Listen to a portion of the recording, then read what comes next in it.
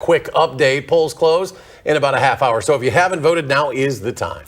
County clerks expected a big voter turnout, and that is exactly what they saw today. In some cases, that led to long lines, like what our Andrew Banstra saw in the town of Middleton. Andrew, what do lines look like right now?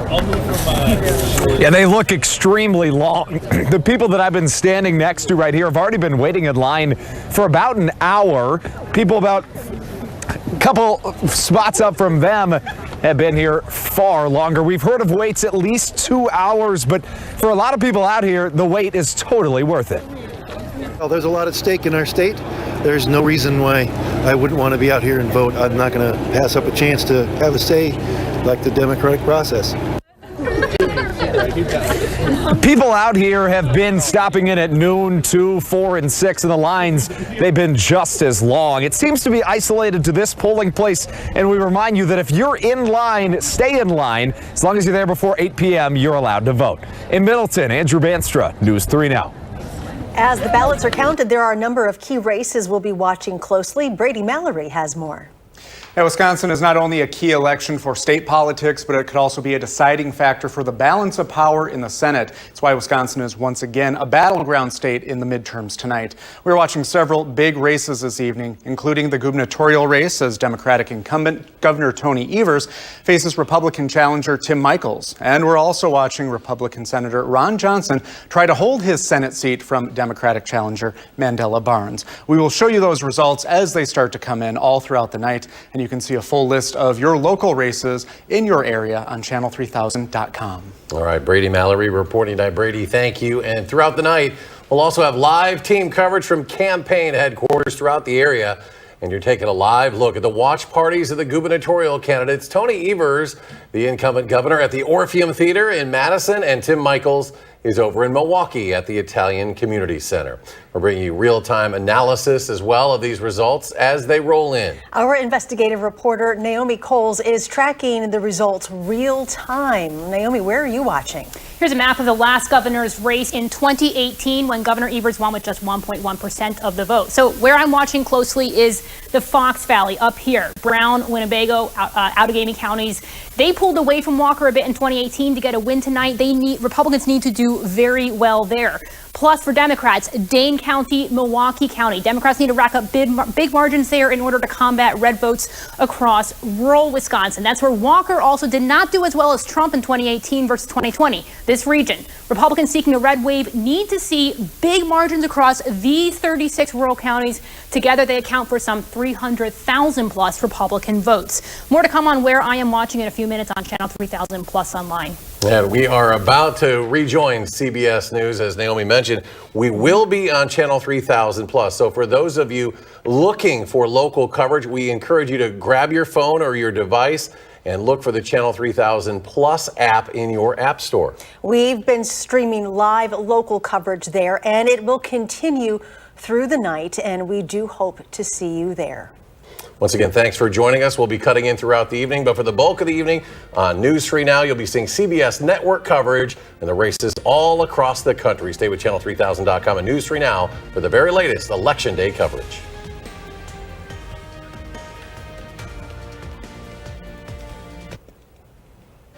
Tomorrow, our team will be up early to bring you the very latest overnight election results. We'll have analysis on the winners and losers and what to expect as the state moves forward. Plus, showers, thunderstorms, a temperature crash, and a chance of snow. That's tomorrow.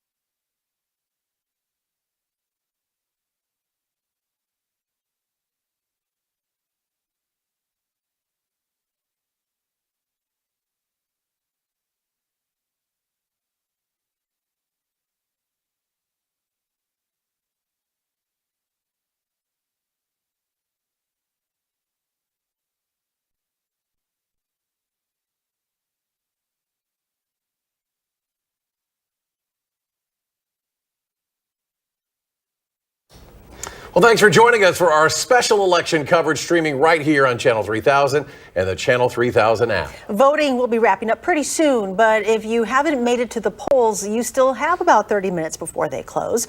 We want to go to Andrew Banstra, who has been watching some long lines in the town of Middleton. And Andrew, we heard one viewer tell us they waited almost 3 hours to vote today.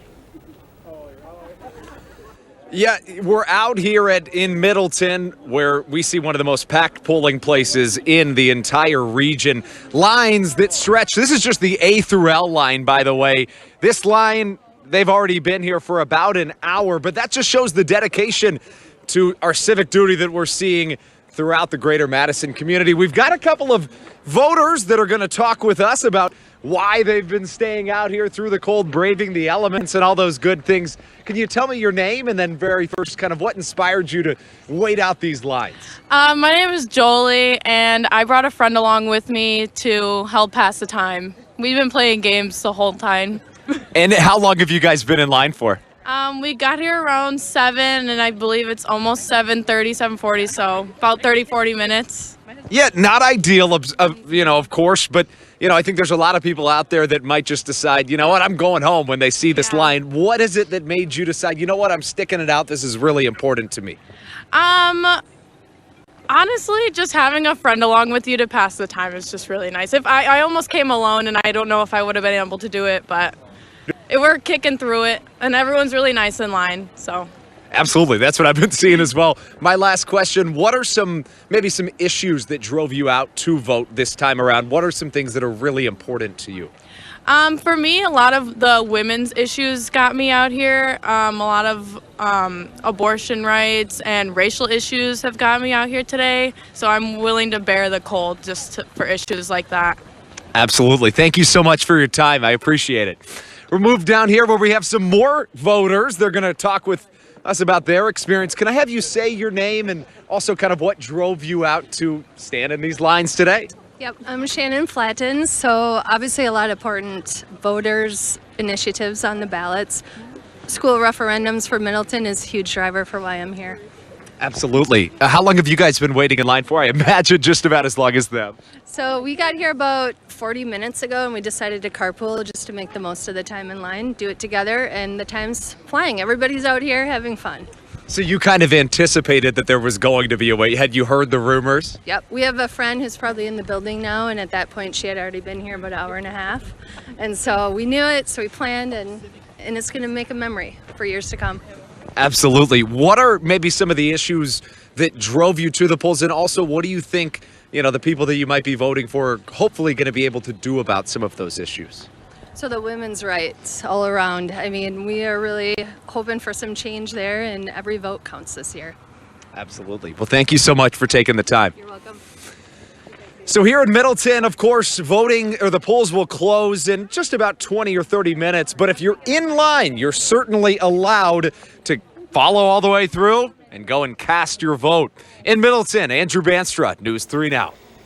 All right, Andrew, thank you. It's interesting to hear him talking to people. We always assume, Andrew, that it's inflation or it's crime or it's some big issue. But a lot of folks out there, they look at local issues like school referenda that are bringing them out to vote today. Now, we have a lot to cover, and we see early signs of possibly some record-breaking midterm turnout today. Dane County officials are expecting at least 85% turnout, while Milwaukee officials are projecting 75% in the city there. Investigative reporter Naomi Cole's joining us now to help us kind of analyze the results. She'll be doing this throughout the evening. And there are some really important numbers to look at. I know you love to look at the maps and look at the numbers. That's my thing. And this is really important to help us understand different parts of the state. And I know you're going to compare what we saw maybe in 2018, 2020 with what we might see tonight. Yeah, absolutely. And before we get to the maps, actually, I want to talk about turnout real quick. Something that's kind of been circulating. So in Dane County, the Dane County clerk had told us expect about at least an 85% turnout. Now, there's two ways to look at that. In last midterm, 4 years ago, Governor Scott Walker, it generated an 88% turnout. However, we have tens of thousands more registered voters this time around. So what that means is even if we don't hit 2018 levels of turnout in Dane County, 85% of tens of thousands more registered voters. Already we're looking at, I've seen numbers from some officials, like we might see an extra 24,000 potentially votes for Democrats one way or the other. So that's a big chunk of votes that might need to be offset elsewhere in the county. Anyway, quick note about turnout. So I want to talk about where Democrats and Republicans need to pull out a victory in Wisconsin. So what we're looking at right now, I'm actually going to pull up, right now these are election result maps starting in 2012, going to 2020. I'm going to swap from this real quick. I want to show you a different map. Just bear with me 1 minute here. This map here, this was shared with me from Republican analyst Joe Handrick. So I didn't make this map myself, but what this shows is there's 23 counties in red here. That includes Milwaukee suburbs, Waukesha, they're famously known as the WOW counties, Waukesha, Ozaukee, and Washington. That's like the Republican stronghold. It needs all of the red vote in these 23 counties just to offset Dane and Milwaukee County, which generates hundreds of thousands of votes for Democrats, which is something based on the turnout numbers that we're seeing we could expect tonight. So where do Republicans have in this map to pick up some extra votes? Where we're watching closely, Fox Valley. That's another term, the Bow counties. We're getting a lot into those kinds of terms tonight. Brown, Outagamie, Winnebago. So if Republicans are starting to see big margins in those counties driving up tonight, that's where they can hope to maybe pick out some extra votes in order to kind of counter what we will obviously see in Dane and Milwaukee for Democrats. Let's talk about Democrats. I want to talk about Waukesha real quick. So Waukesha, I just mentioned that earlier. That's one of those Milwaukee suburbs where, again, it's kind of the Dane County for Republicans in terms of the big red machine. If the director could go to our next graphic real quick, let's talk about Democrats in Waukesha. Typically, we talk about Republicans in Waukesha. These are Democrat numbers. 2012, Obama. 2016, Clinton versus Trump. 2018. All of them, Democrats are pulling out 32, 33% of the vote. Not a high number. But what I really want to point out here, the 2020 number, 39%. It jumps from 33 to 39%. What that represents is almost 25,000 votes of Democrats that they picked up in 2020 in Waukesha County. This is the red Republican stronghold. So what Republicans need is to get those votes back in order to make a difference. If we could flip to the next graphic, let's look at the Republican side and I want to point to two different numbers, 2012 to 2016. This is where Republicans really took a hit that, again, they need to start drawing those voters back. 2012, again, this was voting for Mitt Romney in 2012. He really generated turnout, 67% of Republicans, massive amount of votes. This drops off by almost 20,000 votes in 2016.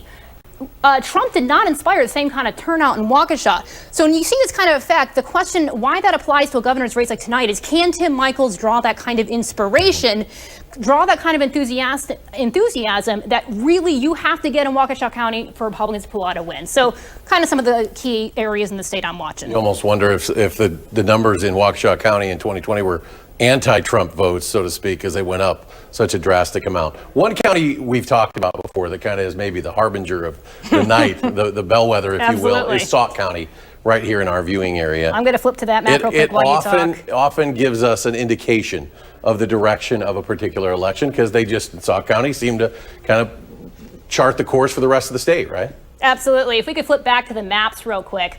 I want to show you the way Sauk County votes. Now, it's a little county in our area. It's not exactly a county where you look for massive amounts of votes to come in, but it's off to the corner here to the northwest of Dane County. So right here, over here, over there. I guess I could draw on the map for that, but I'm not. Right there. And right there. Point being, in these four major elections, Sauk County has always voted for the winner. So it's not necessarily important in terms of how much they turn out, but 2012 they vote for Obama, 2016 they vote for Trump, 2018 they vote for Evers, 2020 they vote for Biden.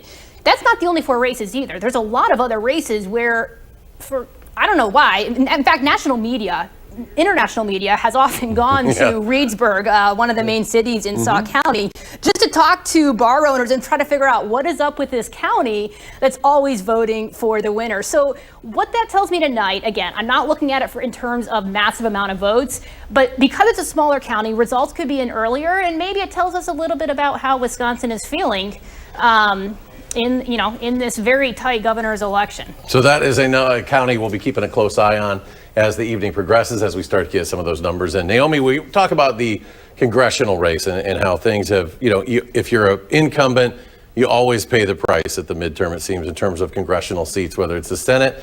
And this, you know, you have to look at just a couple of times, really, since World War II that has not happened, right? Absolutely. If we could flip back to graphics now. So dating back to the graphic I saw in 1942, if we could just move ahead in graphics there have been, there's only been 2 times that the party in power has not, or has picked up seats, excuse me. Doesn't so happen. It just doesn't happen. It really doesn't. So these are the 2 situations where the party in power has actually picked up seats, and there was 2 very major historical events before each of them that kind of prompted that. So we have Bill Clinton's impeachment, 1998, they picked up seats in the House. There was a wave of support for Clinton after that. And then 9/11, 2002, Bush had massive approval ratings in 2002 following the tragedy of 9/11. I mean, that's something I think we both remember very well. Right.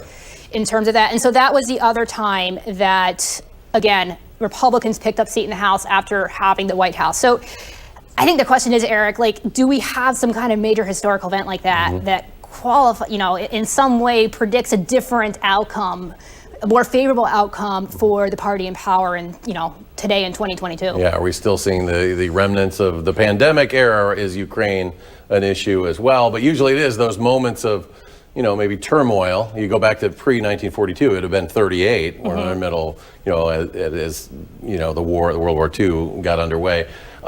When we look at did you want to continue? Yeah, I guess the one thing that I would point out here is that we were talking about this earlier, but Biden's approval ratings are not good. They're in the 40s. They haven't been good for a while.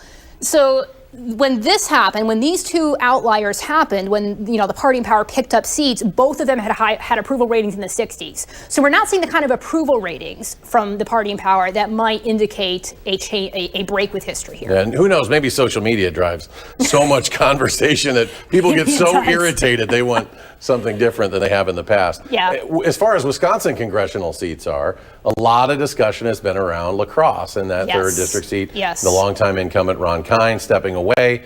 Really some interesting things happening there. Yeah, which Democrats have seemed to give up on. I'm going to flip over to those maps just in the real last quick. 24 hours, they stopped funding PAF, right? They have stopped funding PAF for a while with national money. If we could flip back to the maps, I just want to kind of show visually what we're talking about with the 3rd congressional seat. But what's interesting here, again, Ron Kine is retiring, so you have 2 new people running here, PAF and then the Republican Derek Van Orden. Now, Ron Kine has held the seat for what, 20 years? 20 years. 20 years. Yeah. Popular, moderate Democrat. And we see here, this is where, I'm going to zoom in real quick over here. The areas of 3rd congressional, I'll circle that for you. This is where Democrats typically, when there are margins to pick up, they do. And having Democrats give up on that seat is potentially another indicator of what to expect tonight. Another seat I actually has not gotten any attention in this race that I think is interesting is the 1st congressional, Brian Stiles' district. I'll pull those maps back up. His district was the one impacted by redistricting. Right. And to lead slightly more Democrat, but it's still considered a safe Republican seat, which I think is very interesting. There's been no money in his race. It's kind of flown under the radar, but again, that is one where Democrats potentially could have had a fighting chance and really have not seen Long been the Paul Ryan seat that was, which, you know, in Rock County, Paul Ryan didn't often do as well, despite it, because of the union, you know, the GM base there. He would do better in the eastern parts of that. And speaking of, I mean, Paul Ryan, we were just talking earlier about with Waukesha County and how well it did in 2012, 67% margin for Republicans. That was, you know, I mentioned Mitt Romney, but he was running with Paul Ryan. Right. That, I mean, the amount of support he got from Waukesha County, the Milwaukee suburbs, was just insane. Yeah, if you were around in 2012 watching that, it was a very Wisconsin-flavored Republican ticket. You had Reince Priebus as the National Party chair. Oh, yeah. You had Paul Ryan, of course. We were turning out a lot of national Republican figures around that time. Yeah, it really was, and it was an interesting time in Wisconsin politics. But that has not changed. It's still an important, Wisconsin politics time. But we'll be watching these numbers all night and looking at in these particular areas, the Fox Valley. It's really fascinating what might happen in Waukesha County, and we kind of know. You talked about the Democratic numbers, and people might say, "Oh yeah, there's more people in Dane County now." But there's also people in other parts of the state, but Dane County continues to be one of the most rapidly growing counties in the state. Right. In fact, one graphic I didn't show real quick, if we go back talking about Dane County, this is the number So this here represents about 215,000 total Voters. votes, 2018. This is the number, even this. So this was 23 counties highlighted, I believe. 23 counties I highlighted. All of this represents the less than the total vote tally for Governor Evers in 2018. So in 2018, Governor Evers picked up 220,000 votes in Dane County. All of this is 215,000 votes for both parties. That just this is meant to kind of visually give a sense of just how massive the Dane County Democratic effect is statewide. So the other thing you mentioned, the whole state is growing. Well, Dane County is growing faster than the rest of the state. A lot of these counties have lost population, at least based on the latest census results that came out last year. And so I think that's something to keep in mind. Again, though, honestly, headwinds are still in favor of Republicans. We're seeing back to turnout. We were talking about turnout a lot at the beginning of this segment. From what I'm seeing, even in northern rural counties, turnout's going to be pretty big. Turnout's big. Republicans are very mobilized. So. And there's some interesting legislative races going on throughout the state too. That usually you hear about. A legislator wants to ride the coattails of a bigger ticket, a higher person on the ballot, so to speak, like a senator or a gubernatorial race.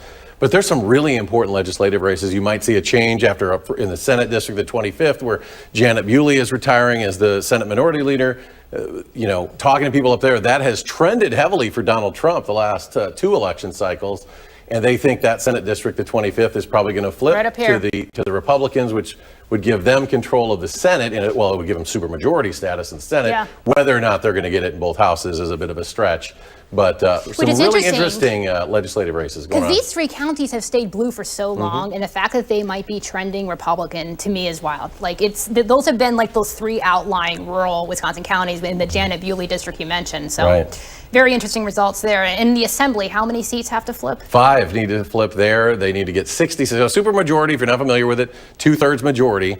And really, if they get it in both, if Evers wins, even if he wins the governor's race, it's going to be very difficult for him to get to veto. He vetoed 120 something different items just in this last single legislative session.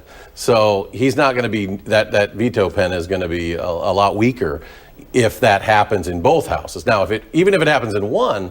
With the Senate, it's going to leave Democrats kind of looking ahead to April to see if the Supreme Court can make some changes. But there's not a lot they're going to be able to do with, Senate confirmations, that sort of thing, if the Senate has the supermajority. So that's going to be an important thing for Wisconsinites that maybe they don't always think about. But the legislative races are going to be something to watch tonight. In the last minute we have, I want to flip the script a bit. Let's talk misinformation. I want to show a fact check I just put out here. And, with misinformation being such a big deal in the 2020 race, I just had to put this out. There's a viral tweet going, several thousand, clicks and retweets and engagement, basically claiming that there's a location in Madison that had was rigging their votes on cam. It's not true. We checked with county election officials. If you want to walk through a bit, this is all part of the routine ballot processing, and I think this is something we're going to see a lot in the next week. You did a great job of fact checking it. It was basically on Fox News Channel today, and a bunch of viewers thought that this gentleman was basically rigging ballots, and we asked the Dane County Clerk, and he was basically just doing routine work. Yeah, it's that process where basically clerks are initialing your ballot before, as you vote, go online. We've got it up online. Read through the full account that Dane County, Scott McDonald, Dane County Clerk gave us. But I think it's something we're going to be fighting a lot in the week to come. And social media just adds fuel to the fires we saw. That's going to do it for us right now. Thanks for joining us. Well, polls are about to close here in Wisconsin, which means we are probably about a half hour or so away from getting results. Before that happens, we want to take a minute to walk through what you can expect from our digital team tonight here on channel3000.com. And for that, we're bringing in our digital content manager, James Langer. James, you have been preparing for this night for weeks now. So what can our viewers find on Channel 3000? Yeah, Charlotte, thanks for that. We've been actually preparing for election night for weeks here, starting with the voter information on our homepage that you might have seen. We've had that highlighted there for quite a long time now. So what I'm going to do here is I'm at our digital station, and I'm going to flip over to our website, and actually that's not working right now. So what we're going to do is basically, I'll just tell you that go to channel3000.com, and what you're going to see there is basically just rundown of everything that you need to know, whether that's the number of races that we're following. So we're going to have county by county maps and everything too for all of the races that we're following, including that governor's race. So I actually have it up here now. You're going to see right at the top of channel3000.com, we have that banner there. If you want to find out the races and results, that link is right there at the top of the page. Click that. It'll take you to our results page, and these interactive maps will be able to tell you county by county where everybody is voting and how those counties are shaping out. You just heard Naomi talk about some of those areas that we're going to be keeping a close eye on as well. If you want to follow along with Naomi, this is going to be the place where you're going to want to do it. So you can go county by county in both the governor's race. We have a county by county map for the Senate race as well, where you can also do the same thing. Look at some of the areas that Naomi and the rest of our team are tracking throughout the night. And that's not all either. We've got the results that'll come in, as you mentioned, Charlotte, in just a few minutes once the polls close, for things like the Attorney General's race, the Secretary of State race. A lot of interesting things about that race and what it could mean for the future of elections in Wisconsin if the incumbent Doug LaFollette is defeated by Amy Loudenbeck, the Republican, in this race. So we're going to be looking at that very closely as well as the large number of district races for Congress here. So, we talked about the Brian Stile race. Mark Pocan in District 2 is up for re-election. That District 3 race in western Wisconsin, that's very important to the balance of power in the House of Representatives. That's what we're going to have our eye on as well. And then on top of that, we have the more local races, the state Senate races, the assembly races that, you heard the team talking about the balance of power in the state house and what that could mean in terms of a veto-proof majority. These are going to be the sections where you're going to want to keep an eye on too, to kind of track that progress as well. So we've got all those state house races here. I'm scrolling through. There's a lot. But every race that you can think of, everyone that's contested, including that Robin Vos race where there's a number of write-ins running against Robin Vos. That's another race we're going to keep an eye on throughout the night as well.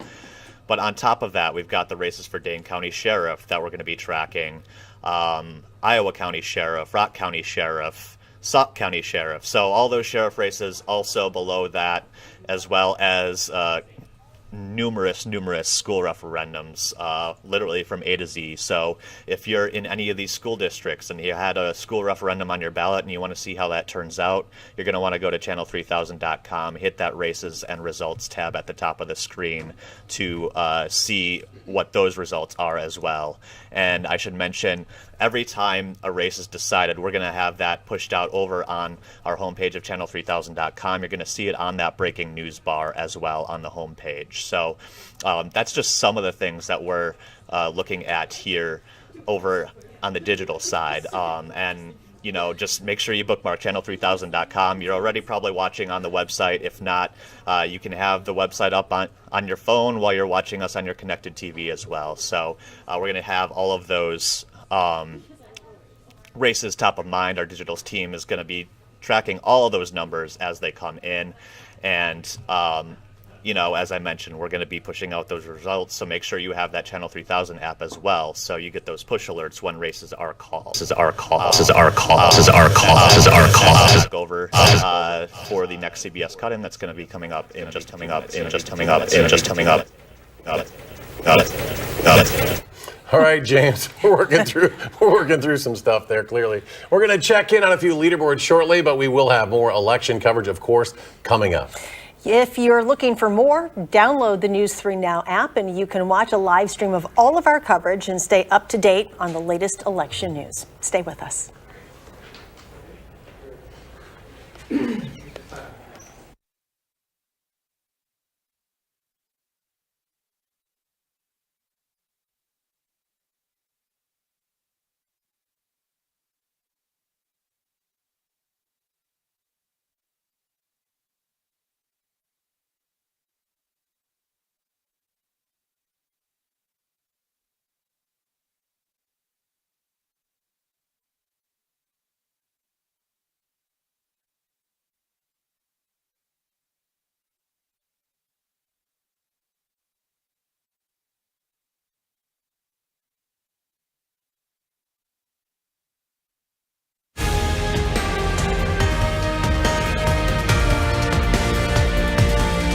And we are breaking back into coverage tonight as polls are just about to close. We know many of you have waited in lines to cast your ballot today, and tonight there are still people waiting to vote. So let's go back out to Andrew Banstra in the town of Middleton to check on those lines there. Good evening, Andrew.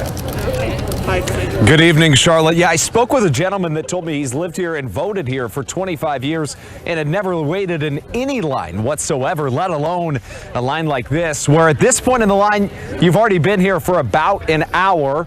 I also heard from someone that told me that it took them about 3 hours to get them through the entire line. But most people here have told me they're happy to be here, happy to wait in the line if it means that they can perform their civic duty. About nearly 4,000 ballots have been counted here, and we'll give you more coverage throughout the night. In Middleton, Andrew Banstra, News 3 Now. All right, Andrew, thank you. Let's now check in with Brady Mallory for a look at some of the races we are watching tonight. Brady? All those voters are deciding some pretty big races tonight, including the gubernatorial race, as Democratic incumbent Governor Tony Evers faces Republican challenger Tim Michels. And we're also watching Republican Senator Ron Johnson try to defend his Senate seat from Democratic challenger Mandela Barnes. We will show you those results as they start to come in here in a little bit and all through the night. You can also see a full list of your local races in your area on channel3000.com. Thank you very much. Now, with the polls closing in just a couple of minutes, we should start to see the results come in over the next half hour. And the best way to track those results is on channel3000.com. So now let's go to Digital Content Manager James Langer for a walkthrough of how to navigate the website. James? Yeah, thanks, Eric and Charlotte. As going to want to go. So what you're going to want to do is 1000.com. At the top of the screen there, we have our races. We have our races. We have our races. We have our section. What you can do is go there and every single race that you want. All right, clearly we're having some issues with our audio there with James. We will continue to try to work through that, but I do want to remind folks that we'll have continuing coverage on our streaming site, which you just go to channel3000.com, or you can download the Channel 3000 Plus app. Lots of ways to follow along with local coverage, especially as CBS News Network coverage continues. Now, we are going to rejoin CBS News, but once again, if you want to stay with local coverage, which you should, you can be watching on our website and on our app, plus Channel 3000 Plus. And there we will have analysis of both the Senate races, also live reports from the campaigns. We have our reporters spread out throughout the state today following the campaigns of both Governor Evers and challenger Tim Michels, as well as Lieutenant Governor Mandela Barnes and incumbent Senator Ron Johnson as well. Again, their campaigns are throughout this state tonight. So stay with us as we go to live reports from our reporters in the field with the very latest on what's happening at each of those locations as the results start to come in. The polls close here in just a couple of minutes. So as we mentioned, you'll start seeing those results. We'll post them as soon as we get them at channel3000.com. Once again, you can join us right here on News 3 Now all night long. We will be with you here. Also on our website, channel3000.com. And you can also, once again, get our app. It is free in your app store of choice. And here's just a look at a few of the other races tonight before we go back to CBS News Network coverage. Stay with us.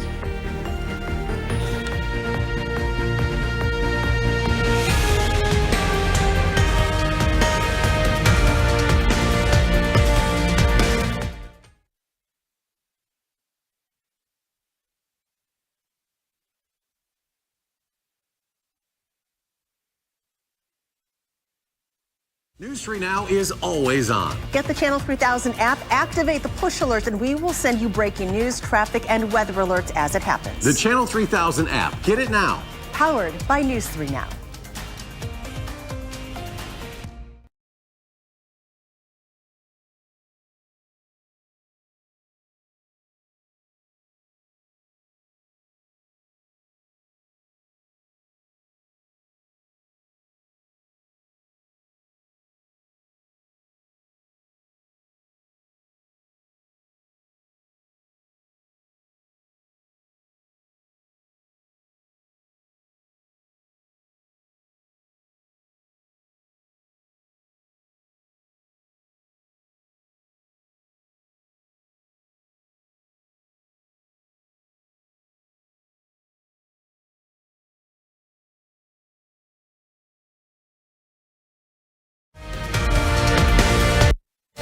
Thanks for joining us once again in this special election night live streaming coverage. The polls have just closed in Wisconsin. But we want to remind everyone, if you were in line at this very moment, you can still vote, no matter how long that wait still is.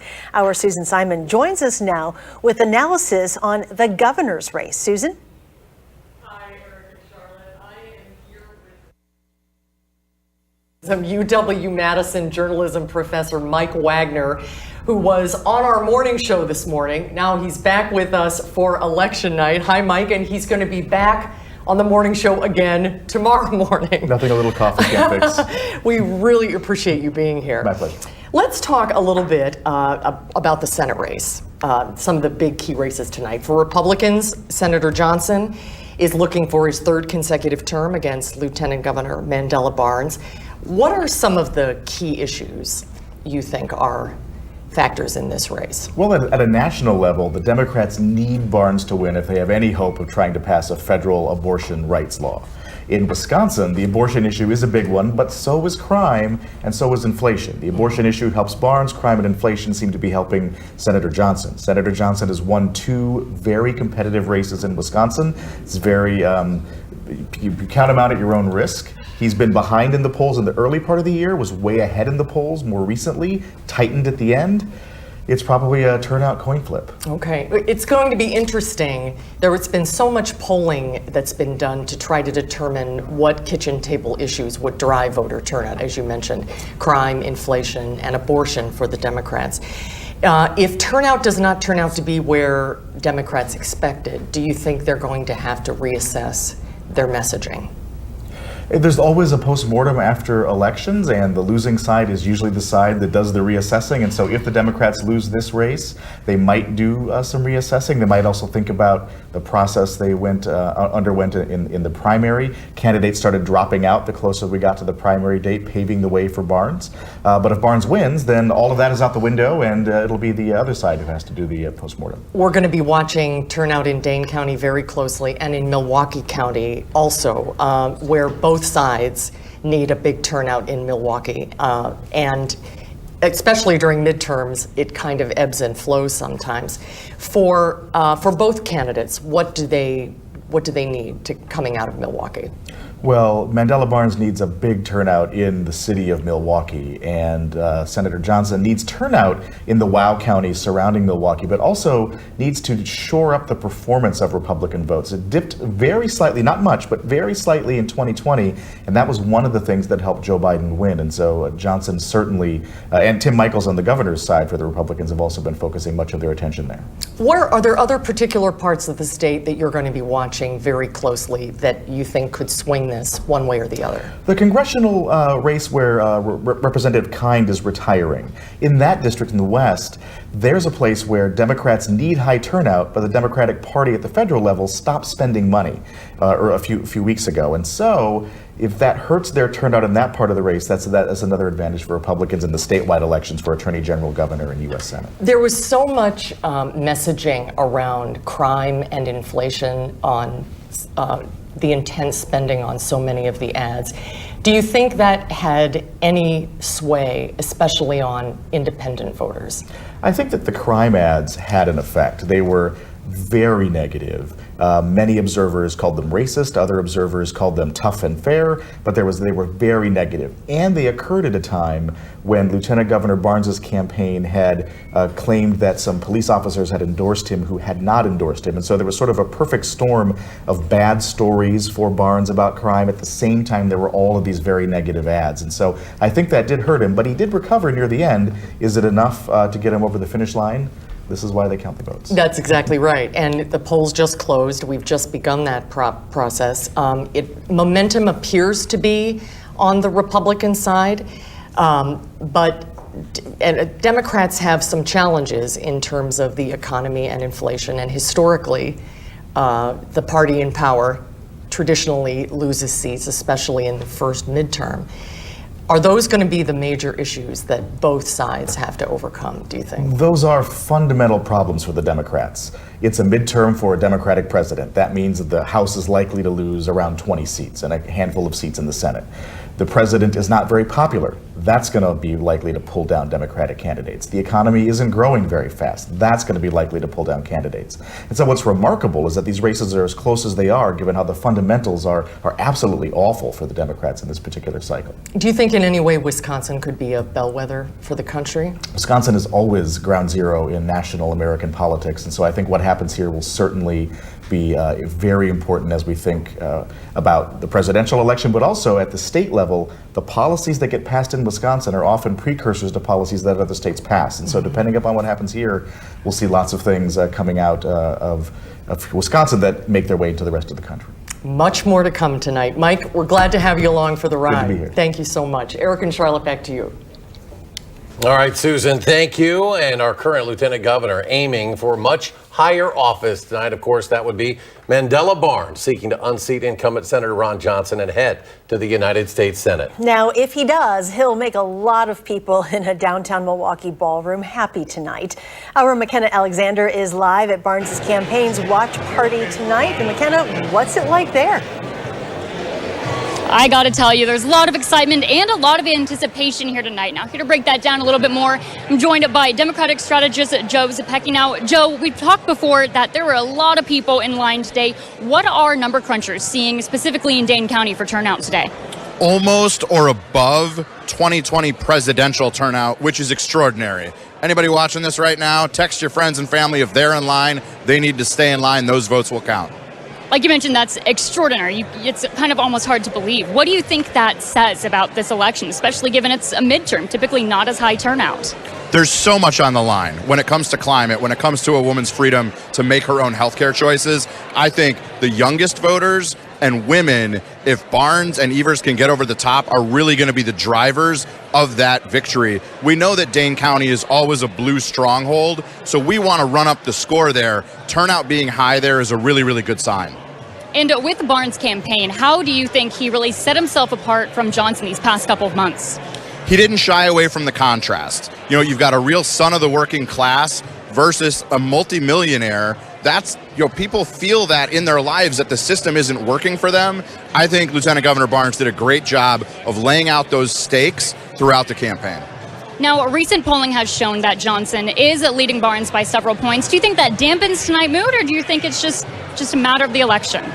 I think the polls have fooled us before, and I'm not convinced that the pollsters have figured out after 2020 and 2018 how to get this right. The great news is we don't have to worry about the polls. Votes are going to be counted very, very soon. As you said, votes are already being counted. We haven't seen Barnes yet. He'll be here eventually. I'm sure he's somewhere hiding. What do you think his message to the audience will be tonight, whether he wins or loses?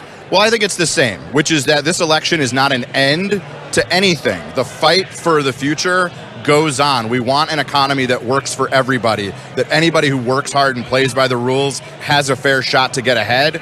I expect to hear that from him tonight, no matter what happens. It's going to be a big night ahead, Joe. Thank you so much. We're going to go ahead and toss it now to our Catherine Merck, who's live in Neenah at Ron Johnson's watch party.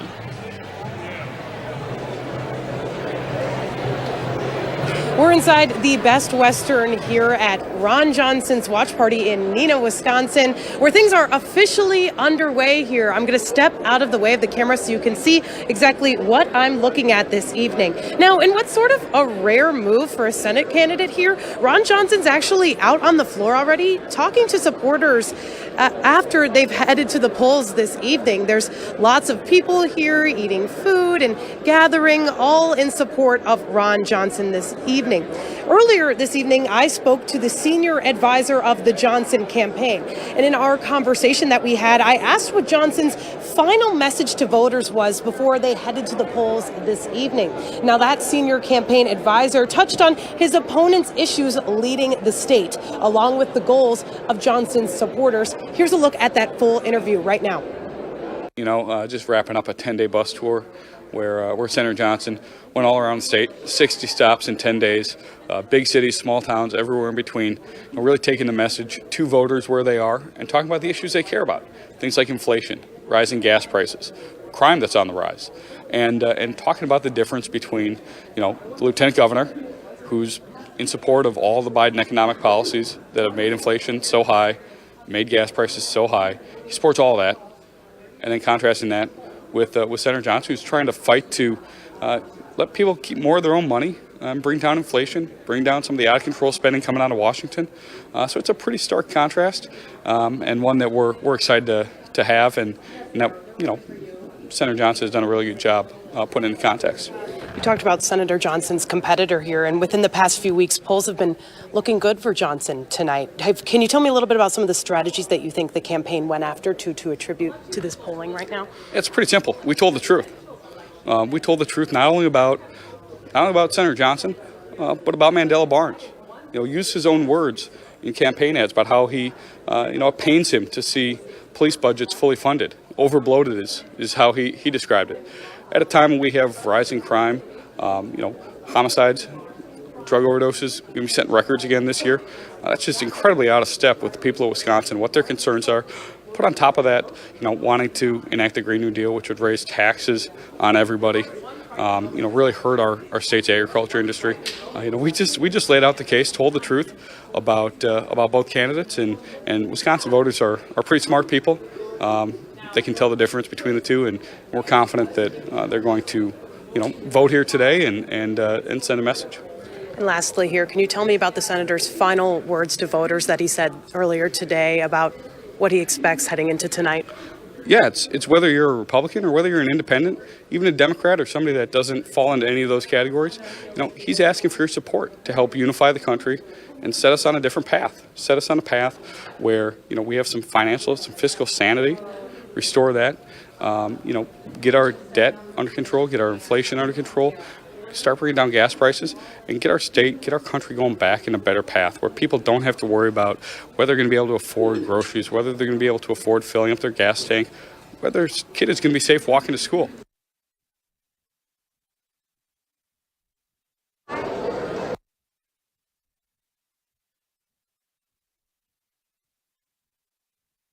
And now we have here with the Republicans. I'm joined here by Brian Schimming. Brian, how are you this evening? I'm doing great. So we've had you on Channel 3 before. Can you tell me a little bit about what your role is with the Republican Party?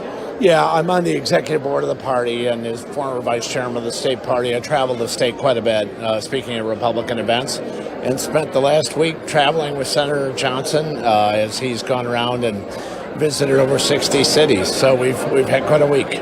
So can you tell me a little bit about how confident you guys are feeling tonight heading into this watch party here? Well, we've always been of the opinion that it was going to be close. He won his first two races by about 100,000 votes. Ron Johnson was the number one target for the Democrats in the country. So we had $100 million poured in third-party money against Senator Johnson in negative ads that have been playing since January from the start. So he knew he'd be a target from the start. And that has certainly been the case. And of course, we have a high-profile governor's race, too. So that's, we hear turnout is big everywhere. So beyond just what we're seeing here from the Johnson campaign this evening, what do you think is the message that the Republicans are making that stands out this midterm election in Wisconsin? Well, much not unlike the rest of the country. People I've talked to all over the state this week, and that Ron's talking to everywhere, every stop, people are very unhappy with where the country is heading, whether it's inflation or the border or the war, or the list goes on and on. And the public is very, very unsettled right now. You see it in the polling. Everybody sees it in the polling, not only around the country, but here in Wisconsin. And so Ron Johnson has, not been with the Biden administration on a lot of these votes. And the fact of the matter is, had Mandela Barnes been in Washington instead of Ron Johnson, he would have been voting with the administration. So there is a very clear contrast in this race. What do you think are the priorities of the Republican Party going forward, regardless of the results tonight? What do you think this election means? Well, I think the election is, it depends on whether we pick up the House or the Senate or even both. But it'll certainly be stopping a lot of the worst abuses of the Biden administration and frankly trying to get the president to come to the table, which he has not done, especially on energy issues and issues that are big, that are affecting everybody that's watching us tonight. High price of gas, inflation. The president needs to come to the table. He decided not to in the first 2 years.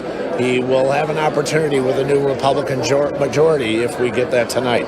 Any final words before we wrap up here? Anything you want our viewers to know? Yeah, well, it'll go for a while tonight. You know, I think everyone expects this will go for a while with a high turnout. But Ron has been saying at events, I've heard him say repeatedly around the state, high turnout's great, and we want both parties to be observing the election. We want the election to be transparent. And so I certainly hope that's the case. We don't need to relive some of the issues we've had in past elections.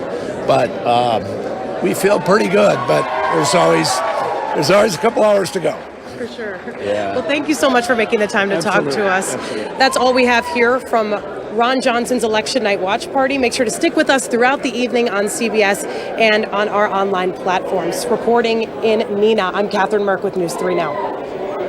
All right, Catherine, thank you. Now let's take a look at where the candidates stand so far. Again, the polls just closed, 15 minutes ago. So we are starting to see just a few little numbers trickle in. The the Wisconsin governor's race right here as we look at this.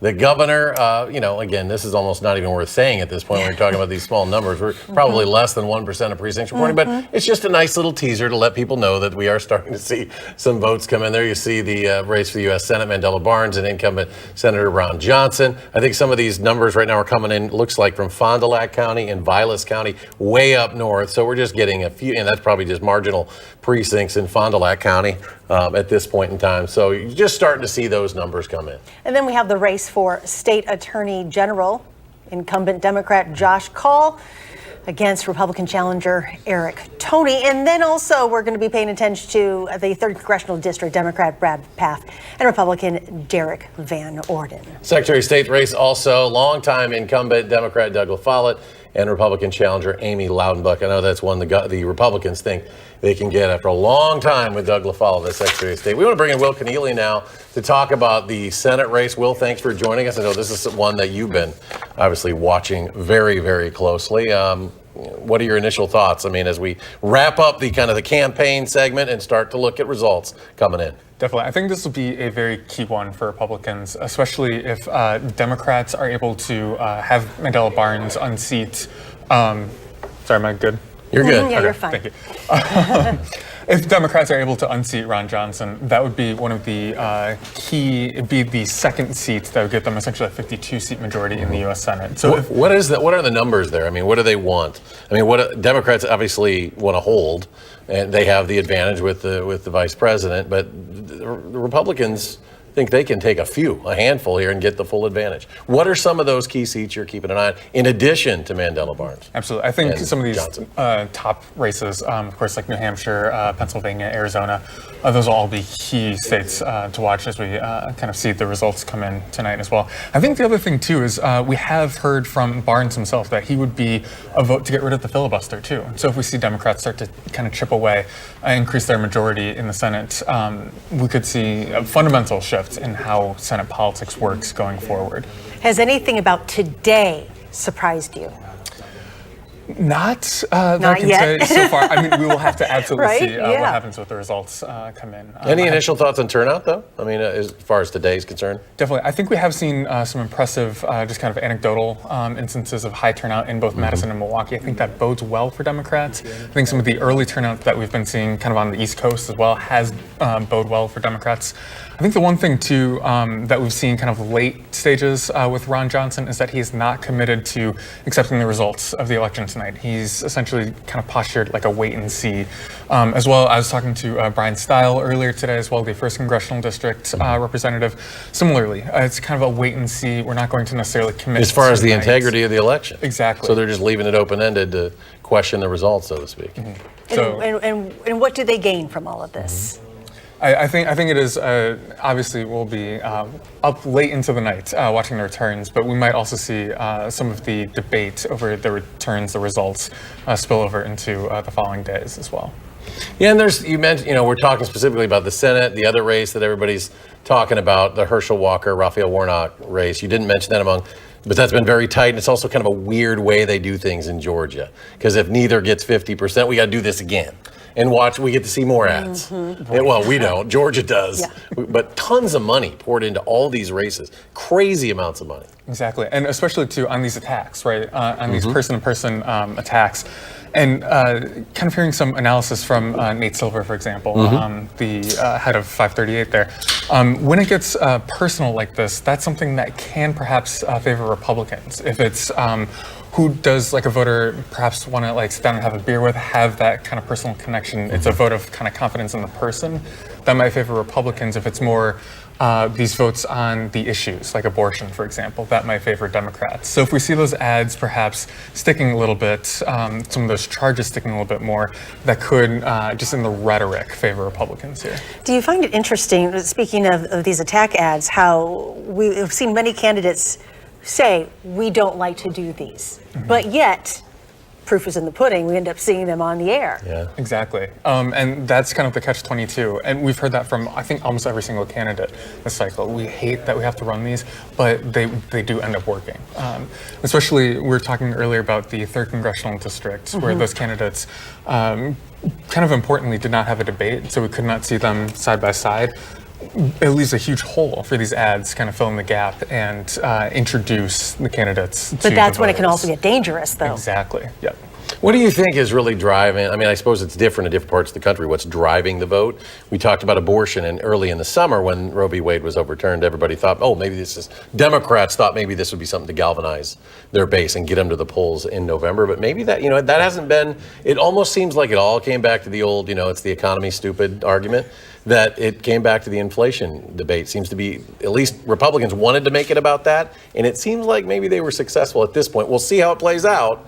But it seemed like more people were talking about the economy and inflation in recent weeks than abortion. Exactly. And that's why we saw Democrats have such a large margin earlier in the year. And especially, you can attribute that to Mandela Barnes, for example. He had a meteoric lead over Ron Johnson right out of the primary. And that came back down to earth because a lot of these undecideds, independents that kind of lean either left or right, a lot of the undecideds flipped hard for the Democrats in the wake of the Dobbs decision. And like you say, exactly, inflation is kind of a driver saying, okay, some of those still undecideds are going to flip a little bit more towards the Republicans. The interesting thing that we've seen, though, is that you can really peg kind of the concerns about inflation to just the gas prices. So literally, what you see driving into work on the pump, that is kind of a good metric for how much people are concerned about inflation. Yeah, and inflation certainly affects everybody, right? And abortion maybe not so much, but they can also blame each other for it, right? In different ways, which they don't fail to do. They always, the inflation they can blame on whoever they want. Now, as far as voters go, how much is this going to, I don't want to say fall, but it's going to land on the younger voters to get out there like we saw last time? It was amazing. Right. So maybe this time around as well? I think so, and I think that will be a key demographic, especially for Democrats too, if they want to drive up, especially in Madison here, right, with VW. That's going to be a key demographic for Democrats to really kind of drive the drive the turnout up as well. I think the other thing too is, as we're kind of looking at how candidates are posturing themselves on the rhetoric on the issue of inflation, for example, to what extent is this really a check on the Biden administration? And obviously Ron Johnson wants to remain in the Senate, wants a Republican-controlled Senate to be a big check on a Democratic administration. So we'll see to what extent it's, voters saying, yes, we want to kind of push the Democratic policies forward, give both a Democratic Senate and a Democratic administration. All right, well, those numbers are trickling in, folks. Stay with channel3000.com. They are just tiny now. Well, there's a little bit better. There's a little bigger numbers there. We're up to 5%. 5% and a lead for Mandela Barnes with just 5% of the numbers reporting at this time. Mandela Barnes with a 59 to 41% lead. We will have more election coverage coming up. If you are looking for more information, just download the News 3 Now app. And you'll see results like this one. Again, 6% of precincts reporting. Oh man, you guys went too fast. Yeah. I didn't get to see those numbers. It looked like the governor was up. But again, these are very early in the game. Looks like maybe coming from Democratic areas as the Democrats lead in almost all of these at this point in time, with anywhere from 2 to 6% of precincts reporting. These are some of the state races. Aaron Richardson, Fitchburg mayor, with a lead right now, again, early in the race for state treasurer. So stay with News 3 now. Channel 3000 will have more election coverage coming up.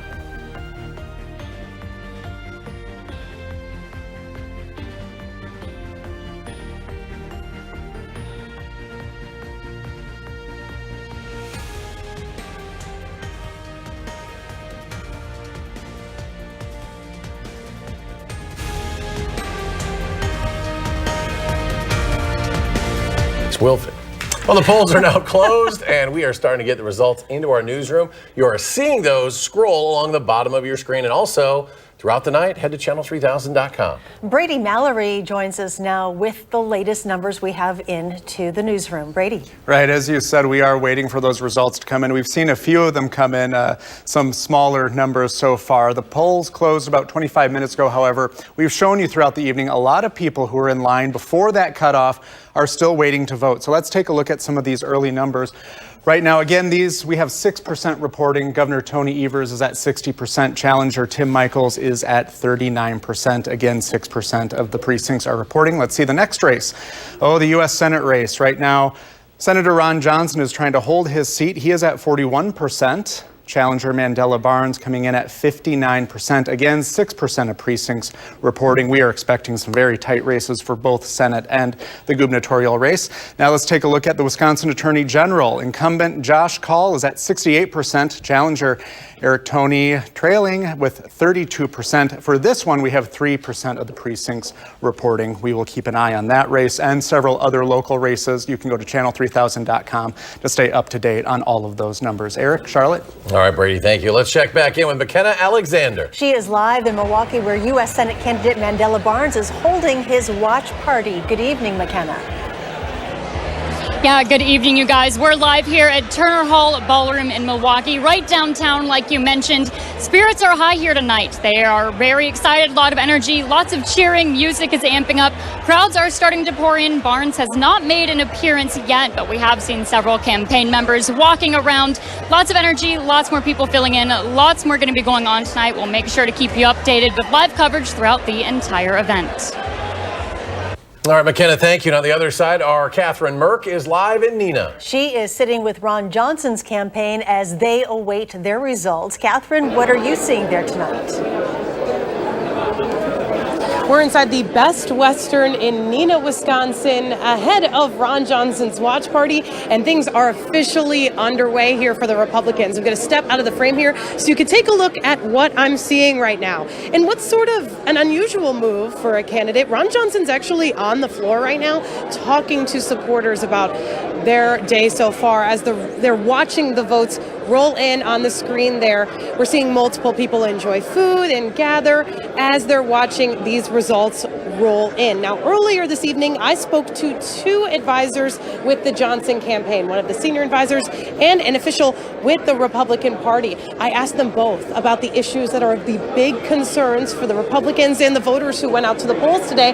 They told me the big things were crime and inflation, and coming at the Democratic challenger Mandela Barnes for his role that are things going on in our states. We're going to continue to keep you updated here in Neenah at the Best Western, but until then, reporting live in Neenah, I'm Catherine Merck with News 3 Now. Catherine, thank you. We're going to rejoin CBS News, but if you want to stay with us for local coverage, you can continue to watch us on our website, the Channel 3000 app, and Channel 3000 Plus. On there, we will have analysis of the Senate race and live reports from all of the campaigns. Stay with us.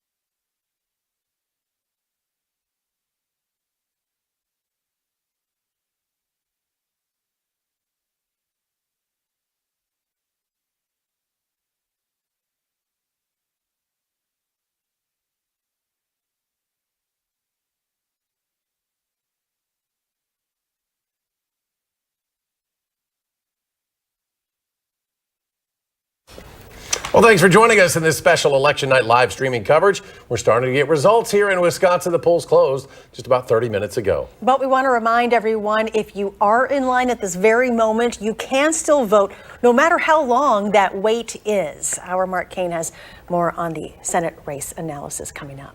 We're also going to go to Susan Simon, who's standing by with UW journalism professor Mike Wagner with the very latest on what you guys are seeing. What's going through your mind right now? Susan? Let's start there. Let's talk about what you're seeing and what your early perceptions are. It's still very early in the night. Sure. With the caveat that it's very early, right now in Milwaukee County, Mandela Barnes is doing about 10% or more better than Joe Biden did in 2020. Now, that's only 7% of the vote, and so that could change. He's also outperforming Biden in Brown County and in the northwest counties, which Biden also won, but barely in 2020. These are all single-digit, precincts reporting could change very dramatically, but if he holds those numbers there, then he's outperforming Biden in 2020. Still very early. Barnes is up by about 41,000 votes, but as you said, only about 7% of precincts reporting. A lot will change. But what do you attribute this early success to? Have you been able to determine where the votes are coming from? Are they coming from Milwaukee? Well, I think so in Milwaukee. But I think, one thing to keep in mind is that when all these numbers come in, what's happening is there's already a winner. All the votes are done. We're just counting to see who won, or except for the people who are still standing in line waiting to vote. And so it's not really that someone's vaulting into the lead or not. It's just that we're learning what's happening. And right now what we're learning is that Barnes is looking better in important counties for Democrats. Dane County, he's performing about the same as Biden did in 2020. Is that what they refer to as the so-called blue mirage or the red mirage, that it's fluid during the night in terms of who's up and who's down? That's right. It's not like Aaron Rodgers throwing a Hail Mary on the last play of the fourth quarter to win the game. All the votes are in. It's just when do we count which ones, which is a different kind of game. Let's talk about on the other side and Senator Ron Johnson.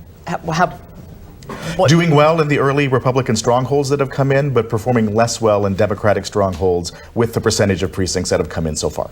Is there any surprise there? Does he need to do better in the traditional Democratic strongholds? It would be better for him if he pulled a little bit more out of Milwaukee County than he is right now, which I expect will change the more the precincts outside the center city come in. So we should keep an eye on that for the rest of the night. Let's talk about the governor's race. And I haven't seen the latest numbers. Maybe Eric could tell us that since he's calling it right up. But again, very, very early. What are some of your early impressions in that race? So just as with Lieutenant Governor Barnes, Governor Evers is doing quite well in Milwaukee County. Not quite as good as Barnes is. So Barnes is about 2% higher than Evers in Milwaukee County, and Evers is doing a little bit better than Barnes in Dane County, which are the two Democratic strongholds in the state. So both of those candidates need to do well. They're doing well, but they're not doing exactly the same, which is a little interesting, which suggests some people are splitting their tickets when they vote. Oh, that's interesting.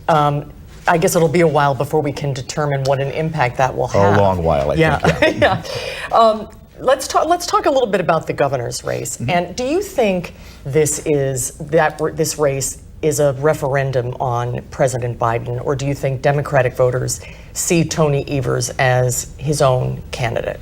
I think governor's races are a little bit less weighed down by the fundamentals that are affecting the House and Senate candidates. So Governor Evers is the chief executive of Wisconsin. It's his record he's running on. Of course, the headwinds the Democrats are facing do affect him, but probably a little bit less than they're affecting the federal candidates. And how about for Tim Michels?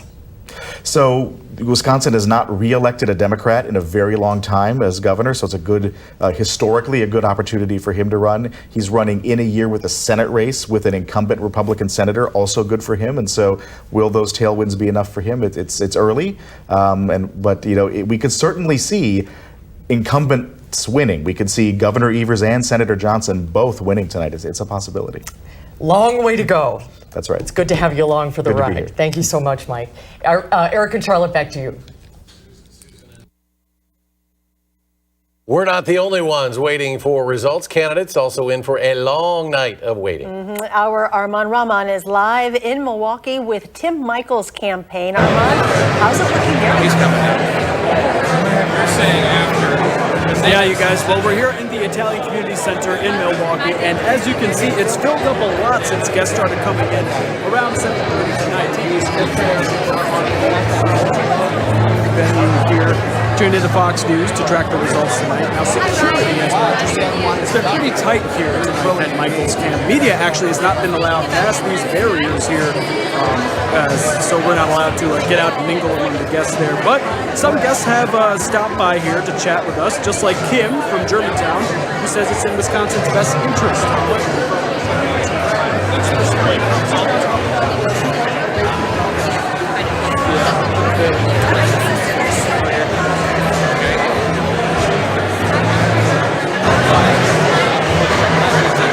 All right, clearly, I know it's loud room, but clearly we're having some issues there. We'll try to get back with Armand shortly and get the very latest on what's happening at the Michaels campaign.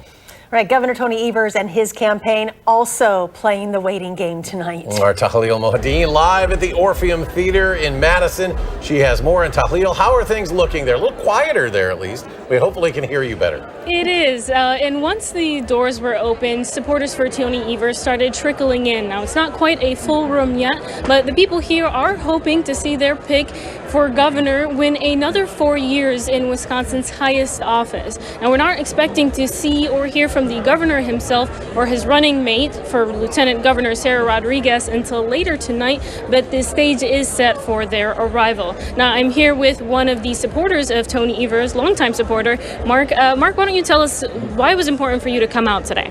Well, I've been a longtime supporter of Governor Evers. I have to say he's the most down-to-earth, unpretentious, probably governor in the United States. He cares deeply about issues of universal health care, reproductive rights, and gun violence prevention, among several issues which are near and dear to me. And I represent the social workers of Wisconsin, and so we're very concerned about these issues, and we think he's done an excellent job as governor in trying to move the state forward. Now, is there one issue that you are kind of putting above all the rest that really motivated your vote today? Probably reproductive rights. Governor Evers and Attorney General Josh Cole have a lawsuit. They're trying to overturn the 1849 law. If Tim Michaels comes in, he'll drop the lawsuit. So that's extremely significant for the women and men of Wisconsin that we can get rid of the 1849 law and bring back reproductive rights for the people of Wisconsin. Now, you mentioned kind of being a longtime supporter of Evers. I want to talk about what it is about him as a candidate that really makes him stand out and sort of his record in office that you're able to point to. He put together a wonderful budget, including such things as taking Medicaid money, which would have brought 100,000 more Wisconsinites to health care who don't have it. It would have brought in $250 million a year that could have provided support for Medicare, for health care, for K-12 education, colleges and universities, roads. And he's got a huge heart, and he wants to do what's best for health care and mental health care and violence prevention. And I think he did an excellent job with COVID-19 by listening to public health authorities, and I think what he did saved lives in our state. Now, I do want to ask you about his opponent, Tim Michaels. What do you make of him? Well, we don't know what he'll do in office. He's never held office before. He's changed some of his positions. I think he needs a lot of education on the issues. If he gets elected, I will work with him the best I can. Hopefully we can educate him on some of the issues. But I did watch the debate, and I think that he doesn't understand many of the issues that are important to the state.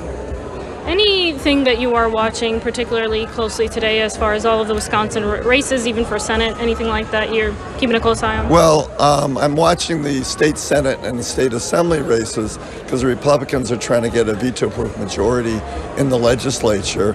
And so I'll be watching that very quickly, because if they get a veto-proof majority, even if Governor Evers gets reelected, he won't be able to do very much. And finally, for the people who are on the fence about Evers, what would you say to them if you could kind of say something to them directly?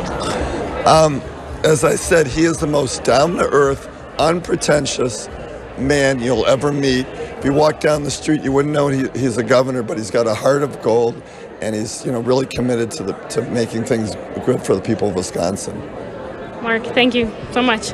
Well, there you have it. That's one man's endorsement for Tony Evers. Of course, he's not the only one supporting that candidate. We got a big endorsement earlier this campaign election from former President Barack Obama. I was able to speak with election officials, or rather campaign leaders earlier today, who said they're pretty confident about today, looking to the high voter turnout, feeling pretty good about their odds. Also looking to campaign the Evers' record in office as a good indicator of his potential success, something our friend here, Mark, also indicated was a reason he was backing the candidate, things like his position on education and his abortion views. And we will have more from the campaign here at the Orpheum Theater. Right now it's pretty quiet, not too many supporters in just yet, but we are expecting a lot more. We do have the music going, expecting Evers to take the stage, but for now, reporting live, Tahlil Muhaddin, News 3 Now. All right, Tahlil down at the Orpheum tonight with the Evers campaign. Thank you very much. We want to take a look at where the numbers are right now, and I believe we're going to start with a look at the race for governor. Governor Evers, again, we're about almost a third of the way through right now, and Governor Evers maintaining a 54 to 45% lead over Republican challenger Tim Michels. The next race we're going to be looking at now is for U.S. Senate. We have Lieutenant Governor Mandela Barnes trying to unseat Ron Johnson, who is the incumbent and is seeking his third term. We have 29% of the precincts reporting, and you can see this is a tight one. It's tight. What's kind of interesting when you look at that is, so you got 29% in on both. You see the governor with a little bit more of a lead. Right. So he's, a little ahead with presumably the independent vote of where Mandela Barnes is coming in right now. This is the race for Wisconsin Attorney General. Josh Kaul, the incumbent, with 52% of the vote over Eric Toney, the Fond du Lac County District Attorney at 48%, but this is very, very early in the game here. This is just 4% of precincts reporting. And now we've got our District 3 race. We've got Brad Paff with 39% up against Derek Van Orden with 61% of the votes. Now, again, only 5% of the precincts reporting in this one. That's going to be an interesting one to watch as Van Orden and Paff seek to replace longtime Democratic incumbent Congressman Ron Kind over in the La Crosse area, the 3rd Congressional District. I don't know if we're going to go to Secretary of State. All right, we're going to, election night would not be election night without our next guest, Matt Rothschild and Brandon Scholes, joined by Mark Kane over in the other. These guys behaving over there, Mark? Yeah, well, they were trying. It's fine. Brandon Schultz from the Capital Group and Matt Rothschild, the Executive Director of the Wisconsin Democracy Campaign. Gentlemen, Eric's right. It wouldn't be election night without you guys. We're looking at some preliminary numbers from Wisconsin, about a third of the vote in. Where are these numbers coming from, and what do you think? Governor Evers is leading. Mandela Barnes is leading, not by a lot. It's still early. Dane County and Milwaukee County are about 43% counted. Those are Democratic strongholds.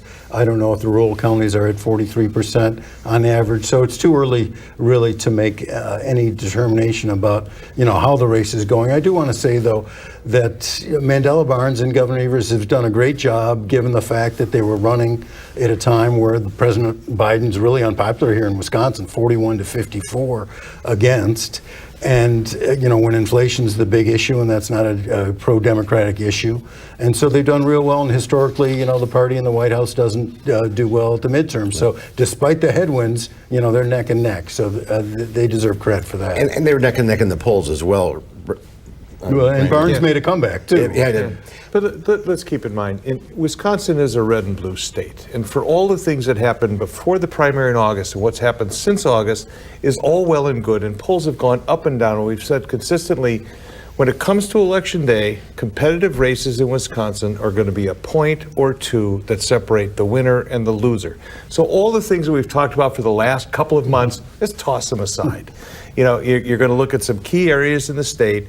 There's about a 25% of the state has returned and not anywhere near. So any of the numbers that you're looking at right now can flip because you've got 3 counties up in the northeast. You've got Brown, Outagamie, and Winnebago. You got the WOW counties that Republicans look at. Kenosha and Racine's going to be hot. You've got the whole western side of the state, which is going to flip from its traditional Democrat representation. You got the northern part, which is a Trump-heavy vote. So all these things come into play. And as we look at the map of what's happening in Wisconsin, you've got so many places that haven't reported yet. So we've got a lot of things to look at tonight to see where this is going to break. And Matt, how does the voter turnout take as part of all this? Yeah, well, the anecdotal reports are voter turnout in Dane County has been really large in Madison and in Middleton. And I hear there's good voter turnout in Milwaukee. I was listening to the clerk in La Crosse County who said voter turnout was high there. I'm hearing reports that campus turnout is very high as well. All those indicators are hopeful signs for Democrats. And the early votes that come in tend to be absentee and not write-in, but they're the early votes. Early votes. They tend to be Democrats. Yeah, and those aren't tallied until the polls closed 45 minutes ago. So. You know, it's kind of assumption. So we've had 700,000 early votes come in. That's less than what you've seen in the past. It's anticipated we'll see the early projections were 2.7 million voters. We think maybe it'll go up a little higher to 2.8. Talking to Joe Handrick and some of the other experts, it could be a little higher. So again, you really want to be cautious in making a leap of faith that said, well, the 700,000 votes that came in early mostly go Democrat. Yeah, may not so be that case because you really don't know. You kind of judge of where they've come from and what counties they are. But again, this is also an election that we pay particular attention to turnout, because that's what the campaigns have been doing for the last couple of weeks. They knew that this race is going to go down to the wire, regardless of what those polls said. So their efforts have been solely on the infrastructure of identifying and turning out those votes, which is great, which is why we see the turnout we do. But it's not just the couple of counties that we're used to seeing turning out high, like, Dane County. So again, there's going to be some early returns. We're going to look at it, but we're going to look at, lots of other counties across the state to see who's going on. And below the 2 top ticket races, there's a lot that's going on below that. We just talk about supermajorities in the legislature, what happens to the Attorney General's race, new member of Congress possibly in the western side of the state. So, these campaigns have been working their tails off. I do have an interesting stat at Waukesha County, because Waukesha County with 60% of the vote in, you've walked Michaels just at a 60% versus Evers with 39, and last time it was 66% for Walker and only 32% for Evers. So Evers seems to be doing a little better in Waukesha County than he did last time. And that is a strong stronghold for the Republicans. Lots going on and a lot more votes to count, that's for sure. And the people, I think, you look at these early returns and you say, oh, look at this. This person's going to win. And we got a lot more votes to count. Yeah, I'd be biting my tongue on that for a while. Yeah, it's a little on the early side. Yeah, it is. It's going to be a long night. All right, let's go back to Eric and Charlotte. Mark, Brandon, and Matt, it's just always great to have those guys and to get their insight. So we really appreciate it, gentlemen. And we will get back to them, of course, throughout the evening as well. We are continuing to get results here in Wisconsin. We want to remind folks, if you want to stay up to date on all the latest election, just go to the Channel 3000 homepage. Stay with us here. We're streaming in the same place. So stay with us. The latest results are coming in there, and we're starting to see those precinct numbers climb. Well, the polls closed now, we're 48 minutes ago that the polls have been closed. I would assume that those folks that were waiting in that line in Middleton that we saw that was, 300 deep or whatever it was in the town of Middleton, I would assume that they've gotten through, but you never know. If they were in line at 8 o'clock, though, they can complete their process of voting. So, again, we're looking at those numbers. You just saw the governor's race. Here's the Senate race. Mandela Barnes with a 52-48 edge over incumbent Senator Ron Johnson. I don't have a map, full disclosure, as to where these precincts are reporting at this point in time, but that's 32% of total precincts reporting Mandela Barnes with about a 34,000 vote lead at this point in time. Let's take a look at the District 3 race. We've got Derek Van Orden with 54% against Brad Path's 46%. Precincts reporting only 8% at this point.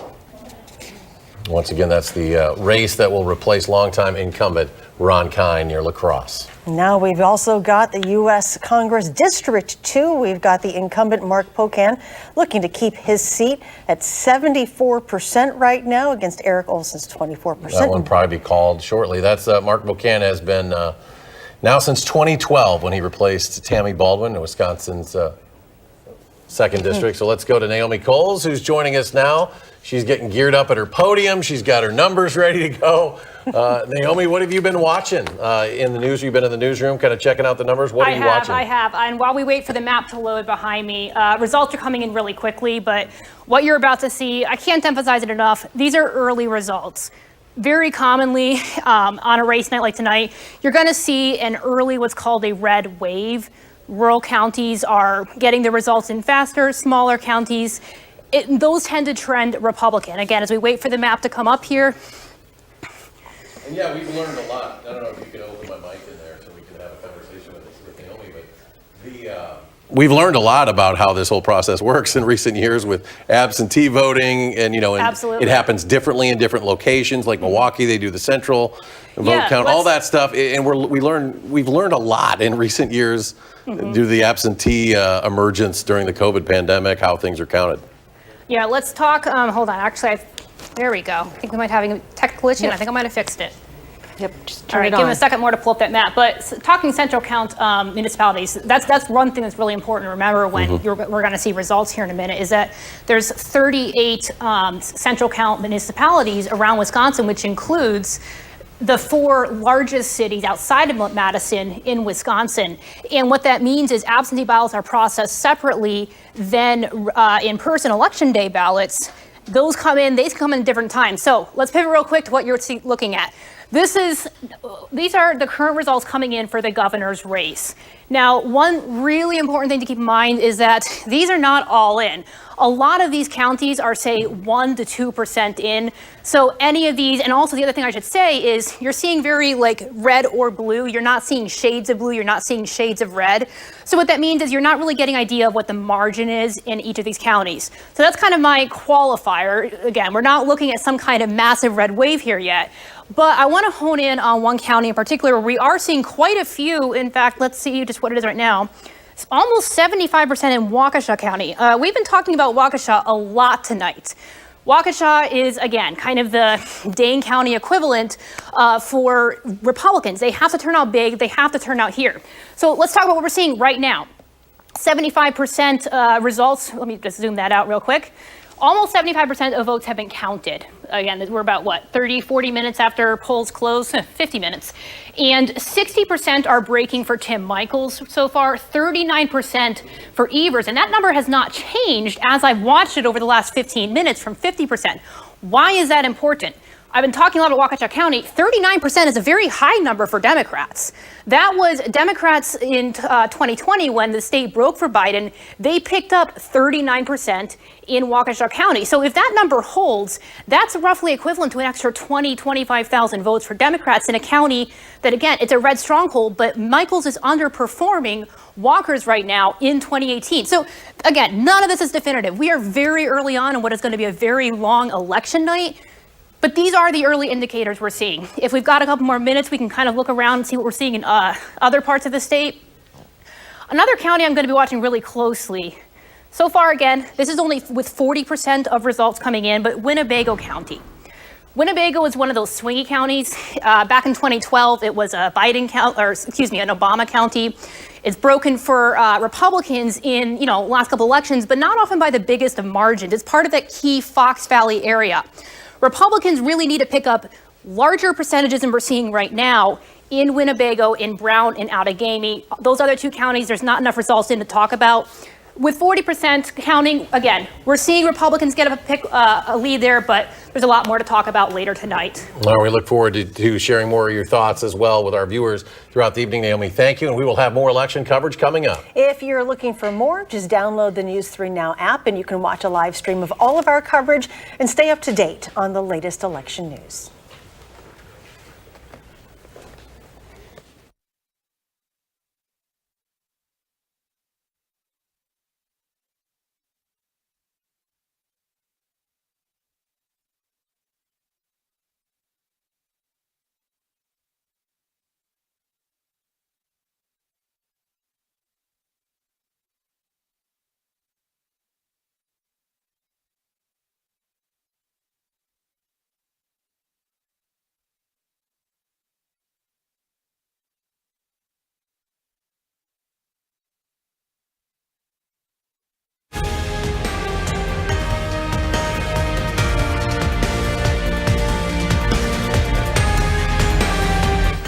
And we are breaking in once again with a quick local update. Polls have been closed now for about an hour and the results are coming in. You can see them along the bottom of your screen and right now on channel3000.com. Brady Mallory is tracking all of it for us. Brady? We are keeping a close eye on that race for governor and for the Senate here in Wisconsin. Let's see some of those results right now. In the Senate race right now, incumbent Republican Ron Johnson and challenger, current Lieutenant Governor Mandela Barnes. Right now, Barnes 52%, Johnson trailing with 48%. Only 37% of the precincts are reporting. And in the race for Wisconsin governor, let's take a look at that. Democratic incumbent Tony Evers and Republican challenger Tim Michels. Waiting for those results to pop up. There we go. Evers is holding at 53%. Michels is behind with 46%. Again, 37% of the precincts reporting in this race as well. And of course, we are watching all sorts of races all over the state. You can continue to watch these results come in live on air or visit our website, channel3000.com. Eric, Charlotte? All right, Brady, thank you. Let's take a closer look at that governor's race. Our Armand Rahman is live in Milwaukee with the Michels campaign. We don't have... All right, we're going to take a break from that and not go to that. We're going to first go to the Evers campaign at the Orpheum in downtown Madison, where we find our Tahlil Mohadeen with the very latest in the Evers campaign. Tahlil? Those early results are certainly good news for the people here in this room who have started trickling in within the past hour. Now, we can't see too many of them from this vantage point, but they are hoping to see their pick for governor win another 4 years in Wisconsin's highest office. Now, the music is going, people are chatting away, and as I said, they're pretty excited. We've heard a few cheers from the crowd as the results across the screen here behind me. Now, we aren't expecting to hear from the candidate himself until later tonight, but the stage is certainly set for his arrival. Now, despite it being such a tight race with many unknowns, Evers campaign leaders say they're feeling good about their chances, looking to high voter turnout as a good indicator, something these folks are pretty excited about. All right, that's Tahlil at the Orpheum. We now believe we have Armand Rahman live with the Michels campaign in Milwaukee. Armand? Yeah, guys, well, the music here has been pretty loud and energetic, the crowd energetic as well. They grew pretty substantially since they came in here, started filing in around 7:30 tonight, and TV screens are on all sides here. Tracking the results here on Fox News, tuned into their channel for the results. And the energy is optimistic from the spectators of all ages. Even though media has been kept strictly behind these barriers here, we did talk to a few who said they really want Wisconsin to both from blue to red, but of course that all depends on that neck-and-neck race that we'll be watching here tonight. For now, live in Milwaukee, Armand Rahman, News 3 Now. Armand, thank you. Still early in the night, but Naomi Coles has been tracking who needs to win where in order to pull off a win tonight. Naomi, do these returns tell us anything yet? They really do, but a quick explanation first of what you're looking at, what you'll be looking at in a moment. This map is going to show straight red or blue based on where the count is out now, but it's not going to show how close the count may be. Also, early returns tend to favor Republicans as small rural counties vote first. Most of the counties you are looking at right now, there's only a few percent of the vote in. So we're going to be skipping those for now. I'm going to be closely watching Waukesha County. I'm going to throw it back to the desk, Eric and Charlotte. All right, Naomi, thank you. We're going to rejoin CBS News, but for those of you looking for local coverage, we encourage you to grab your phone and open the Channel 3000 app. We've been streaming live local coverage there, and it'll continue through the night.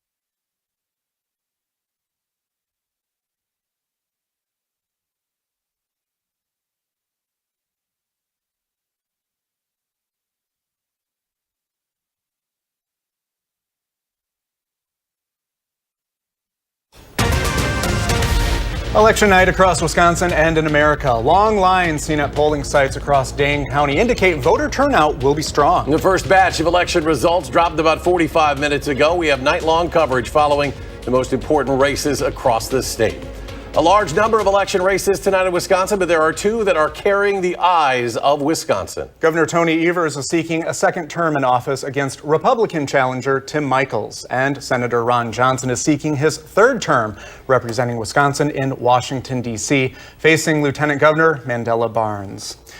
Well, good evening, and thanks for joining Fox 47 and News 3 Now for our election night coverage. Wisconsin voters had some big responsibilities today. Now, the state is considered, of course, a battleground state and could determine the balance of power in the United States Senate. And locally, the gubernatorial race and other races could have long-lasting ripple effects on statewide laws, policies, and your tax dollars. We have team coverage throughout the night statewide. Tahlia Mohadeen and Armand Rahman are at watch parties for Governor Evers and also the Michels campaign. Similar parties are also going on for the Johnson and Barnes campaigns. Catherine Merck and McKenna Alexander are there and will bring us live reports in just a few moments. And in studio tonight, Will Keneally and Naomi Coles are breaking down some of the early return vote totals and what's at stake for both Democrats and Republicans in this election. Wisconsin polls, as we mentioned, have closed in the last hour, and the first drop of unofficial vote totals came about 8:15. Now, the vote totals will continue to be updated later tonight and into the early morning hours as more counties report their results.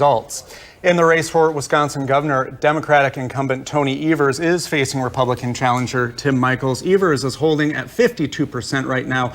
Michels at 47%. 40% of the precincts are reporting. And in the race for U.S. Senate, incumbent Republican Ron Johnson facing the challenge from current Lieutenant Governor Mandela Barnes. It's Barnes with the early 51-49 lead. Again, same as in the gubernatorial race, 40% of precincts reporting. And a look at the third, a congressional district race, a race that could be decided early tonight. Republican Derek Van Orden going up against Democrat Brad Pfaff. Van Orden securing 54% right now, Pfaff at 46%. Only 12% of precincts are reporting in this one. And of course, there are so many other statewide races that we are watching tonight. Our elections page on channel3000.com is where you can find the latest up-to-the-minute results for all of the races in your area. Find it at the top of channel3000.com. Governor Tony Evers facing off, as we mentioned, with Republican challenger Tim Michels. Tahlia Mohadeen is at the Orpheum Theater here in Madison, where Evers supporters hope to hear a victory speech later tonight. Tahlia? There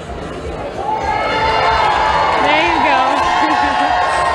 You can all hear the excitement. You can feel the excitement in the room. Whenever those early results are coming in, as they're flashing across the scene, you get a cheer just like the one you just heard right now from this crowd.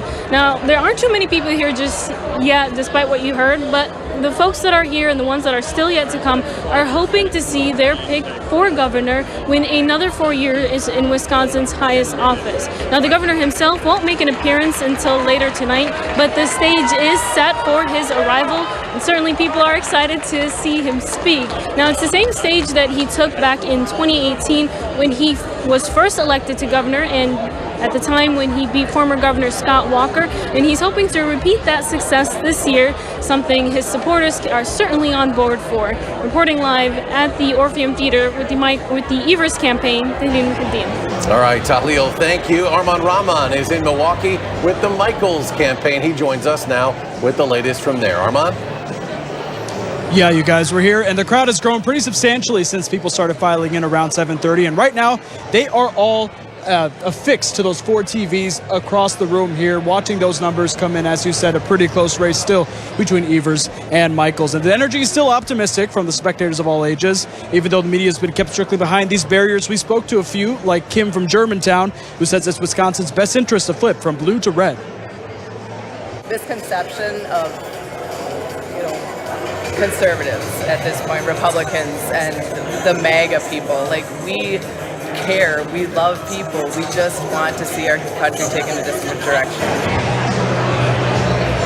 And some notable Wisconsin GOP faces are also here among the crowd, like Representative from Campbellsport, Tim Rampton, who ran against Tim Michels in the primary election earlier this year. We're hearing a lot of messages from supporters hoping that Michels will be elected so he can reduce inflation and reduce crime, as they say. But of course, that depends on those numbers. Still pretty close right now, a neck-and-neck race. And we'll be here all night as those votes come in. For now, live in Milwaukee, Armand Rahman, News 3 Now. Thank you, Armand. Well, Wisconsin's Senate race is carrying the eyes of the nation with several key Senate seats up for grabs across the country. Senator Ron Johnson is looking to keep his seat against a strong challenge from Mandela Barnes. And Catherine Merck is in Neenah with the Johnson campaign tonight. Catherine? Well, the excitement just continues to build here at the Best Western in Neenah, Wisconsin. And we're seeing something from Senator Johnson that we haven't seen from many candidates on this election night. Take a look at this video. Within the last hour, we've seen Johnson already in the room talking with supporters as they continue to watch the results roll in on the giant screens here. I also caught up with a couple big names in the Republican Party here, and they say that they're feeling confident about the results for not only this race for Johnson, but statewide for the Republicans. We're watching the votes come in here on the Republican side of this race as the excitement continues here at Ron Johnson's watch party in Neenah. Make sure to stick with us throughout the evening as we continue to provide those updates to you. Reporting live in Neenah, I'm Catherine Merck with Fox 47. All right, Catherine, thank you. Opposing Senator Johnson is the Lieutenant Governor Mandela Barnes. McKenna Alexander is with the Barnes campaign right now in Milwaukee. What's going on over there, McKenna? Yeah, right now we're here live in Turner Hall Ballroom in downtown Milwaukee. And while we've been here for several hours providing live coverage, the party is just getting started for Barnes supporters. They've just been filing in by the masses as the night goes on.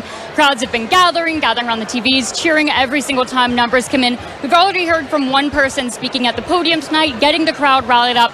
We still haven't seen Barnes, but of course we're promised he will be speaking later this evening with several other speakers promised before him. Now, Barnes did announce he would be running for senator in July of 2021, and since then, his campaign has run on several priorities, including reproductive rights, middle-class tax cuts, and supporting Wisconsin small businesses. Like I mentioned, still haven't seen Barnes tonight, but still lots more coverage to come.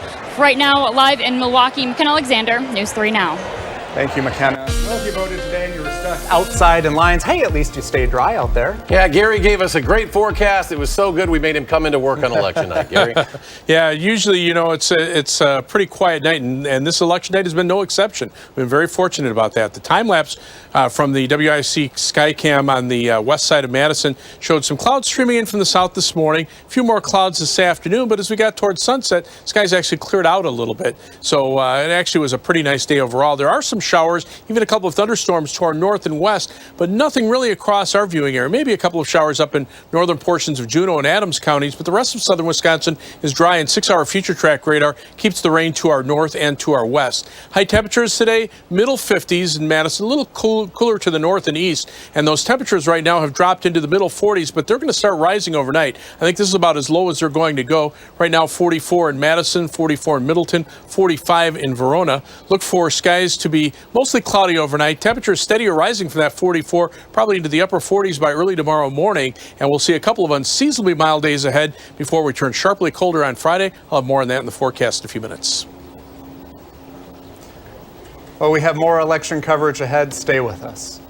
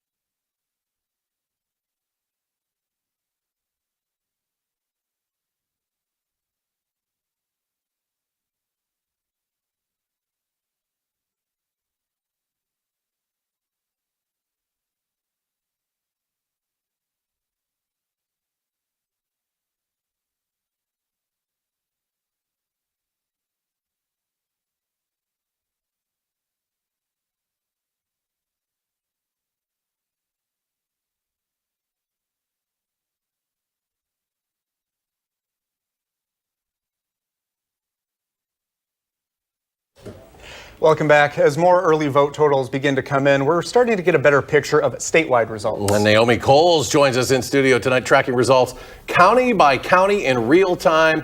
And Naomi joins us now.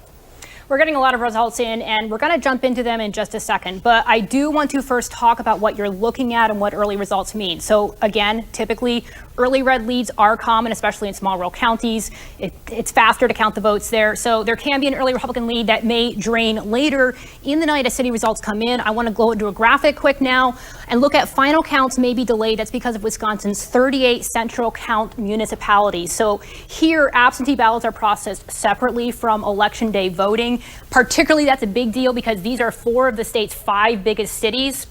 So again, we don't know yet when this will all be done processing, so we could be looking at a long, long night. All right, let's get back to results here.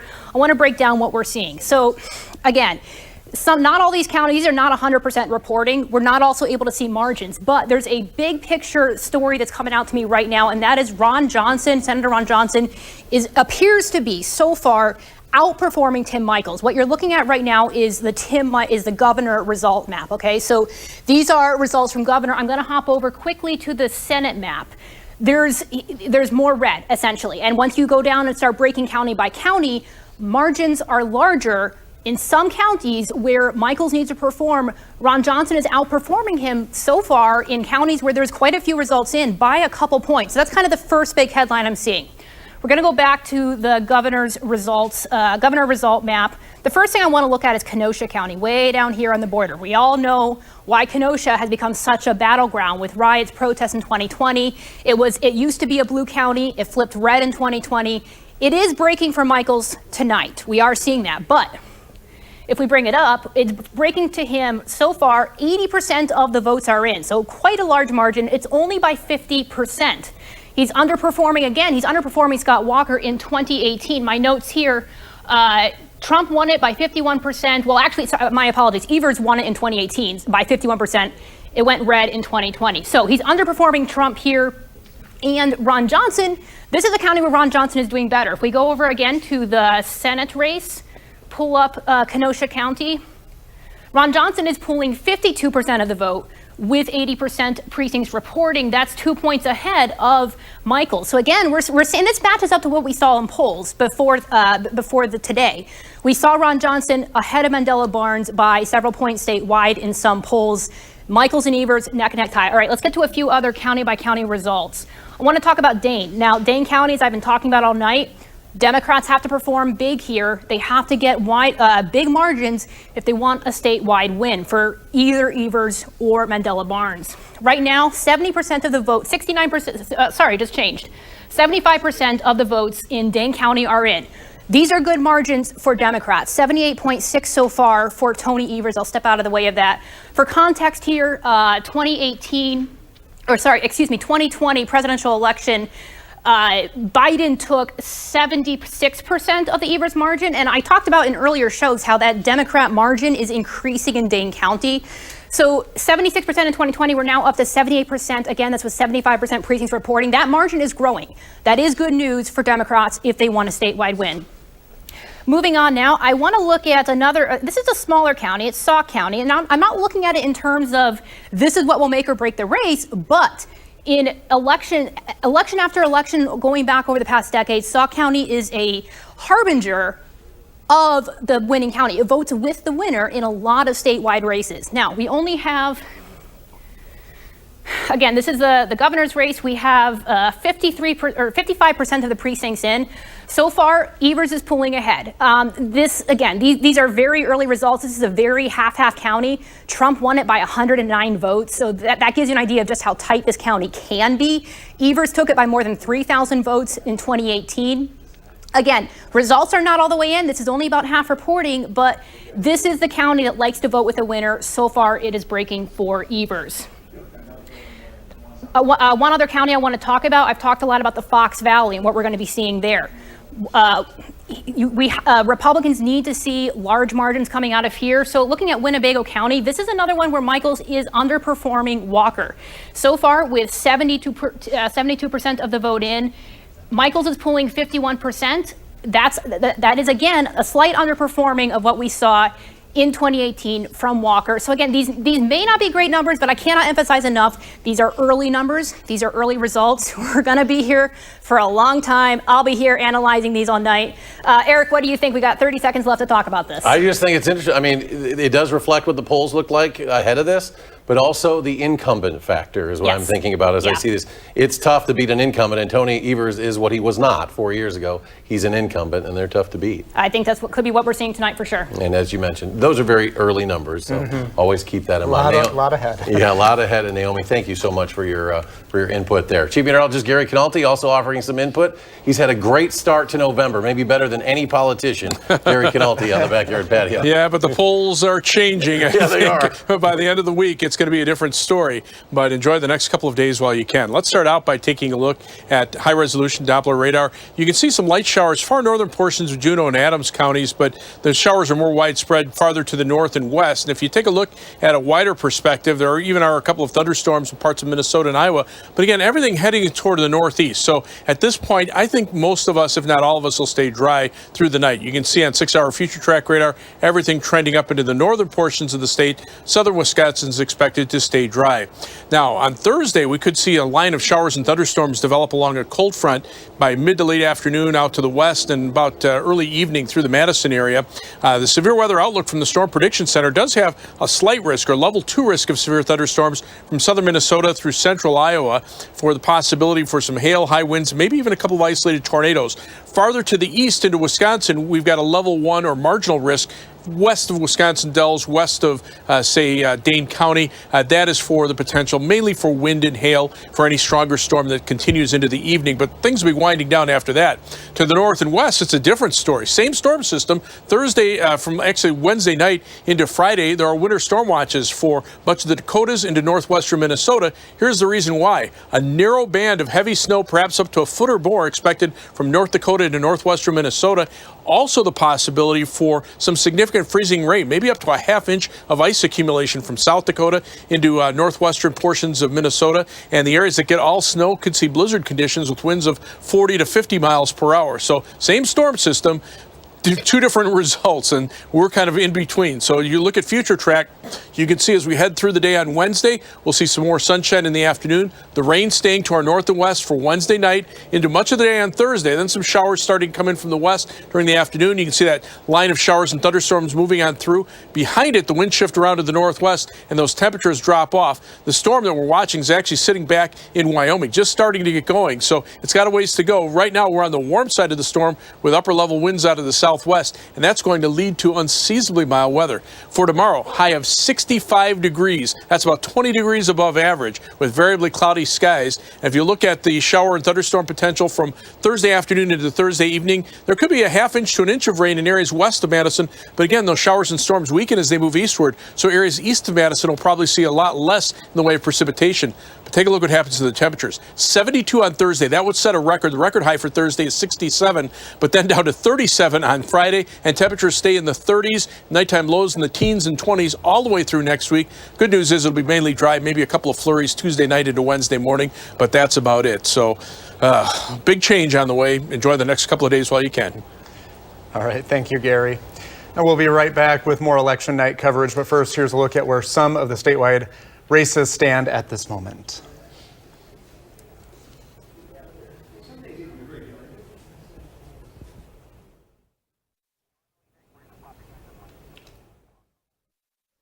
Okay, so we're going to tell you what's happening as well as we look at these numbers.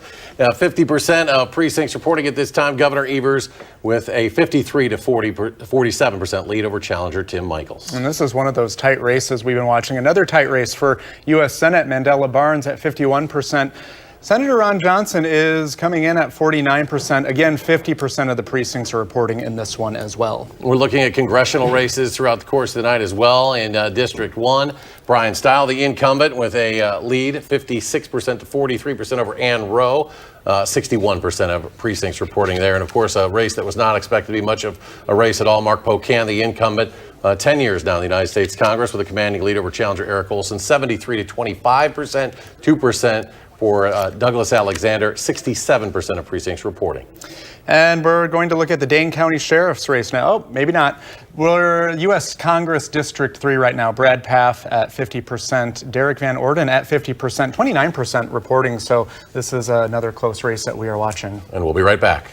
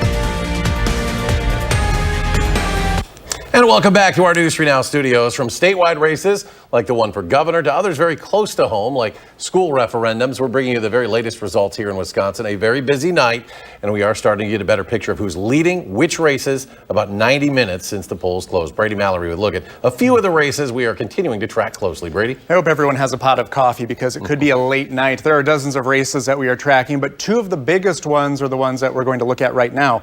We'll start with a race that the candidates themselves believe will be right down to the wire. That's the race for governor. Tony Evers is seeking his second term in office. He's been the lone roadblock to Republicans in Wisconsin for the past 4 years. And right now, that race is pretty neck and neck. Tony Evers with 52%, challenger Tim Michels at 47%. Now let's go to the Senate race. It's Mandela Barnes taking on Senator Ron Johnson, who's looking to win his third term.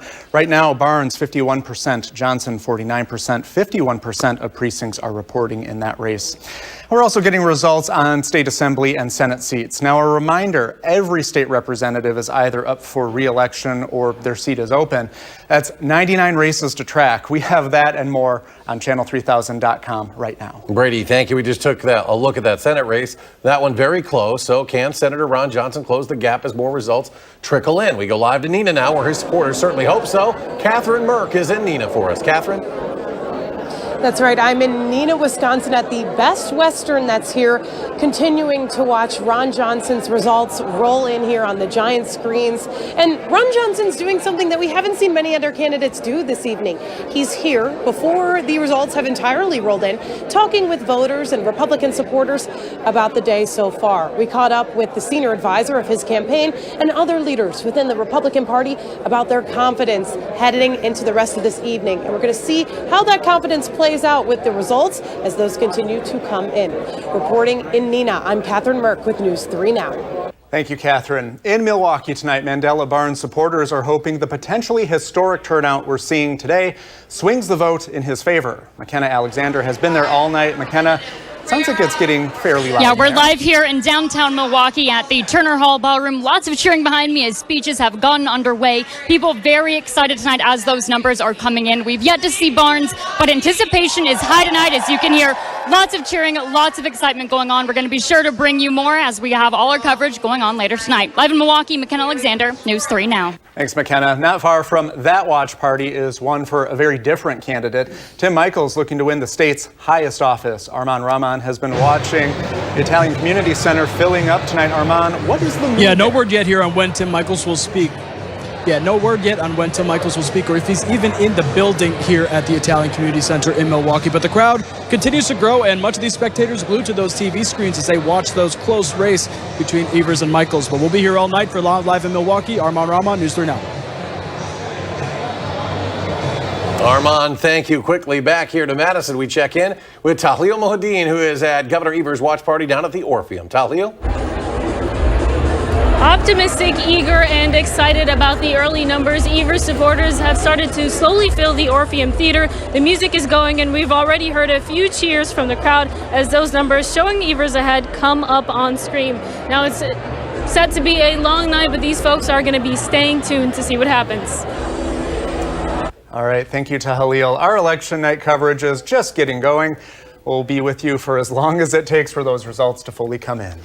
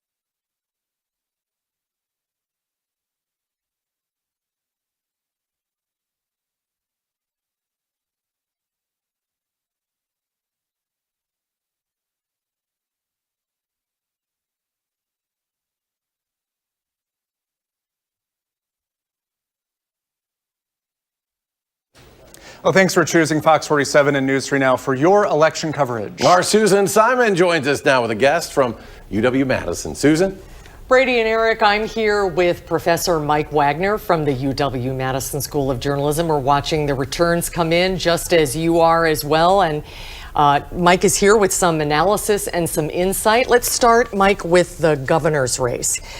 Wisconsin Republicans hoping to take back the governor's seat and also win a majority in Congress. What are you seeing with the numbers that have come in so far? So far, Tony Evers is holding Joe Biden's numbers in 2020 in Milwaukee County, in Dane County, in the places where the Democrats really need to perform well. He is a little behind the Biden numbers in 2020 in Douglas County up in the Northwest, which Biden won in 2020. So the rural areas aren't going quite as well, but so far, he has a fairly narrow path to victory, and with the numbers that are in, the Evers campaign ought to be pleased, but it's still early and a lot could change. Yeah. You're seeing some evidence as well of a split ticket. There's a little bit of evidence. So right now, Tim Michels doesn't quite seem to be holding as much of Ron Johnson's totals in the Senate race for Johnson and the governor's race for Michels as Mandela Barnes is holding from Tony Evers. So Evers for the Democrats and governor, and Johnson for the Republicans and Senate. They're the best two candidates from each party so far.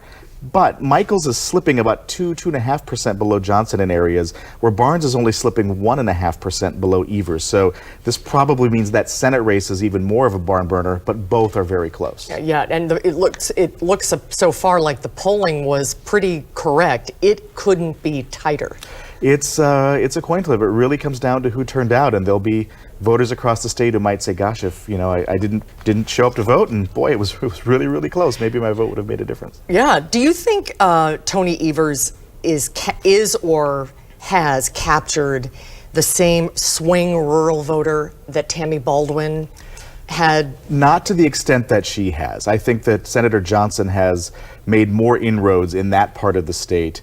And Tim Michels, I think, has made more inroads in that part of the state than either Tony Evers or Mandela Barnes. Evers has done a better job than Barnes on the Democratic side, but neither approach Senator Baldwin's strength in those areas. What about the prospect of a Republican supermajority in the state legislature? It's possible. About 5 or 6 seats between the two chambers really need to flip for that to happen. And then even if Governor Evers were able to win re-election and be the first Democrat to do so in decades in Wisconsin, he still could be rendered partially irrelevant if Republicans get that supermajority, which is a low probability but still possible, and if they held the line whenever Evers vetoed a bill. So a lot of things would have to happen for that to be in play, but if it was, that would be a game changer in Wisconsin state politics. The turnout has been huge. Huge for a midterm, right? What do you think is drawing the Democratic turnout? You've talked a lot about how important the abortion ruling was, the Dobbs decision. Have Democrats been able to sustain the anger? It's hard to stay mad for 5 months. Many Democrats and independents were very angry when the decision was first announced and when it was first leaked. But it's hard to sustain that anger for a very long time. But as the election has gotten closer, candidates have advertised on abortion, which most candidates typically don't do. And so it has kept that issue to be somewhat salient for members of the public. But it's happening in an environment with high inflation and lots of advertising about crime. And those are also issues that we see at the top of voters' lists as well. And so it's not just an abortion election, not just a crime election, not just an inflation election. Right. Lots and lots of issues are affecting what it is we're seeing here as we watch the count take place. Brady is right. We need that coffee. Let's go get some. We still have a long way to go. We do. Mike, thank you so much. You bet. Eric and Brady, back to you. Susan, Professor Wagner, thank you. Polls have already closed in several other states, some of them a few hours ago in some parts of the country. Let's still ahead a look at where some of the biggest national races are at this evening. We'll be right back.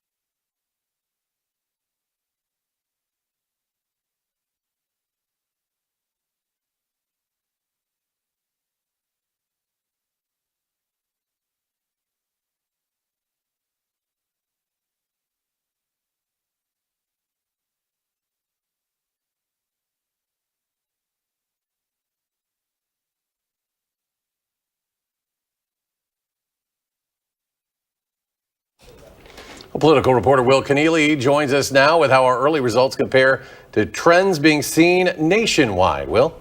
Yeah, so Eric, we're looking at the possibility of a good night for Democrats. So far, some of the key races that we were looking at are trending blue right now. And that's the Senate races in states like New Hampshire, Pennsylvania, and Georgia. That's also pairing with what it's looking like a good early indication for Democrats in Wisconsin right now. Both Evers and Barnes are ahead of their Republican challengers. In some of the key areas, Evers is outperforming where he was 4 years ago. And it's a very different race now than Evers ran in 4 years ago, as national political expert J. Miles Coleman describes. I think Evers has a harder time saying, okay, well, we don't want to go back to the days of Scott Walker. Okay, well, Scott Walker's choice lost in the primary, right? So I think that's sort of a different dynamic. So compared to 4 years ago, Evers is running against a Republican who has framed himself as an outsider. Michaels, for example, was backed by former President Donald Trump. Coleman says that voters may be evaluating that as they cast their ballots, a check on Republicans. There may be a dynamic where it's pretty obvious that the legislature is going to stay in Republican control. So I can see some maybe voters in the middle. Okay, well, I don't want Republicans to control everything. So Evers has positioned himself as a wall against Republican legislation with his veto pen. He's also positioned himself on the issue of abortion, saying that he's among with other statewide Democrats will do what they can without the Republican legislature to protect abortion access. We might see that spill out onto some of these national races too, where abortion could be a significant motivating factor in some of these Senate races, like we're seeing here in Wisconsin. Will, thank you. Polls have closed in several states at this hour. And the results of the midterm elections will determine the balance of power in Congress. Natalie Brand reports from Capitol Hill. Poll workers counted ballots in Philadelphia as voters across Pennsylvania turned out to make their voices heard. This is a hugely significant opportunity to cast our vote for what we all think is important in life. Both the candidates for the state's open Senate seat, Democrat John Fetterman and Republican Mehmet Oz, cast their ballots Tuesday in the race that's considered a toss-up. We want less radicalism and more balance. It's one of 6 toss-up Senate races. Republicans need to win just one more seat without giving up any to gain control of the U.S. Senate. In New Hampshire, Democratic incumbent Maggie Hassan made a last-minute argument to voters. I have a record of delivering results that matter to New Hampshire. She's locked in a close race with Republican challenger Don Bolduc. The right issues is heating and eating, and that's what people are voting on. In the closest races, election officials are advising it could take days for the results to be known. CBS News exit polls show inflation is the top issue for voters across the country, outpacing the issue of abortion in each of the battleground states. Gas prices, food prices, it's crazy. CBS News projects control of the U.S. House is leaning Republican, which is expected to have a major impact on President Biden's agenda for the rest of his term. That's Natalie Brand reporting. Turning now to the thousands of voters who submitted their ballots early. There's a great deal of trust that goes into handing over your absentee ballot if you vote that way. And tonight we're following the trail of one such ballot cast early in Madison. Naomi Coles shows us how a chain of custody has kept absentee ballots secure up through tonight. Hello, hello. What's up? I'm voting. Oh, okay. Have a seat. It's called early voting, but more technically, See your ballot. I'm early in-person absentee voting. As soon as I leave, you start voting by touching the green dot. And that's not a tabulating machine. They don't remember anything. This voting rarely needs lines and cuts out the hassle of waiting for your ballot to come and mailing it back. What is today's date? 11/01/22. Thank you. It took me 5 minutes at most. But then what? Because my ballot won't be counted right away. There's multiple stages in which we're verifying the witness sign, the voter sign, the witness address is there. So we do lots of double checks. When the day ends, election workers get started. There's a double check. They're counting ballots and registration forms, filling out this chain of custody document, and making sure there's no mistakes in signatures and addresses. Then it's into this red bag for safekeeping. Goldenrod form that I put in there. The only way that you can open it is by breaking that seal off there. And then so we ensure that that is documented, the seal number. From there, the red bag makes its trip. In this case, it's by foot, just across the street to the clerk's central office.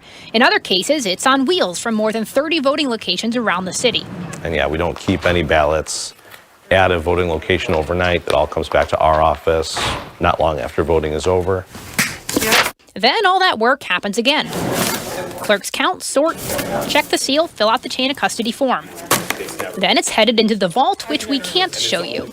There's locks on the door that only clerk staff have access to it, even though it's in city Madison property, that no other agencies have access to that room other than the clerk's office. And there's video cameras that are filming the areas around that room. 24/7. Yep. Naomi Coles, Fox 47, News at 9.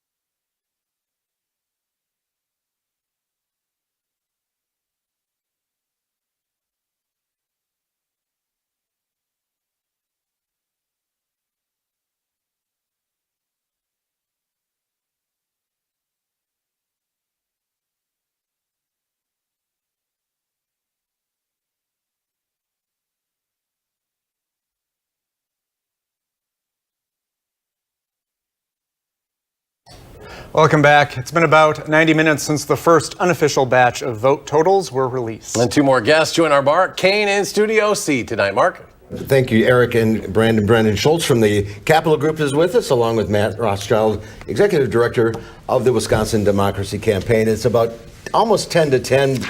Brandon, we knew these races were going to be tight, and they are. No question about it. And That's kind of what Wisconsin has come to over the years. You've seen these races tight and tight and tight, especially when they're competitive races. When you have two campaigns in a state like this, statewide campaigns, you've got dynamics in Dane and Milwaukee that work for the Democrats. You have Republicans that have their wild counties and some others. One of the counties that hasn't come in yet is Brown County, so we're anxious to see what comes there. That could move somebody up and down. But I think also the one that we've started to watch is Racine and Kenosha. Mm-hmm. And that was obviously an area of the state that both Ron Johnson and Mandela Barnes talked about, but it was also in the governor's race with Tim Michels and Governor Evers. That is turning out to be, we're looking at those numbers that are coming up. And Matt, you've been looking county at the governor's race especially. Is Governor Evers doing better in Dane County than he did in 2018? Yeah, he's doing slightly better in Dane County. Last time around he got 75% of the vote. This time he's getting 79% of the vote, so that's good for Evers. He's also oddly doing much better in Waukesha County. Actually, he has 10,000 more votes already in Waukesha County than he did at the end of the race last time. And percentages in Waukesha, he's at 39% versus where he was last time at 32%. Brandon, does that concern you for Tim Michels? Well, I think Michels he's got to capture as many votes out of Waukesha as he can to kind of mitigate what happens in Milwaukee and Dane. And right now, Ron Johnson's about 3 percentage points above him, and Barnes is sitting down at 37. So you're seeing an interesting split. You're seeing, Johnson overperforming above Michels a little bit. So the question is, can those votes come up to Tim Michels, and will they exit the wild counties at the same level? If not, then does he make it up somewhere else? Same with Barnes. I mean, if he's going to be below the governor and his votes, can he make it up in Dane County or Milwaukee? So you got this jockeying back and forth, and what it really goes to is, you can't say, well, Republican ticket, everybody's going to end up the same. If everybody thinks so. They think, well, you have the Senate, the governor, the attorney general, everybody's going to end up the same because they're all pulling the same lever. And that's not necessarily the case. It seems like a lot of people split their votes. They either split their votes or they decided to vote for one Republican and not for the other, and just took a pass on Michels and decided to vote for Johnson, for instance. I can see that happening. If you look at the ads that have been run for the last 2 weeks for sure, but even before that, most of the ads, if you think about them, are designed to push your base. So the Barnes campaign, after being pummeled by Johnson on crime, responded with an abortion ad. And that was to go to the Barnes voters to say, this is important, and it's to drive them to the polls. So the notion that they were running some of these ads to switch Republicans over, maybe keep them home or maybe not vote that, but more so to drive their voters to turn out. And we don't really have any exit polling here in Wisconsin, at least so far, so we don't know what has driven some of these voters. I haven't seen it anyway. I mean, I've seen the national ones that show, inflation is the number one concern. And I know among a lot of progressives that I talked to anecdotally in Wisconsin that the abortion issue was big. And another issue that didn't get enough attention, I don't think, but may have been playing well for Democrats here was the Social Security issue. I know President Obama, when he was in Milwaukee last weekend, made a real hard pitch against Ron Johnson for Johnson wanting to put Social Security and Medicare on the chopping block every year. And we've been watching the supermajority, but it's hard to figure out those numbers at this point. Well, if you look at, there's really 4 Senate races in the state that are going to determine whether there's a supermajority. So Republicans have to win the seat up north, way up top up here, the Bewley seat. They have to make sure they hold the Roger Roth seat with Rachel Cabal-Rivera, who's running that. They've got to make sure that they win the Senate 5th seat down in the Brookfield area. And that was one of those that got moved around from redistricting. Then finally, there's the Democrat State Senator Jeff Smith, which is also. So Republicans need to hold their two and pick up one, and then they have it. We can talk later about the assembly because it's not clear yet how much time, where they are. We'll talk about that in the next hour. Gentlemen, thank you. Eric and Brady, back to you. Thank you, Mark. Great having that analysis. That sure is. Mark, thank you. Brandon and Matt as well. Thank you so much. Another check of our races and weather. That's still ahead.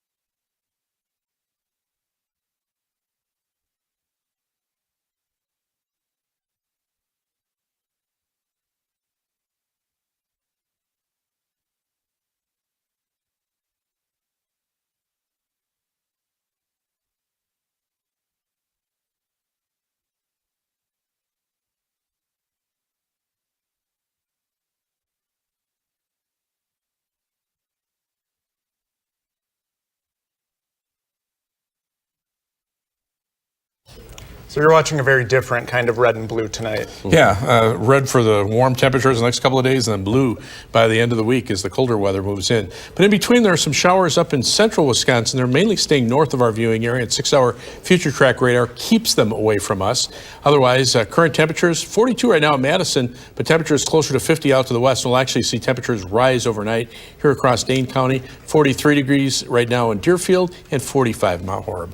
All right. Thank you, Gary. Well, we're going to take a final look at some of these numbers before we let you go tonight. First, in the race for governor, of course, incumbent Tony Evers and challenger Tim Michels. The governor with a 51 to 48% lead, 62% of precincts reporting. And the other big race we're watching, the race for U.S. Senate in Wisconsin, incumbent Ron Johnson at 50%. Mandela Barnes also at 50%. 64% of the precincts are reporting. We knew that this race would be close all night. For the first time, we're seeing a slight lead for Senator Johnson. They're up by 16,000 votes. All right, stay with us. Our election night coverage just getting started. We'll continue at the top of the hour over on News 3 Now. You can also watch us online at channel3000.com or by downloading the Channel 3000 Plus app for your smartphone or your TV.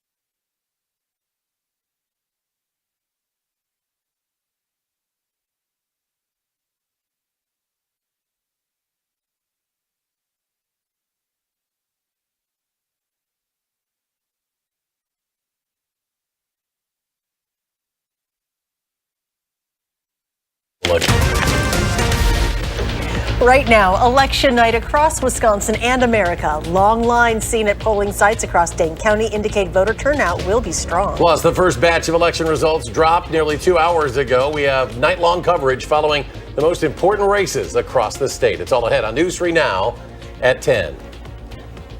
And thanks for staying with us. A large number of election races tonight in Wisconsin, but there are two carrying the eyes of the state. Governor Tony Evers is seeking a second term in office against Republican challenger Tim Michels. And Senator Ron Johnson is seeking his third term representing Wisconsin and Washington, D.C., facing Lieutenant Governor Mandela Barnes.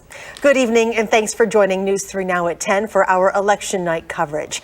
Wisconsin voters had some big responsibilities today. Of course, the state is considered a battleground state and could determine the balance of power in the U.S. Senate. Locally, the gubernatorial race and others could have long-lasting ripple effects on statewide law, policies, and your tax dollars. We have team coverage throughout the night. Tahlil Mohadeen and Arman Rahman are at watch parties for the Evers and Michels campaigns. Similar parties are also going on for the Johnson and Barnes campaigns. Catherine Merck and McKenna Alexander are there and will bring us live reports in just a few minutes. In studio tonight, Will Keneally and Naomi Coles are breaking down some of the early return vote totals and what's at stake for Democrats and Republicans in this election. Wisconsin polls closed 2 hours ago, and the first drop of unofficial vote totals came about 8:15, and those vote totals will continue to be updated later tonight into the early morning hours, as well as more counties report their results. Brady Mallory joins us now in studio with a look at some of the early vote totals. Brady?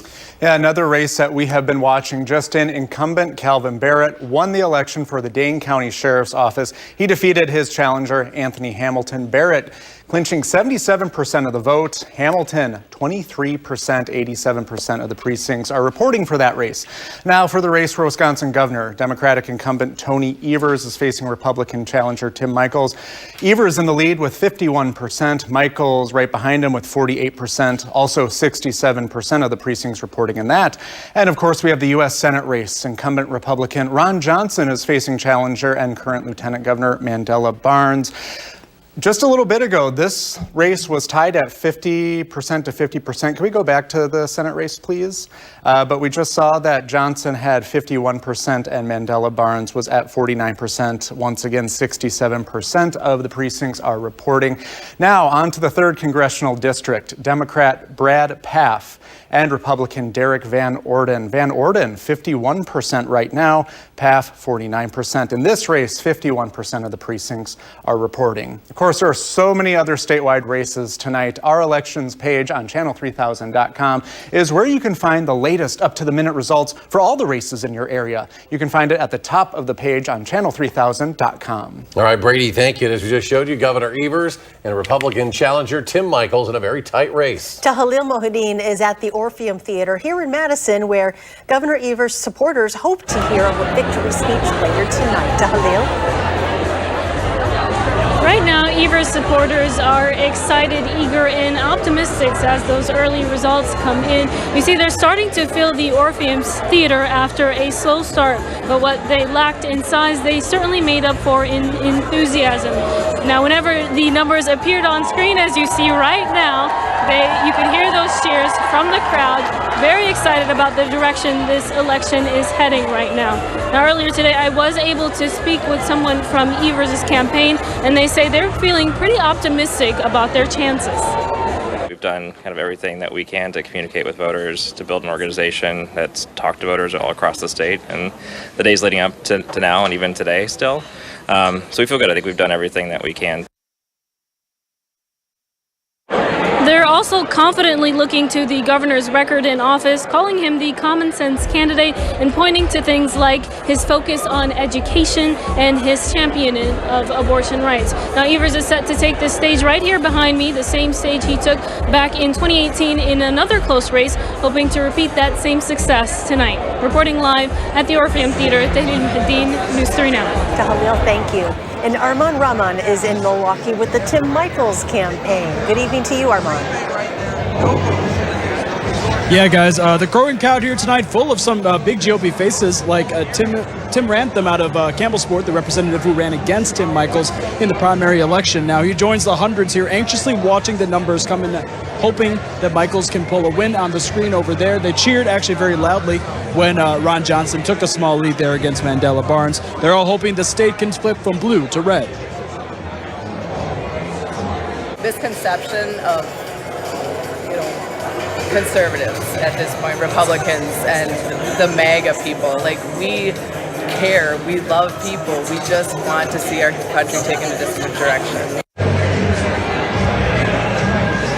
And we also seen a couple of Latino for Michaels signs, among other support gear here in the crowd. Now, I just asked campaign officials again, and they still say no update on whether Michaels is here in the building at the Italian Community Center or not.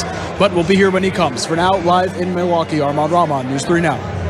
Armand, thank you. Wisconsin Senate race is carrying the eyes of the nation with several key Senate seats up for grabs across the country. Senator Ron Johnson is looking to keep his seat against a strong challenge from Mandela Barnes. Catherine Merck is live in Neenah with the Johnson campaign tonight. Catherine? As we continue to see the votes roll in, we're seeing the current fight for Ron Johnson's seat get closer and closer here at his watch party in Neenah, Wisconsin. Take a look at some of what we've been seeing so far tonight. We've seen Johnson do something different than we've seen a lot of other candidates do this evening. He's been already here at the watch party talking to people ahead of the results already coming in. Here at Johnson's watch party, we caught up with Brian Schimming, who shared his confidence in the party through this now what's a very close race. We've always been of the opinion that it was going to be close. He won his first two races by about 100,000 votes. Ron Johnson was the #1 target for the Democrats in the country. So we had $100 million poured in third-party money against Senator Johnson in negative ads that have been playing since January from the start. The supporters that are in the crowd tonight are continuing to watch Republican candidates from across the state do well. And as that comes in, we're seeing a lot of outpour of excitement. We'll continue to update you on that throughout this evening. Reporting live from Neenah, I'm Catherine Merck with News 3 Now. All right, Catherine, thanks. Opposing Johnson, of course, as she mentioned, Lieutenant Governor Mandela Barnes. McKenna Alexander is with the Barnes campaign. We're going to hop back over to Milwaukee and McKenna.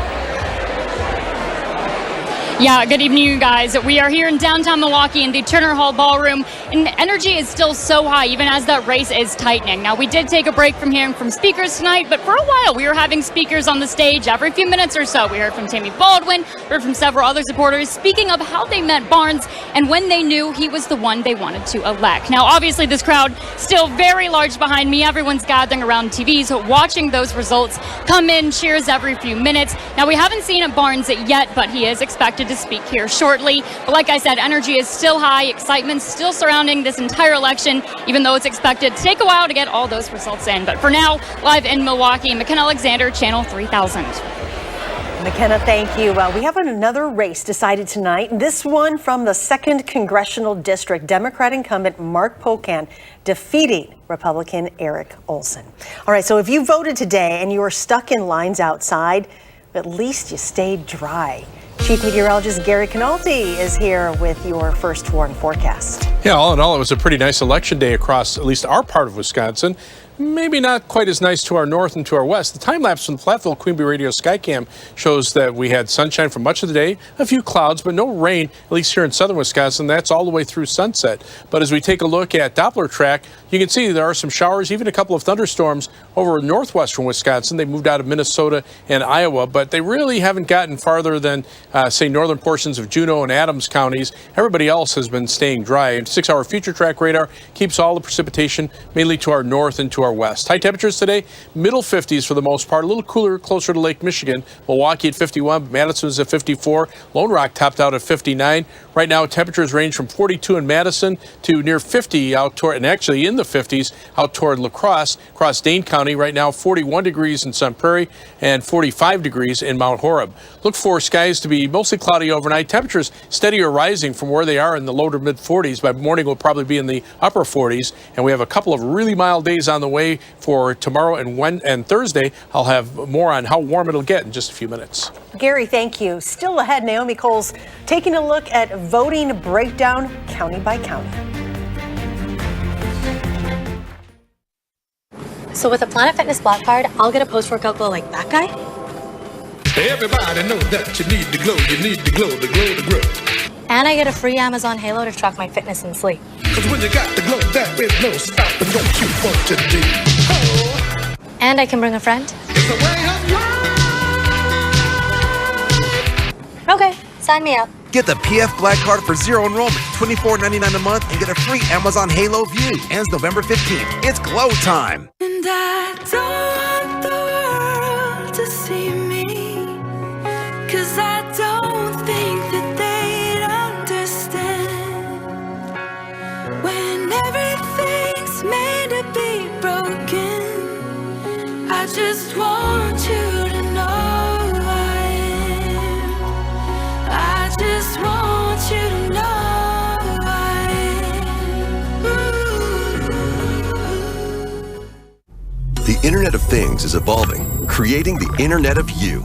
And Spectrum, America's leading internet and mobile provider, is bringing you seamless connectivity across all your devices. Introducing Spectrum One, Spectrum Internet with speeds of 300 megabits, advanced Wi-Fi, and Spectrum Mobile Unlimited, all for just $49.99 a month. Call 833-673-4999. Spectrum Internet delivers speeds up to a gig with over 99.9% network reliability. Advanced Wi-Fi provides enhanced security and privacy that automatically blocks threats to protect all of your devices. And Spectrum Mobile gives you unlimited talk, text, and data with nationwide 5G and the most reliable service coast to coast. Switch now. Call 833-673-4999. At Spectrum, it's not just about connecting things, it's about connecting you. Get it all with Spectrum One, Spectrum Internet, advanced Wi-Fi, and one line of Spectrum Mobile Unlimited for $49.99 a month. Call 833-673-4999 or visit a Spectrum store today. There will always be bumps in the road, but we got guts, America. We got freedom. We got power. We got future. So let's drive on and make the future we want to see together. Because your new Ford vehicle is just the start of a journey. So stop by your Ford dealer today and claim one of the thousands of new Ford trucks and SUVs on their way. We've been building this country for 119 years, but we're just getting started. Tomorrow, our team will be up early to bring you the very latest overnight election results.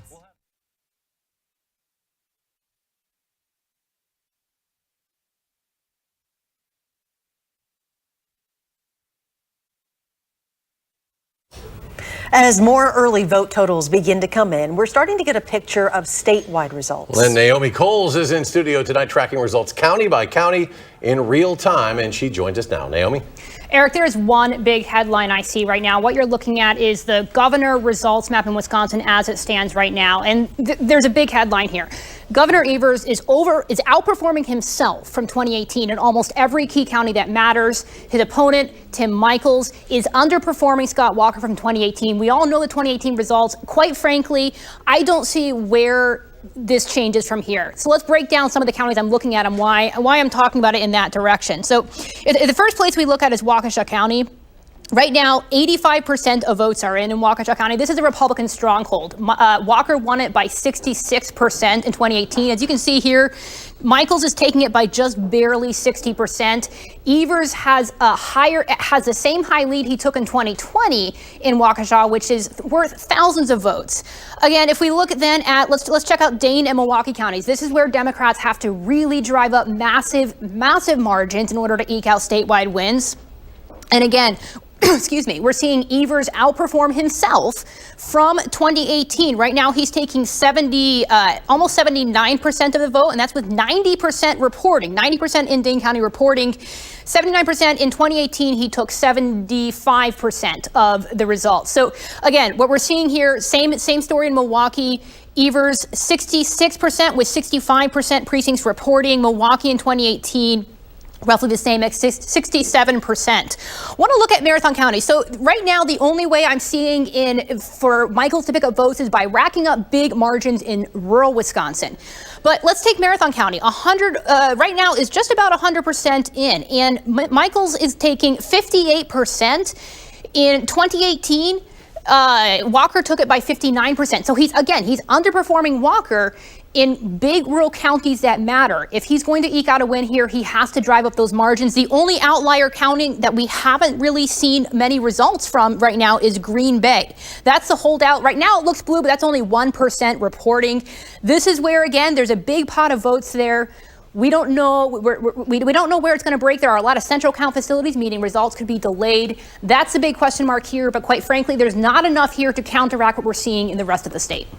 All right, some really interesting numbers there, Naomi. Thank you. And Gary rejoins us for this First Warn forecast. Yeah, beautiful election day across southern Wisconsin, and the next couple of days will be even warmer. Let's start out by taking a look at 3 things you need to know. Look for very mild conditions for tomorrow, highs in the middle 60s, about 20 degrees above average, and record warmth is possible on Thursday. I'm looking for a high temperature of 72. The record high for Madison is 67, so we may shatter that record by quite a bit. But we'll see some showers and thunderstorms west of Madison Thursday afternoon, Thursday evening across most of southern Wisconsin, and then a big temperature drop. We go from 72 on Thursday to 37 degrees on Friday, and that's early in the morning, with temperatures holding steady or even falling off during the day, and we stay in the 30s pretty much through next week.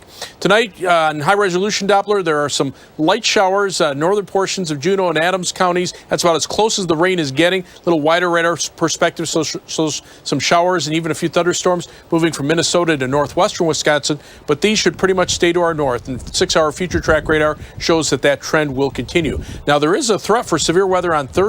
The highest threat is farther out to the west in Minnesota and Iowa, where there could be even a couple of tornadoes, but the severe weather threat should be lessening as it moves eastward. Still an outside threat for a strong to severe thunderstorm west of Madison. On the northwestern side of this storm, a winter storm watch in effect for the Dakotas into northwestern Minnesota. That's for heavy snow of a foot or more from from North Dakota into northwestern Minnesota, and the potential for some significant ice accumulations of around a ½ inch from North Dakota into northwestern portions of Minnesota. Fortunately, that will stay away from us. For tomorrow, look for variably cloudy skies, unseasonably mild, high temperature at 65 degrees. Planning your day for Dane County, 64 for the high in Deerfield, 64 degrees in Belleville, and 63 degrees in Mount Horeb.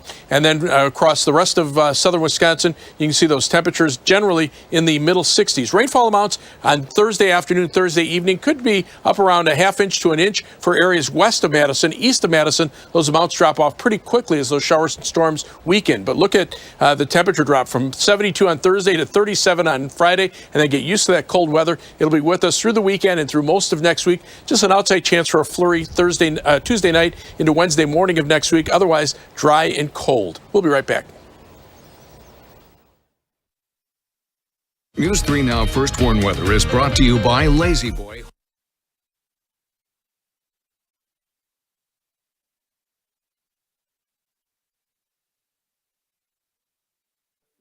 Consultation today. In a recent clinical study, patients using Salonpas patch reported reductions in pain severity, using less or a lot less oral pain medicines, and improved quality of life. That's why we recommend Salonpas. It's good medicine. Wisconsin is a home of workers. We know what needs to get done, and we do it. Yet, we've been hit hard, some harder than others. Our contact may be limited, but we still can lift each other up. The Keep Wisconsin Warm Cool Fund and your local energy providers are working together to help keep your heat and power on. You may not ask for it, but we want you to know we're here. Oh, great. My wireless bill just went up. Should have gone with US Cellular. They aren't raising prices on any of their plans. Seriously? Yeah, my price won't increase. Well, that is refreshing. I feel like everywhere you turn these days, prices are going up. Supply chain got us too. Don't get me started on the overhead cost. At US Cellular, every plan for everyone is price protected. You know, I respect a female entrepreneur. US Cellular, where every plan is price protected. There will always be bumps in the road, but we got guts, America. We got freedom. We got power. We got future. So let's drive on and make the future we want to see together. Because your new Ford vehicle is just the start of a journey. So stop by your Ford dealer today and claim one of the thousands of new Ford trucks and SUVs on their way. We've been building this country for 119 years, but we're just getting started. Creating family memories is what Maple Leaf Landscaping is all about. We design and build outdoor spaces that bring people together. Landscaped spaces for any size family. Functional, beautiful, a place everyone will enjoy. And it all starts with a free visit at your home by one of our landscape experts. So call Maple Leaf Landscaping today and have us create an outdoor living space for your home.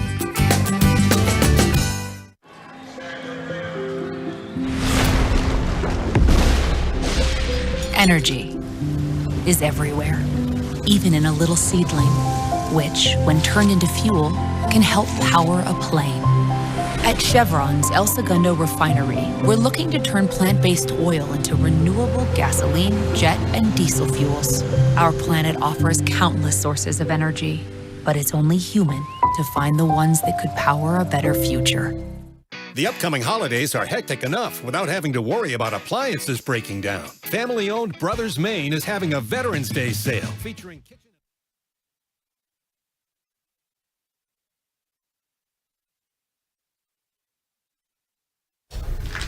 Welcome back, everybody. I'm back with UW-Madison Professor of Journalism, Mike Wagner. We're watching the results as you are as they come in tonight. Welcome back, Mike. Good to be here. Let's start with the governor's race. This one is tight, but is it possible to tell at this point who has the momentum? It's harder to see how Tim Michels has a clear path to victory at this point. Governor Evers definitely has the advantage. Now, only 1% of the vote is in Brown County, where Green Bay is, but if we look at the 2018 and 2020 totals, that'll probably only net Michels 10 to 15,000 votes. That is just not enough, especially with how many more votes there are to come in Milwaukee County. And so it's very difficult for the counting that's left to see a path for Tim Michels to win.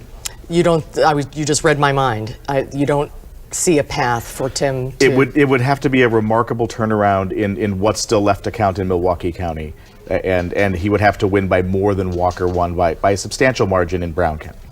Okay, let's talk about the Senate race. Senator Johnson is looking for his third consecutive term against Lieutenant Governor Mandela Barnes. This one could not be tighter. This is very close. Senator Johnson is outperforming Michels across the state, and he has the lead currently as in the votes that have been counted so far.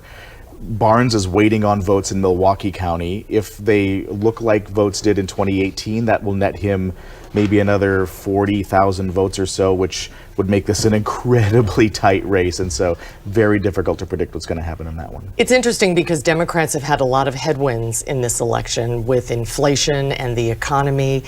And on in history, the party in power traditionally loses seats That's in right. the first midterm. But when you look at the national picture, is it possible that the Democrats could have a great night and still lose the House? They could perform historically well and lose the House. And in fact, they will probably lose the House. They have a pretty good chance of holding on to a 50-50 Senate and maybe ending up with 51 seats.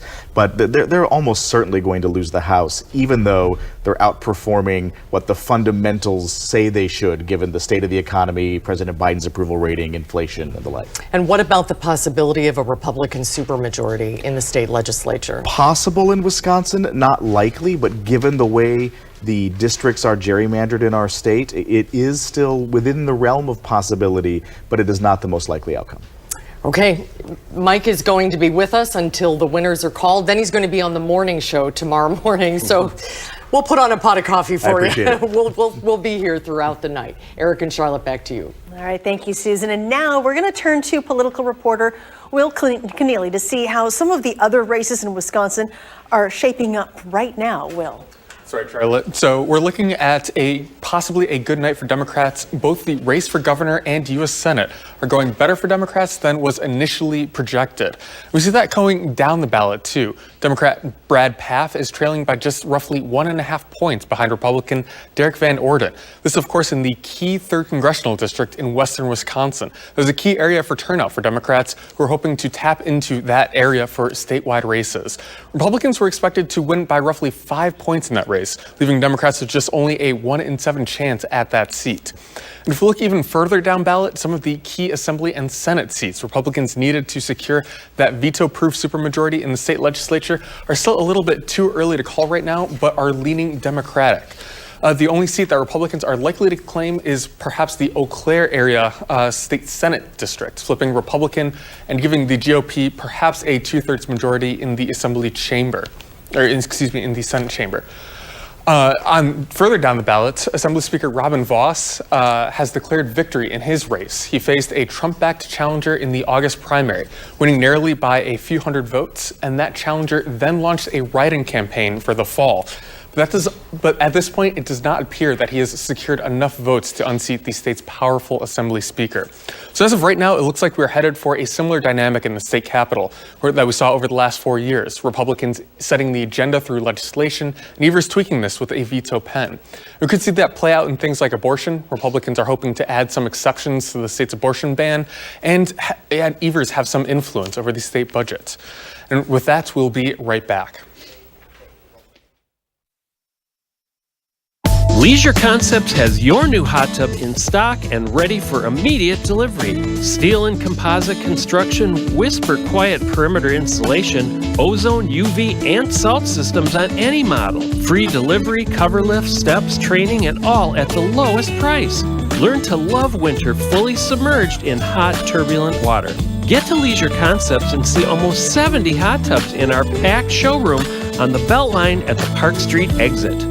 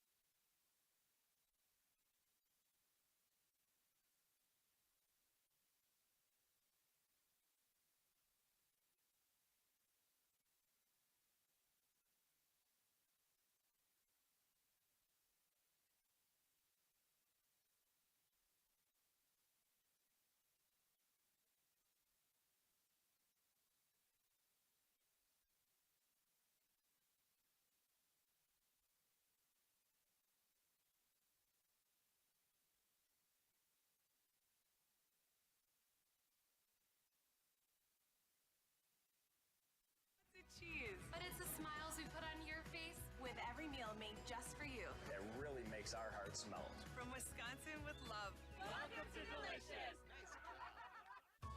If you're on Medicare and Medicaid, it pays to pick a plan with the benefits you want. With the iCare Medicare plan, members receive a spending account card that gives them $150 total per month to spend on food, OTC items, utilities, or even rent. Members also have a $0 copay for all covered Part D drugs and dental and vision coverage. Call to speak with a licensed sales agent who will help you find out if you're eligible. Rest easy. iCare is looking out for you and your health. He has his grandfather's smile. Her mother's eye.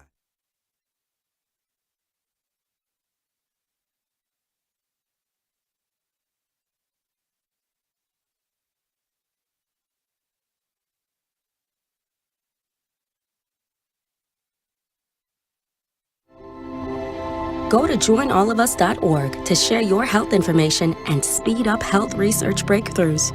The future of health.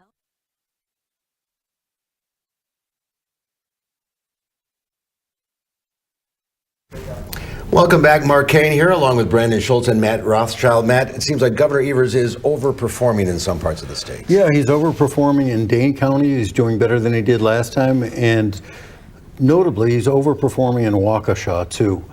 He's doing better than he did last time. Michaels is doing worse than Scott Walker did in the last heads-up race, so that's good news for the governor.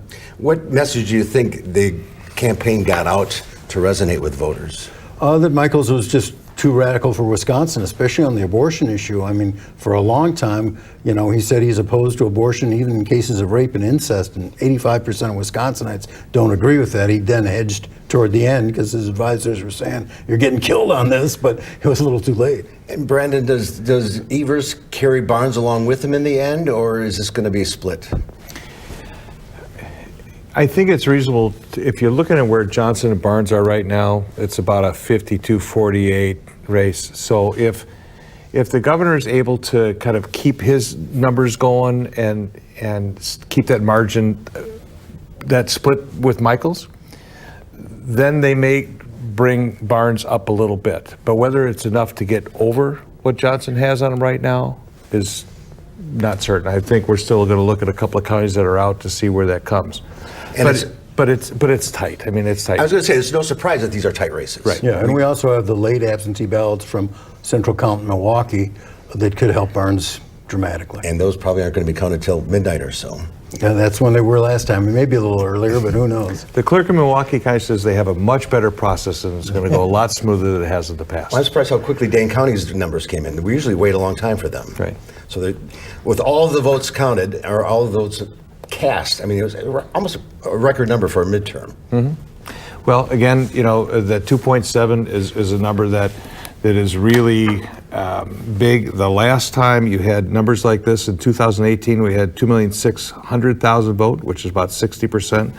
You have to go back to 2004 when we had 3 million cast, which is 73%.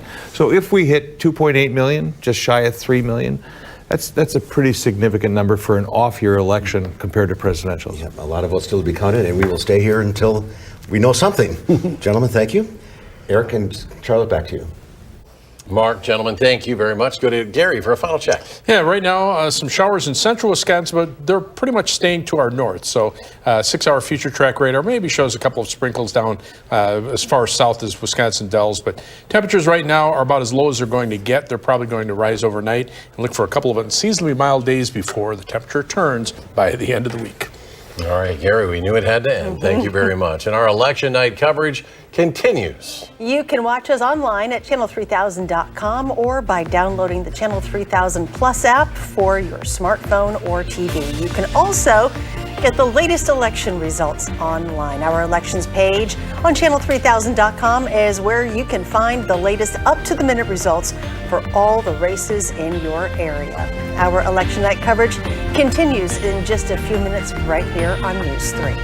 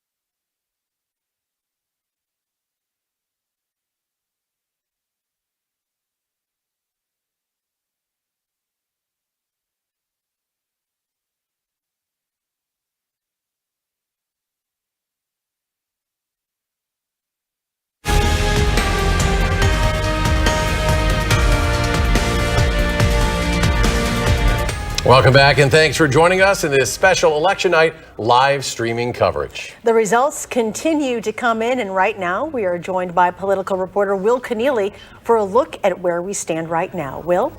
So the name of the game this election is that Democrats are just overperforming what we expected them to, where we expected them to be. So with about 73% in right now, we see Evers up a little bit more than 50% to Tim Michels 48%. Again, it was a very tight race, and if we're looking at some of the national trends, this was a race that was supposed to favor Republicans nationally. You know, the president's party in midterms generally loses ground.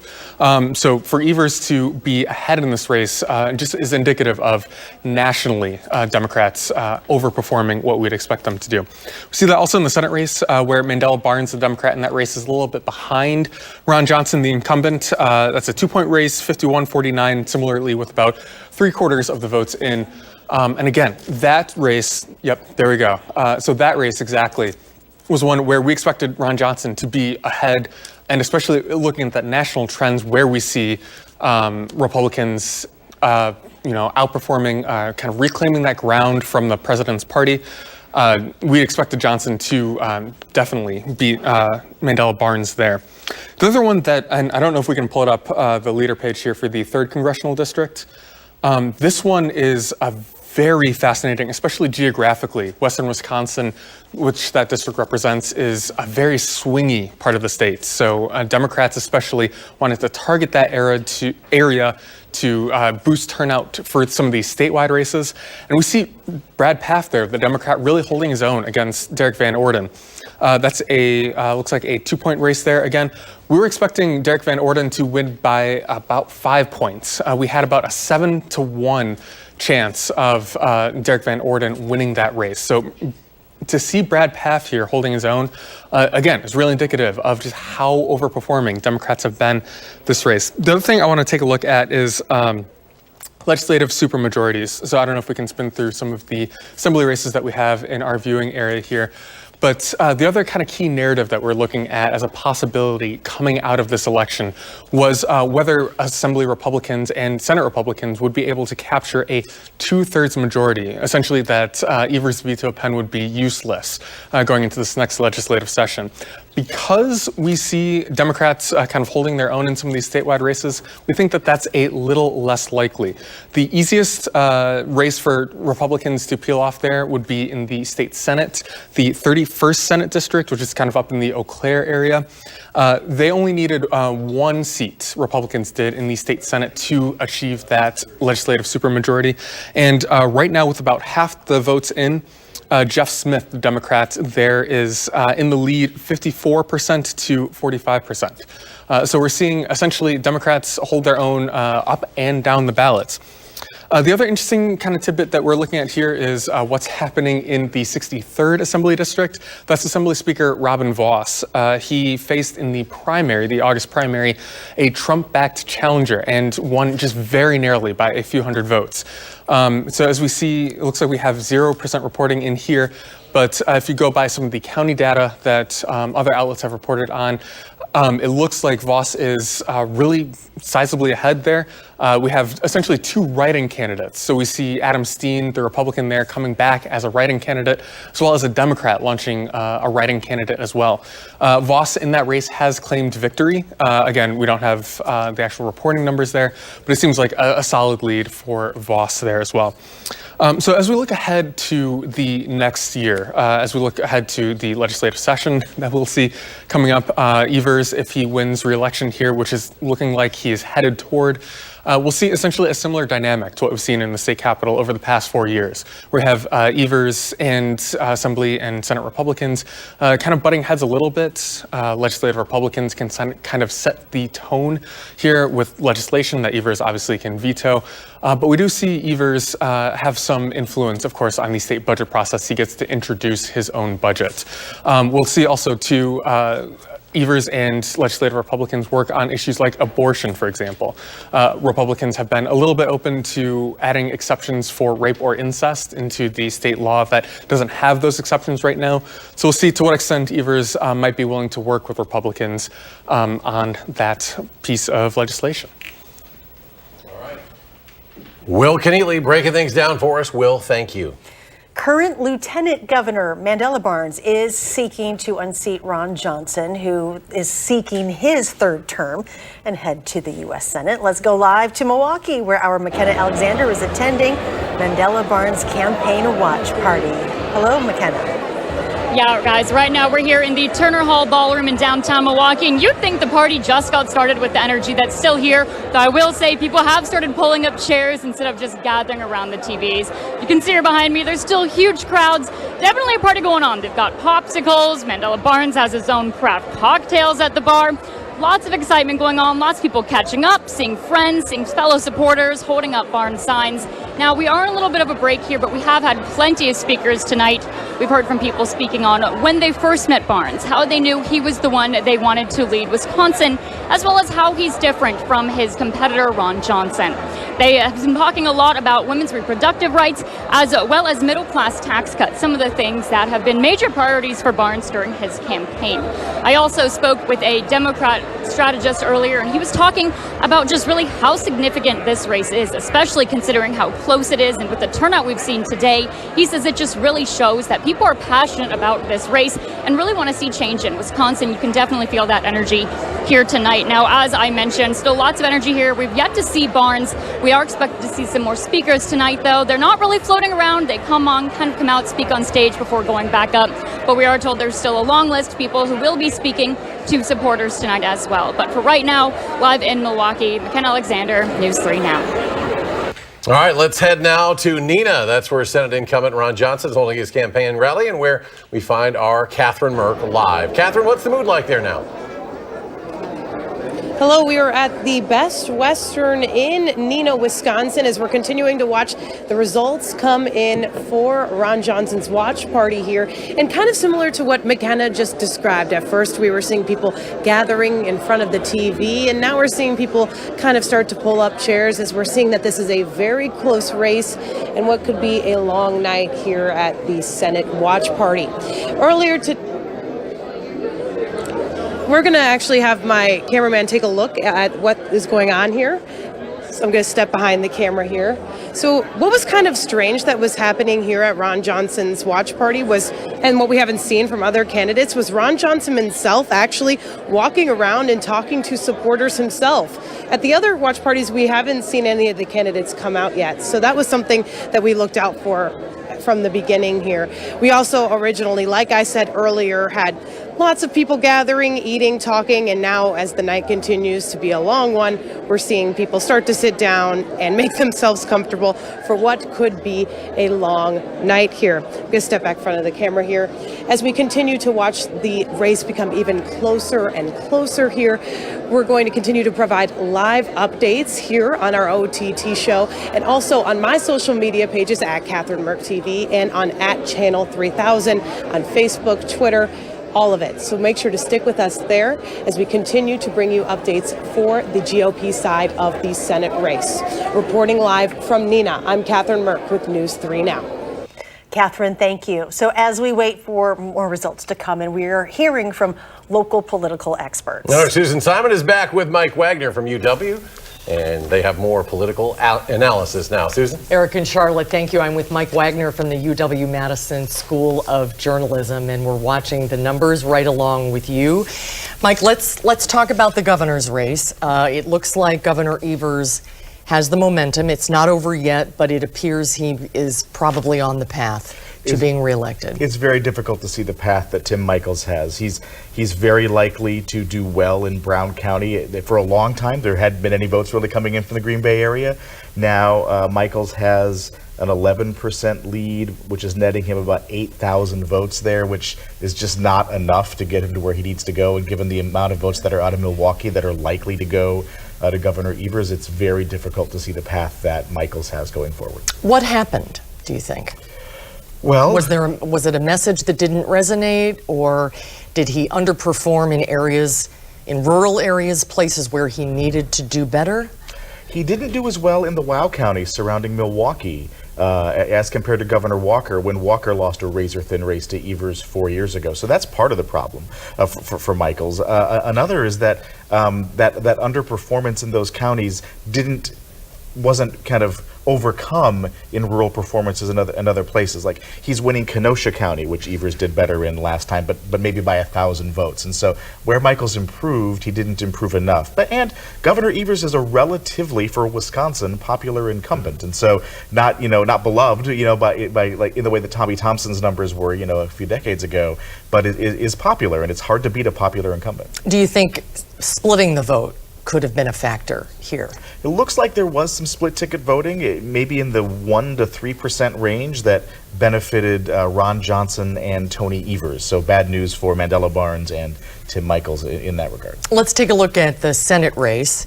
That is still very tight. Senator Johnson has the slight edge right now. What is 77% of precincts reporting?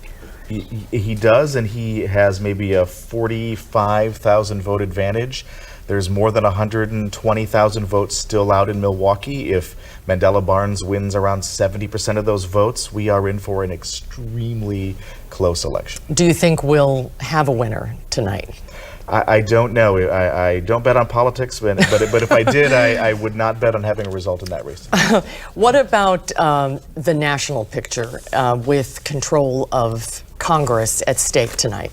It's a historic night. The Democrats are doing way better than Democrats tend to do in midterms when they have the White House, but they're going to lose the House of Representatives. They may hold on to the Senate. They may even maybe increase their advantage by 1 vote there, but they're going to lose the House of Representatives, which we would expect in a midterm. Have you been watching the other close races in Georgia and Pennsylvania? Pennsylvania, it looks like John Fetterman is going to pull it out, although it's still pretty close, but Philadelphia has a lot of votes to come in, which will be good for Fetterman. Georgia is very close, and so we may have to have a runoff. There may be another election in a month in that race. That's going to be very, very close. Well, back to Wisconsin for a second. We don't do any formal exit polling here in Wisconsin, so it's hard to determine what were the issues that really resonated with voters and prompted turnout. For Democrats, do you think the abortion issue galvanized people the way Democrats expected it to? I'm not sure if it did exactly what they expected, but it served them well. Mandela Barnes aired a lot of ads about the issue. Governor Evers talked about it a lot. This is normally an issue where Democrats had a majority of people who agree with them, but also don't talk about it in elections. They talked about it in this election. The policy that we've had from the Supreme Court's Roe versus Wade decision changed after 5 decades. This was a perfect storm for that particular issue to be an advantage for the Democrats. It appears to have been one so far tonight. It looks like historic turnout for a midterm. Was that the difference? I mean, it always seems like every election, it comes down to turnout. I think we should be skeptical of saying any one thing is the difference. Yeah. Turnout was really important. Youth turnout was important. Women registering to vote in higher numbers was important. The abortion issue was important. But so was crime. So was inflation. So was a lot of other things. And so many things happened. And on balance, in the Wisconsin statewide races, it benefited Governor Evers. And it is going to be very, very close in the Senate race.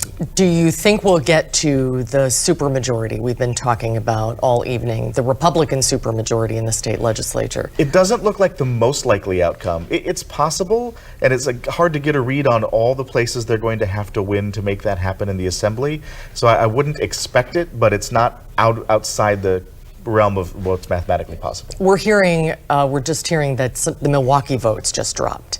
Now, what kind of a game changer could that potentially be in any of the races that are neck and neck? It could be a huge net for both Governor Evers and Lieutenant Governor Barnes. And if it isn't a 70% kind of performance or better, then that's very good news for Senator Johnson.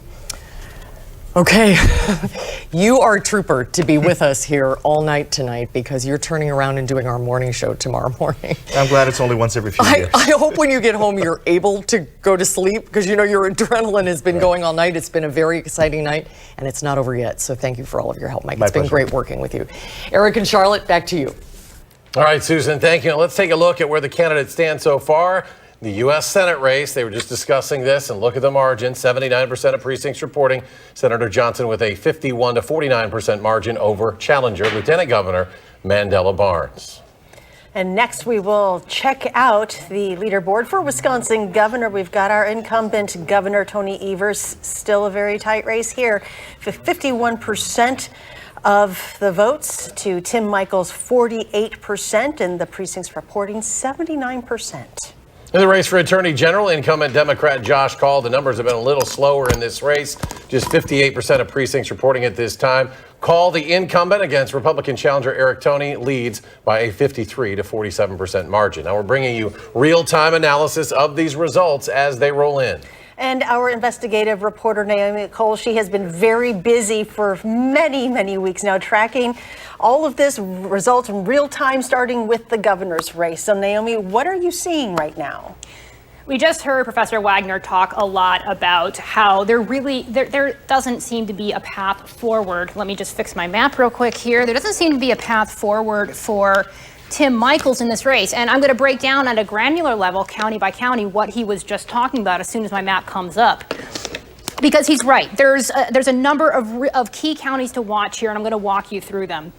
So I'm going to start with, again, I've been talking a lot about Waukesha and the other Milwaukee suburbs. Michels, again, he underperformed Walker here. Evers outperformed himself in 2018. But I'm going to actually, I want to show you one of the different, so the WOW counties are Waukesha, Washington, Ozaukee, right? So Ozaukee is turning out to be quite an interesting story here, because if you look at the results right now, with 78% reporting, 54% are breaking to Tim Michels. And the reason that is so important is because in 2018, 63% broke for Walker. That's a drop of almost 9 points and closing a gap in a Milwaukee suburb that what that's telling us is the trend of suburbs away from the Republican Party, away from Trump. Again, as Professor Wagner was just talking about, that trend seems to be continuing, particularly in Ozaukee County, which it's trending much more towards purple than we frankly would ever expect to see from one of the WOW counties. That's a pretty important indicator of where we're looking at. The other thing I wanted to look at is two of our college counties, right, where we have large bases of youth vote, and that is going to be Eau Claire and La Crosse. And the reason I want to look at these is looking at Evers outperforming himself once again. Looking at a granular level, I'm seeing some early reports that the youth turnout here on UW campuses is possibly way up. I don't have hard numbers on that, but I'm seeing anecdotally that might be the case. And frankly, that's bearing out potentially in the numbers, because right now, with 90% of the votes in, Evers is winning Eau Claire by 58%. Again, for context there, that's 3 more points than he won it by in 2018. And if we jump down to La Crosse, it's a very similar story. Evers is taking it by 58%. That's 2 points more than he took it, and that's with, again, more than 90% reporting. And he took it. Again, that story is continuing county by county, and the only source here is to build up margins across rural Wisconsin. I'm not seeing that happening. Again, we've talked about the margins are staying largely the same or decreasing slightly for Evers. So across the board, Eric, we were talking about this early, but across the board, the governor's race here, frankly, I expect a cut in at any moment or a break-in from the Michels campaign, because it's looking less and less possible. I'm seeing political reporters on Twitter with their sources telling them that political insiders don't see a future here. Mm-hmm. I guess what I would ask is what my phone blows up with when we get into this situation at this point on an election night and what's left out there. And I know Professor Wagner alluded to Brown County earlier. We were seeing kind of a slow trickle there. That might be a place where Michels could get some votes, but it just didn't seem like enough. And, in Milwaukee County as well, where there were still some votes out and they come in late, but that's generally going to go for Democrats. And it is looking like he's running out of space here to pick up enough votes to close this margin, which I always look at the margin here, which we're at 23-14, 37,000 votes separating them now. It's closed a little bit. It was kind of that 50,000 difference, but 82% of precincts reporting. It's always like what's left out there at this point in time. I'm glad you brought up Brown County, because we're finally quite late in the game, and the reason for that, again, they have central count facilities. It takes them longer sometimes to process the vote, but we are seeing some results trickle in there. With 60% reporting, Michels is taking it by 55%. Again, the story there is that's not enough. That's particularly if that doesn't include, and I can't tell on this map if that includes the city of Green Bay or not. If that doesn't, then we potentially see that margin close in. That's not enough of a pool to, again, counteract what we're seeing across the rest of the state. You mentioned Milwaukee as well. Now, I was just on Twitter. I saw a feed from a different political reporter showing that they're taking right now the absentee ballot count has finished in the city of Milwaukee. Those results yet are not part of the maps we're seeing here. The reason for that is they're making their way to, the county facility. So right now, as mentioned, we're seeing Ron Johnson still ahead. He's ahead by roughly, he's at 51%, 0.5. Barnes is 48.5. Now, here's what's important here. The count I just saw from City of Milwaukee officials is that Barnes is about to pick up a net gain of more than 45,000 votes in the city of Milwaukee. Why is that important? Because that's roughly just under the difference that's separating them right now. I don't know when we're gonna sleep tonight, Eric, because that race is about to get extremely close when those results come in. I mean, this Senate race is turning out to be far closer than the governor's race. Ron Johnson is outperforming Michaels by 2 to 3 points in a lot of the counties I'm seeing. Yeah, that has been interesting. Something that's really been from the get-go tonight. I wonder how absentee ballots and how absentee voting, how those numbers maybe have changed since 2020. When we were in the middle of a pandemic. We kind of assumed in 2020 that almost all those votes were Democratic absentee votes because of the pandemic and the structure of it and the way people were voting. And I don't know. I mean, I assume it'll stay that way, but it'll be interesting. But you just had the numbers in Milwaukee County. If the Milwaukee numbers are any indication, they just broke. Ron Johnson picked up roughly between 7,000 and 8,000 votes, and Barnes picked up more than 50,000 with that net gain of 45,000. So heavily breaking for Democrats. We're seeing fewer absentee ballots than we saw in 2020, but they're still breaking for Democrats. How about Sauk County? You and I had talked about this as kind of a harbinger of how, and as Sauk County goes, so goes the nation, the old thing they say. I'm interested to see how that difference is between how Senator Johnson did in Sauk County versus how Tim Michels did, because that might really paint a picture. If there are voters in this state that truly kind of they're not in line with any particular voting pattern, it would seem it's Sauk County. I'm just intrigued to hear how those two might compare, how Senator Johnson did in Sauk County versus Tim Michels. I am glad you asked that question because Sauk County is telling quite the story right now. Right now, there is roughly 80% of the votes in. Right now, we're on the governor's map, as you can see. Now, again, Sauk County, the reason why we're watching it is because over the last decade, it basically always picks the winner. So if that's a harbinger right now, Evers is ahead by 52%. We kind of expected that. We even talked about the governor's race, but let's look at it for Senate. It's telling a much different story for Senate. In fact, right now with 80% in, and this is extremely tight, the difference is only 50 votes. 12,455. Barnes is ahead by 0.2%, but that 0.2% equals 50 votes. So quite frankly, I'm not ready to call that right now. It is leaning towards Barnes, or excuse me, towards Ron Johnson. But in terms of whether this county is going to pick the two winners tonight, or the two big statewide winners, I can't make any calls on 50 votes, Eric. No, but that is really a good look at maybe how this will end up when you think about it. We're clearly heading with those numbers out of Milwaukee County for a very close Senate race. It just feels like that's gonna be the story.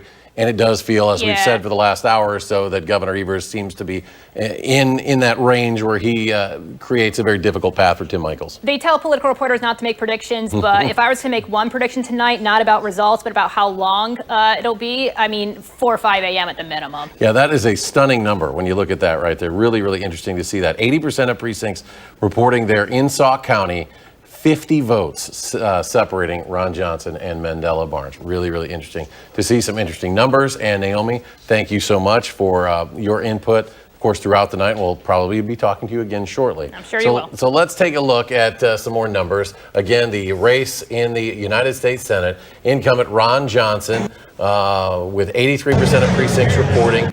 Charlotte just had the numbers for me. Was it 65,000 something? Oh, yeah. Was the difference in there? 65.8 now. Yeah, the 2 percentage points doesn't always tell the picture. It's like, okay, what's left out there? What's that margin? 65.8 is the difference right there. So that's what we're looking at in the Senate race. All right, and then we're going to look at our next race for District 2. We have Derek Van Orden leading Brad Pfaff, 51% to 49%. only 67% of precincts reporting right now. Yeah, and a couple other races that we've been watching, statewide races. Doug LaFollette, a longtime incumbent Secretary of State in Wisconsin, with 62% of precincts reporting with a 50-46 lead over Republican challenger Amy Loudenbeck. Again, there we're looking at 67,000 votes separating those two, but still quite a ways to go in that one.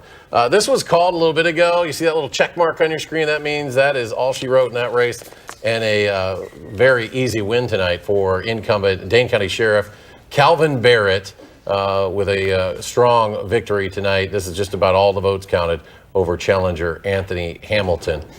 Moving on to other races that we're looking at throughout the evening. Let's see what's next. By the way, that Barrett race, you know, he was appointed, so that's his first time elected. Got a little contentious in there. We had a few stories on that. They got a little nasty at one point. Now let's take a look at the race for Wisconsin Attorney General. We have the incumbent Josh Kaul seeking to keep his position, 52% over Eric Toney's 48%, with 63% of the precincts reporting there.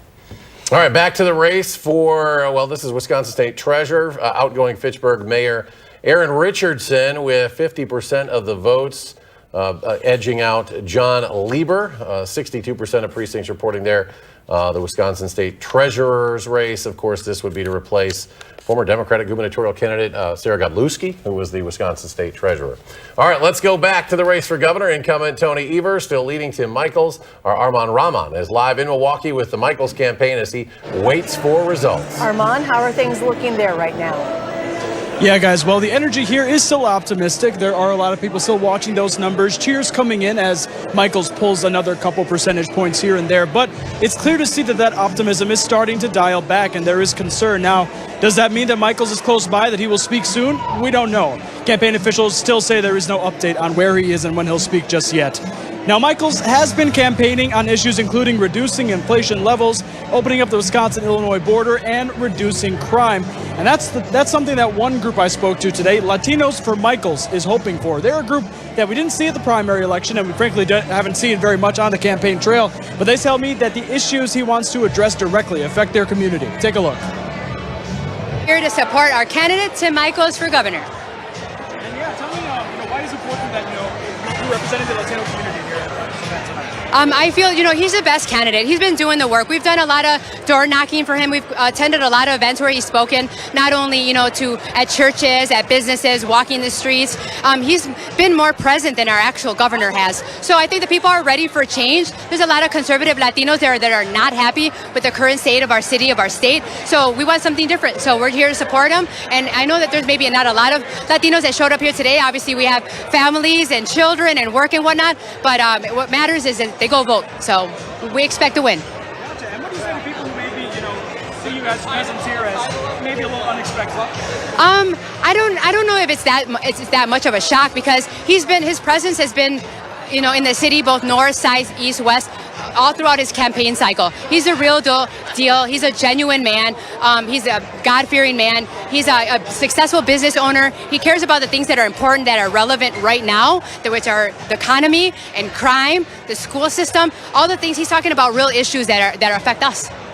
And yeah, that's another question maybe you could answer. Tell me, what are you hoping that, Michels can really do, to help the Latino community here in Milwaukee and across the state as well? Yes. So I was canvassing in the inner city of Milwaukee, and a lot of times the question or the one concern that they would have was crime.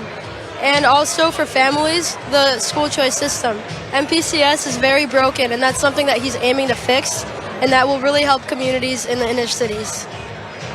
Yeah, we're doing the work, her and I and many others volunteer our time because we believe in him. Again, we speak for a lot of the people in the community, in the city, and we're just ready for change. We want to support somebody who's going to provide real answers, who's got that fire, that believes in us, that cares about us, and wants to invest in Wisconsin.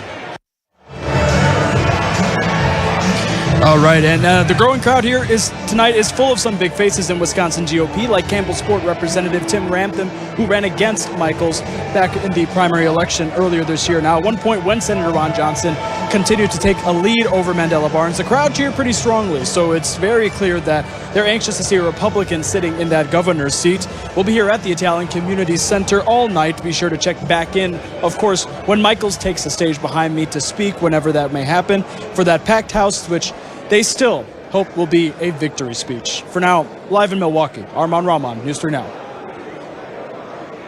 Armand, thank you. And we are also checking in on Governor Tony Evers' watch party as you see those latest numbers right there. Tahlil Mohideen is at the Orpheum Theater here in Madison, where supporters hope to hear a victory speech sometime tonight or maybe in the early hours of the morning. Tahlil? While the race hasn't been called yet, the people here in this room at the Orpheum Theater in downtown Madison are feeling pretty good about the direction the night has been going. Now, they've been dancing to the music that's been playing since the polls closed at 8 p.m. They're taking pictures and watching videos of the governor from his campaign. And most importantly, they're paying attention to the screen. And so far, they like what they're seeing. To make their enthusiasm clear as the night progressed, we've heard quite a few cheers from this crowd as Tony Evers has maintained the lead in the tight race for governor, something he's no stranger to. Now, I spoke with a few of those supporters, and they tell me they're turning to Evers because of his record in office, his focus on education, and his stance on abortion. They say he's a down-to-earth guy they definitely want to see spend another 4 years in the state's highest office, and they're willing to wait as the results continue to come in to see that happen. Now, Evers himself has not made an appearance yet today, but the stage is certainly set for his arrival with his supporters here at the Orpheum Theater. Now, this is the same stage he stepped onto in 2018 when he first stepped into his role as governor, a success in another tight close race that he's hoping to repeat yet again this year. And earlier I did speak with his leaders in the Evers campaign, and they say they were feeling pretty good pretty earlier in the day, pretty much because of that high voter turnout. They say they've done everything they can, and right now it's just a matter of waiting to see how their efforts will pay off, and they're willing to wait to see that happen. They could be here, all night, but they say they're going to be patient and wait for all those votes to be counted. But for now, reporting live at the Orpheum Theater, Tahlil Mohideen, News 3 Now. Tahlil, thank you. And we have some traditions here in the newsroom on election night. We have M&Ms. And we have Brandon Schultz and Matt Rothschild, and they are standing by. They're waving at us from the other studio, and Mark Kane has the very latest with Brandon and Matt. Thank you, gentlemen, for joining us tonight. We're going to get Brandon's microphone on. He wasn't quite ready. He's waving so violently that his microphone fell off. So we'll start with you, Brandon. These races are tight. I mean, we knew they were going to be tight, but this is pretty tight. Yeah, certainly the Senate race is tight and getting tighter, I think. The governor is in pretty good position right now, though. I think it looks pretty good for Governor Evers now. There's going to be more absentee ballots coming in from Milwaukee, which are going to be predominantly disproportionately Democratic. So, my hat's off to the governor for running such a good race, for stressing, voting rights, abortion rights, public schools, democracy issues. And I think him just being a nice person, I remember Mark Pocan saying he's the nicest person in politics he's met in 30 years. And it helped him last time to beat Scott Walker. It appears to be helping him this time to beat Tim Michaels. So 25,000 votes between the difference between the two candidates, Brandon. That's about typical for these races in Wisconsin now. I think when you have a state like Wisconsin, that's a red and blue state, there just isn't much in the middle. The independents make up their minds shortly after the primary. There really was nobody left to swing this race one way or another, and we're not going to see that for a while. It's all about the campaign's ability to turn out their vote. And if they've identified a term, and if the governor's going to win this re-election, they clearly push their folks out the door. But then you have this odd fall-off that if Barnes doesn't come through and win, you're going to have this election that has a Republican U.S. Senate, a Democrat governor, an attorney general, Democrat. You maybe have a new congressman in the 3rd district. So Wisconsin is going to fly off the radar from the national perspective of a red wave. Everybody goes red, everybody goes blue. we're going to see a lot of split ticket here if this continues tonight the way we've seen it. And let's look at the Assembly and Senate supermajority possibilities. Where are we at with that? Well, right now the expectation is that Republicans will have those 22. They keep the seat in Appleton. They win the Democrat seat up in Ashland.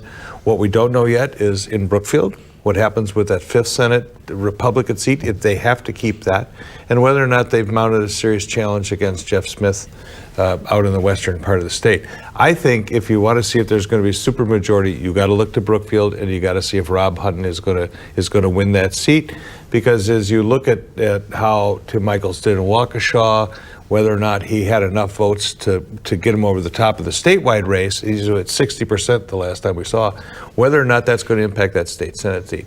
As far as the Assembly side, it's a little harder in the Assembly. It's 5 seats they have to? Well, they have to keep 4 of their seats that were Republican open seats, which they should. From there, there's 2-3 seats that they could pick up, and I think the Republicans probably needed a bigger wave, not a lap pool wave, but more of a tsunami to pick those remaining seats to get to 66.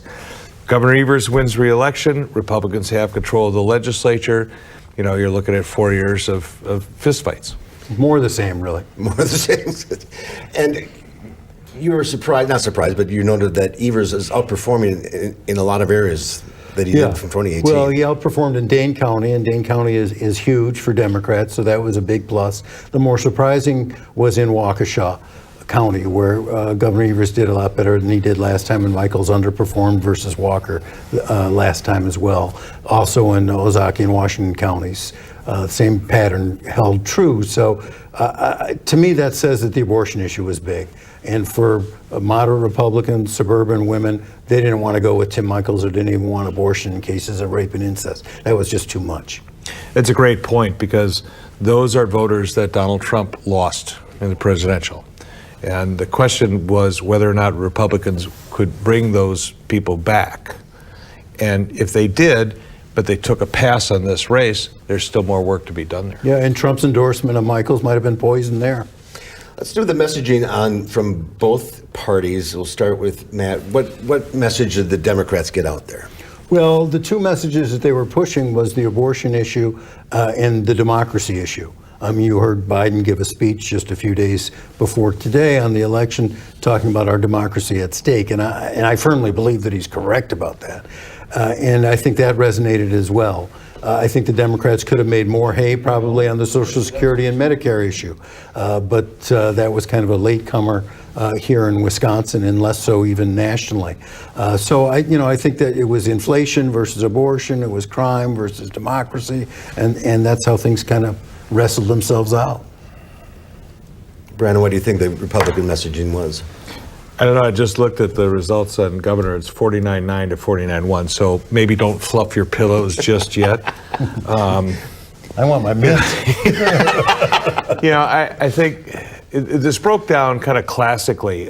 Republicans talk about inflation. They talk about crime. Democrats are talking about abortion and some education. So they took those issues. They said, we're going to take this and we're going to drive our base. Republicans said, we're going to take crime. We're going to take inflation. We're going to push our base. We can look at Wisconsin to see who's successful at doing that and whether some campaigns might have been deficient in their ability to push those messages if they got distracted and went more into the attack rather than pushing their base.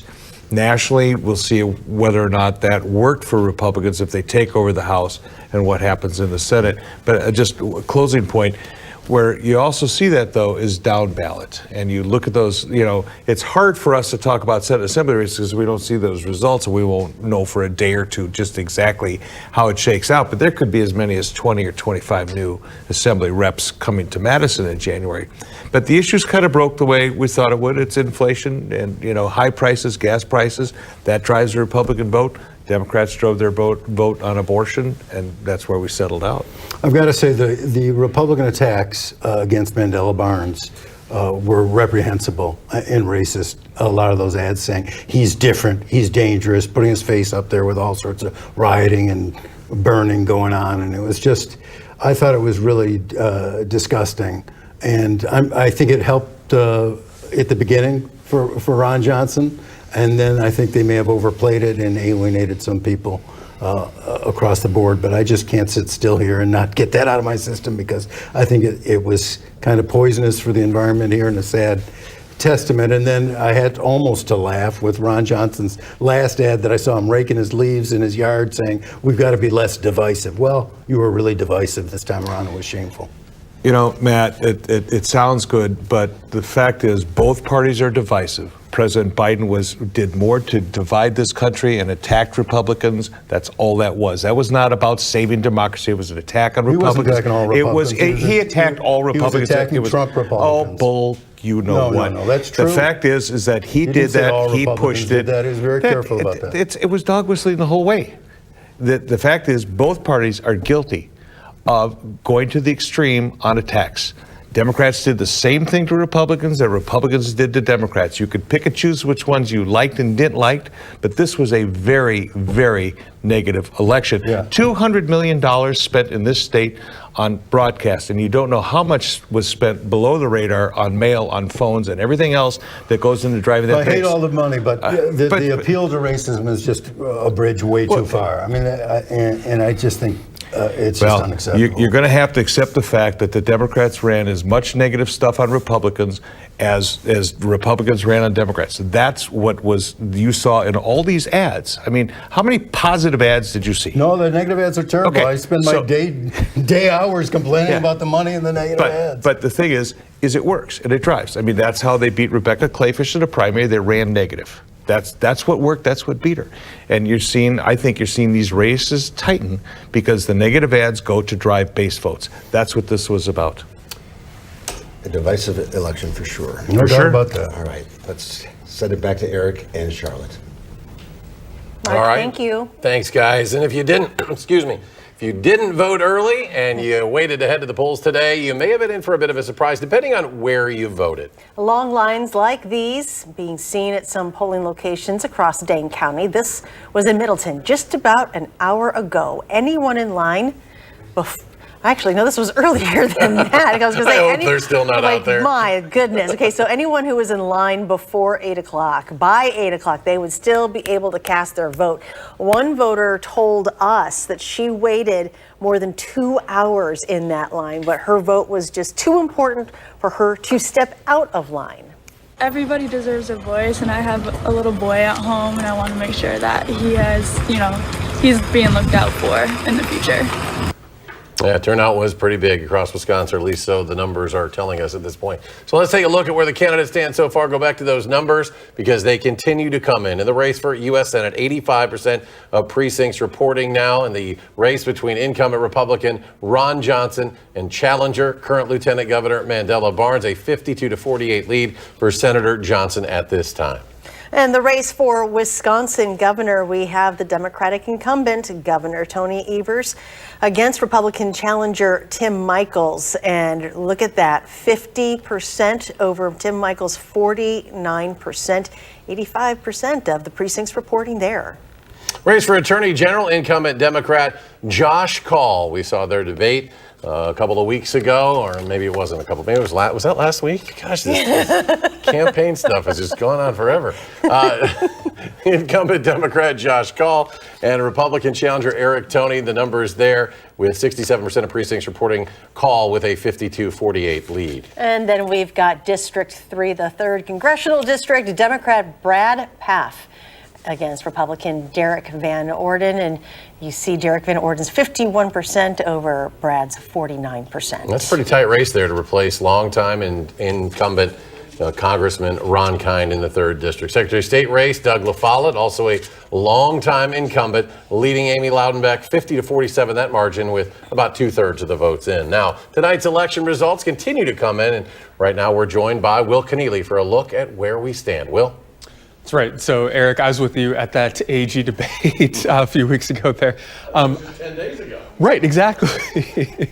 So I want to go back to the AG race. So if we look at that, again, like very close, within a couple of points here between incumbent Josh Kaul and challenger Eric Toney.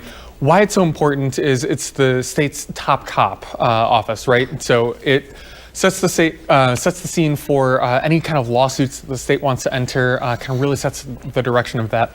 why this is going to be so important, and for Josh Kaul specifically, why it would be so important for Democrats to retain that office is because Josh Kaul right now is in the midst of a lawsuit seeking to strike down the state's 1849 abortion ban. Essentially saying that there have been laws passed in the interim that supersede that, what he would call an antiquated law. So if Josh Kaul wins re-election here, that means that he would get to continue his lawsuit into the next 4 years here. And it would get, of course, bumped up to presumably the state Supreme Court, which is very, very swingy, and then also, too, puts into play the state Supreme Court race that we will see next spring. I also want to go briefly to the Secretary of State office. Again, that is another race where Democrats are outperforming what you would expect of them. Doug LaFollette's a long time and, a Wisconsin LaFollette, distant relative of Fighting Bob there, leading Amy Loudenbeck, who's been a kind of vocal state rep from the Rock County area, used to be on the state's powerful Joint Finance Committee. So to see Doug LaFollette there, in the lead, and if he ends up winning this election, would kind of mark a stark distinction between him and Loudenbeck here on just the direction of the Secretary of State office. A lot of other states, the Secretary of State oversees state elections. In Wisconsin, that's not the case. We have a bipartisan Wisconsin Elections Commission appointed by 3 members from both parties, essentially. So to see Doug LaFollette kind of continue to hold that essentially like a keeper of the state seal, just kind of like a stakeholder, custodial position here with the Secretary of State. That will kind of maintain the status quo for that office, and will not see a Republican, for example, Amy Loudenbeck, have any kind of influence, likely, if these results hold here, over seeing the administration of the state's elections. So I also kind of want to broaden this out to, of course, the gubernatorial race and the Senate race. We've seen just across the board, Democrats outperform what we expected of them going into this election. We obviously knew that the governor's race would be incredibly close. The U.S. Senate race had a little bit of a favor for Ron Johnson there, the incumbent. And we've seen, Mandela Barnes here really hold his own against Ron Johnson. And then Evers, of course, winning right now the gubernatorial race against Tim Michels. Interesting dynamic, too, that we've seen with kind of that split ticket. If we end up seeing Evers and Ron Johnson emerge victorious from this election here, where we kind of thought going into it, if we were looking at a midterm election this year with Republicans winning up and down the ticket across the country, that we might see a person like Ron Johnson, who's favored a little bit more than Michels in the polls here, maybe be able to kind of pull Michels along with some coattails. And right now, we're not necessarily seeing that with some of the split ticket voting here. Also, kind of want to run through quickly the 3rd Congressional District here. Again, another example of Democrats really outperforming what we were expecting going into this election. Republicans were favored by 5 points in that key race here. Geographically, Western Wisconsin is very, very swingy. So to see Brad Pfaff really hold his own against Derek Van Orden there really is indicative of Democrats having a good year this year. So when we look down ballot, though, to state assembly races, we're also looking at the possibility of a legislative supermajority. So in the state assembly, Republicans needed 5 more seats. In the state Senate, they needed 1 more seat to claim that supermajority. We're seeing that be less likely here. A couple of key assembly races are not quite yet close enough to call, but they're leaning towards Democrats right now. And then the one kind of key flippable Senate race for Republicans there, excuse me, up in the Eau Claire area, that looks like it will be perhaps retained by Democrats.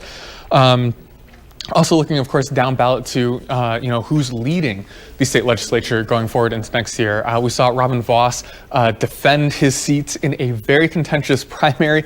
He won his seat by just a couple hundred votes to a challenger, Adam Steen, who's backed by former President Donald Trump. Speaking to a lot of political insiders in Wisconsin, they don't remember the last time that a former president weighed in on an assembly race like that. We saw Adam Steen then come back as a write-in campaign, but it looks like Vos has successfully held him off there. which means that we'll see largely the same dynamic that we've seen in the past 4 years, where we have Evers working with Republicans, Republicans obviously setting the tone with a lot of legislation that they're putting forward. Evers getting to kind of tweak the legislation with his veto pen. The one thing that I look out for this next legislative term is what we'll see on the issue of abortion. For example, Republicans want to add in certain exceptions to the state's abortion ban for rape or incest that don't exist right now. Evers has been a little wary. He wants to see the state's abortion ban eliminated entirely. So we'll see to what extent they'll be able to negotiate the issue of abortion going forward. And so again, why the issue of abortion is important, as we see Josh Kaul continuing to press forward with a lawsuit here on the issue of abortion. I'll send it back to you guys, Erica and Charlotte. All right. That's Will Keneally joining us now. Will, thank you very much. Once again, we want to take a look at the numbers in the races for across the state tonight and see where we're at as we continue our election coverage. And this one is We're actually going to do the many of you in Dane referendum. County saw. Yep, today. we have Dane County voters were asked to make some few referendum decisions this election, and we're first one here asking about expunging marijuana convictions, and this one pretty much sailed through 82% over 18%. And Dane County referendum also asking about the legalization of marijuana. Many of you seeing this on your ballot. Similar result, pretty much, almost by the exact same margin, 82 to 18%. And Dane County referendum also about appealing the abortion ban, again on ballots here in Dane County. These are with 99% of precincts reporting as well, with numbers reporting on that's the legalization of marijuana numbers. I don't know if we're going to have that abortion ban. The appeal of the abortion ban. We don't have that number, so maybe we'll have that a little bit later. All right, so with we're going to go to Mark Kane. Mark Kane, are you ready for us? Ready or not? We're still here. Thanks, guys. 85% of the vote in for governor. It is a 20,000 vote difference. Brandon had enough votes out there to make up the difference. I don't know that there are, especially out of the two areas that you would look for those votes, maybe three. You look at the WOW counties of Waukesha, Ozaukee, and Washington. Tim Michels is at 59%. He would have to grow some votes out of the WOW counties. You look at the BWO, Brown, Winnebago, and Outagamie, and whether or not there's enough votes to do that. Now, he's 21,000 down, which, you know, ironically is kind of where President Biden ended up. And, you know, there are areas in Racine and Kenosha that they picked up. I don't know that there's much more coming out of the 3rd district or up north. And even though there are still some votes coming, whether or not that's enough to hard stop Governor Evers and bring Michels up to there. You know, you're sitting here a half an hour out of, you know, what they're going to start to call some of these races. So if they're going to come home, they're going to have to come home soon. And of course, we've got 29% of Milwaukee County that hasn't reported yet, and it's disproportionately Democratic, 66-33, 2/3 Democratic. So, you know, that's a lot more votes coming to the Democratic side that aren't in yet. And a lot of the counties up north have not reported a lot of votes, but there aren't a lot of votes in those counties to begin with. That's why I was saying, I mean, you know, if Tim Michels is winning Forest County 63-35, 62% reporting. Okay. How many votes is that? Yeah, it's a couple of thousand. So you would have to piece together 10 or 15 or 20 counties up north to be able to kind of do that. And again, that's assuming that there's a hard stop on the Evers numbers. As Matt said, you know, Governor Evers is going to pull some more numbers out of Milwaukee. Well, right. So it's not going to be one of these where it goes like this. It's going to kind of just keep going like this. Again, you know, maybe there's some numbers out there, but I think as the night goes on, it's going to be tougher. Same with the Senate race? Well, the Senate race, it depends how much of Milwaukee comes through in this 29% that's left to be counted and whether Mandela Barnes gets enough lift there. It may not be quite enough, but it's going to be close. Let's Monday morning quarterback this. Let's say... It's going to be Wednesday morning quarterback. Let's Wednesday morning quarterback. Let's say Michels is not successful. What would you look back and say you should have done this? I think they probably would look at some of the messaging that they did and whether or not they went after Governor Evers on enough of an attack. Because the Evers campaign attacked Michaels, and you know, that was part of their messaging. They went after his credibility as an outsider because they talked so much about there's a path for an outsider to come into government. So they went after his credibility. Now, whether Michaels did enough to go after Evers and his credibility, his job performance, some of the things that he talked about, whether the governor did or not, whether or not they got that far. The other question is, you know, where they underperformed in some of the wild counties and other places, what caused that? I mean, did people stay home? We talked about this before. Did they kind of vote for some people but didn't vote for the other one? That's a possibility. I don't think they switched tickets on them. But I think, you know, you've got to look at those Republican strongholds and whether or not the votes are there to compete with Milwaukee and Dane. This goes back to the presidential and probably one cycle before when the votes in Dane County and Milwaukee started to elevate, I mean, in big numbers. And the growth wasn't there in the wild counties, in Waukesha, Ozaukee, and Washington, as well as Brown County and the Valley. So, you know, while Republicans have a command on the northern part of the state and to some extent on the western side where they're starting to grow, the question is, are they going to have enough votes out of those wild counties? Can they make it up out of the Racine and Kenosha's and some of the other places that that they did pick up votes? And what did Governor Evers do right? Let's say he wins this race. Well, I mean, if he does sustain his lead, and I think he's going to expand it, I think he can take credit for, number one, being a decent guy and being kind of Wisconsin nice. He also played hardball, though, on the other side of it, and painted Michaels as extreme, which Michaels is on the abortion issue, on gay rights, and on public school stuff. And I think those things, they hit home, especially the abortion issue. I think that is the issue that really helped Evers here. Maybe among women, and maybe the campus vote too, which we haven't talked about. That might have been big. I haven't seen the data. I had some anecdotal evidence about it, but it'd be interesting to see if the campus vote was big too and the youth vote. One of the other things that happened is we've seen over the course of from the primary to the general, you looked at some of the data that came out of Marquette University Law School poll, and that was voter intensity. And for a while, Republicans and Democrats were about the same. At post-primary, things started happening. Republican intensity to vote became higher. They had a 6, 7, 8 point lead. But as we got into the last couple of weeks of the election, you look at the last poll, and you saw that both parties kind of evened out in terms of their voter intensity, that intent to vote and go vote. That's a critical number, especially in a state where it's just a 50-50 state. You can't afford to not have somebody show up. Democrats elevated that number a little bit. Republicans stayed where they were. They didn't lose anything. But that was probably that, you know, canary in the cave that kind of said, maybe it's not such a wave in Wisconsin. That could be the number that said things were moving to be a, you know, a toss-up state. And we're keeping an eye on those numbers, and Milwaukee County especially. All right, back to you guys. Mark, gentlemen, thank you. Let's take a look at where the candidates stand so far. The race for United States Senate.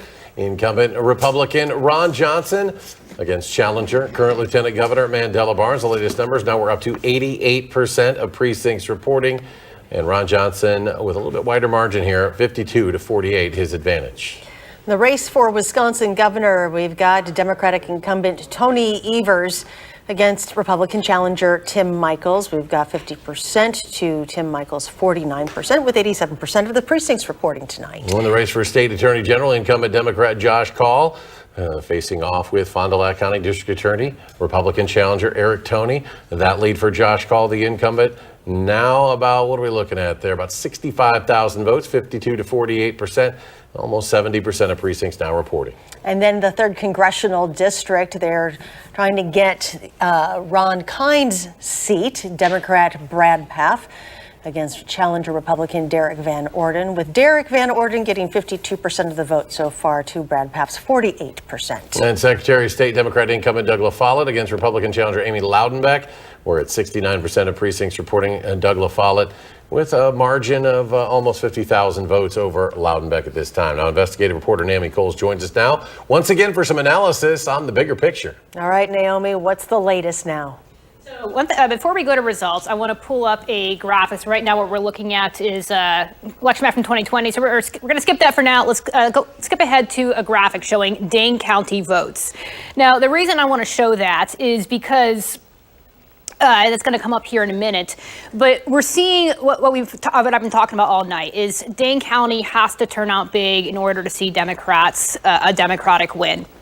I don't see that graphic. Oh, there we go. So right now tonight, we know that there's at least 232,000 votes in for Democrats for Evers specifically. Now that lead is going to grow a bit. We're still missing several wards throughout Dane County, particularly in the town of Middleton, where we know there is extremely long lines that is going to delay some of the count there. But the reason why that is important is if you look at the rest of the numbers on your screen right now. So the first thing that I'd say here is midterm results are traditionally below presidential levels.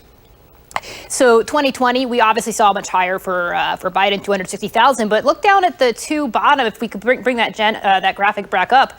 If you look down at the bottom of that, 2016 and 2012, we could bring that graphic back up again. Oh, there we go. So these are the last two the presidential elections: 218,000 for Clinton and 216,000 for Obama. Those are presidential elections when turnout is much higher. Now, if you go back up to tonight, this is massive in a midterm election for Democrats, 232,000. And that's where we talk about Democrats have this giant blue machine in Dane County where every cycle, because of the growth in Dane County, because our population growth, we are the fastest growing county in Wisconsin. There's a couple others, but we're by far the fastest. A lot of other counties are, in fact, declining population. I'm going to move over so you can see those numbers again. This is why we're seeing results like we suspect we're seeing tonight in Democrat wins or potential Democrat wins, is because they can keep ramping up the votes here to counterbalance the rest of the state. We're going to switch now to look at get some more of those results in. This is the 2022. Again, this is the current governor results map. We're getting close in some areas. One of the things that I'm waiting to hear from right now is Milwaukee. Right now, Milwaukee is at 70%, showing 70% still of the votes. And what we're missing from that right now is the absentee ballots. Absentee ballots that we know, because I've seen the city numbers, are going to break heavily for Democrats. I've seen from political reporters who are at the watch parties right now, they're also waiting, candidates are waiting to see those numbers. And the reason for that is, again, at this point, every political analyst I've seen, and just from the counties I'm seeing, it's hard to see where Michaels could pull out a win here. But the big question remains for the pop over to the Senate result race. At this point right now, we're looking at, it's still, Ron Johnson still has a lead. He's looking at almost 52% down there. This is where, if Mandela Barnes can pick up and close that gap at all, this is where he would do it. I'm not saying he can't. It doesn't look that like he's going to be able to offset margins in other words, because again, the story of tonight is Ron Johnson moderately outperforming Tim Michaels in counties like this. Once the absentee ballot vote drops, though, we are going to see a bit of a Barnes jump in Milwaukee County. That's when that's when potentially we might start hearing from both races. Again, we haven't heard from main candidates tonight. We're waiting for, break-ins to hear from Evers, to hear from Michaels potentially, to hear from Ron Johnson, to hear from Barnes. No one's talking, and we suspect a lot of them could be waiting for that Milwaukee number.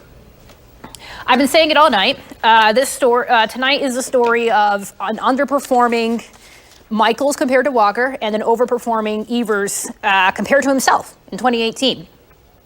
The other thing I'd bring up, and Eric, I want to bring you in for this, because I'm seeing the Republican analyst that you talked to, Joe Handrick, for a piece that we covered about a week ago, is in terms of the supermajority. And Joe Handrick, the guy you talked to, is now projecting that the Assembly picks up 3 seats instead of 5. Tell me what that means. So they're a little bit closer. They were they needed 5, right? So they're going to have a supermajority, it sounds like, in the Senate. They will not have that in the Assembly. So it does give, let's say Tony Evers wins this race, he still will have some power with the veto pen. But if the Senate has that supermajority, it still creates some issues for him with regards to, Senate appointments and stuff like that. And Democrats will look then to the Supreme Court race, Pat Roggensath's seat in April, to see if they can change some things in terms of districting. But That remains to be seen. And that's a really important thing we're going to want to look at when all this is said and done in terms of what its impact is on the legislature. Naomi, thank you. We need to go to Milwaukee now, where McKenna Alexander is live at the Mandela Barnes watch party. There may be something happening there. McKenna? Yeah, good evening, you guys. Like Naomi mentioned, a lot of candidates still kind of waiting. Haven't really heard from them yet, possibly waiting on those votes. Now, I mentioned earlier we haven't seen any signs of Barnes. We do see him kind of lurking a little bit in the hallways. He hasn't entered yet. He just seems to be talking with supporters. So as we wait to possibly hear from him, I did speak with Representative Francesca Hong earlier to ask what the significance of this election means to her. It's been made clear by the early vote numbers, the historic numbers that we're seeing from Latino voters, API voters, and young voters, that they want their voices to be heard, and they want to make sure that our representation is reflective of our experiences and moves Wisconsin forward. Now, I know Dane County has seen insane record turnout. What are your thoughts on that, with local voters being so willing to go out to the polls and waiting in line for so long? I think voters know that this is one of the most consequential elections of our lifetime, and they showed up. What does a Barnes win tonight mean to you? I'm still waiting to see some more numbers, but I will say that I have firmly supported the Lieutenant Governor because I know that he is someone who is going to bring more opportunity for this state for more people. How do you think during this campaign Barnes separated himself from Johnson as a candidate?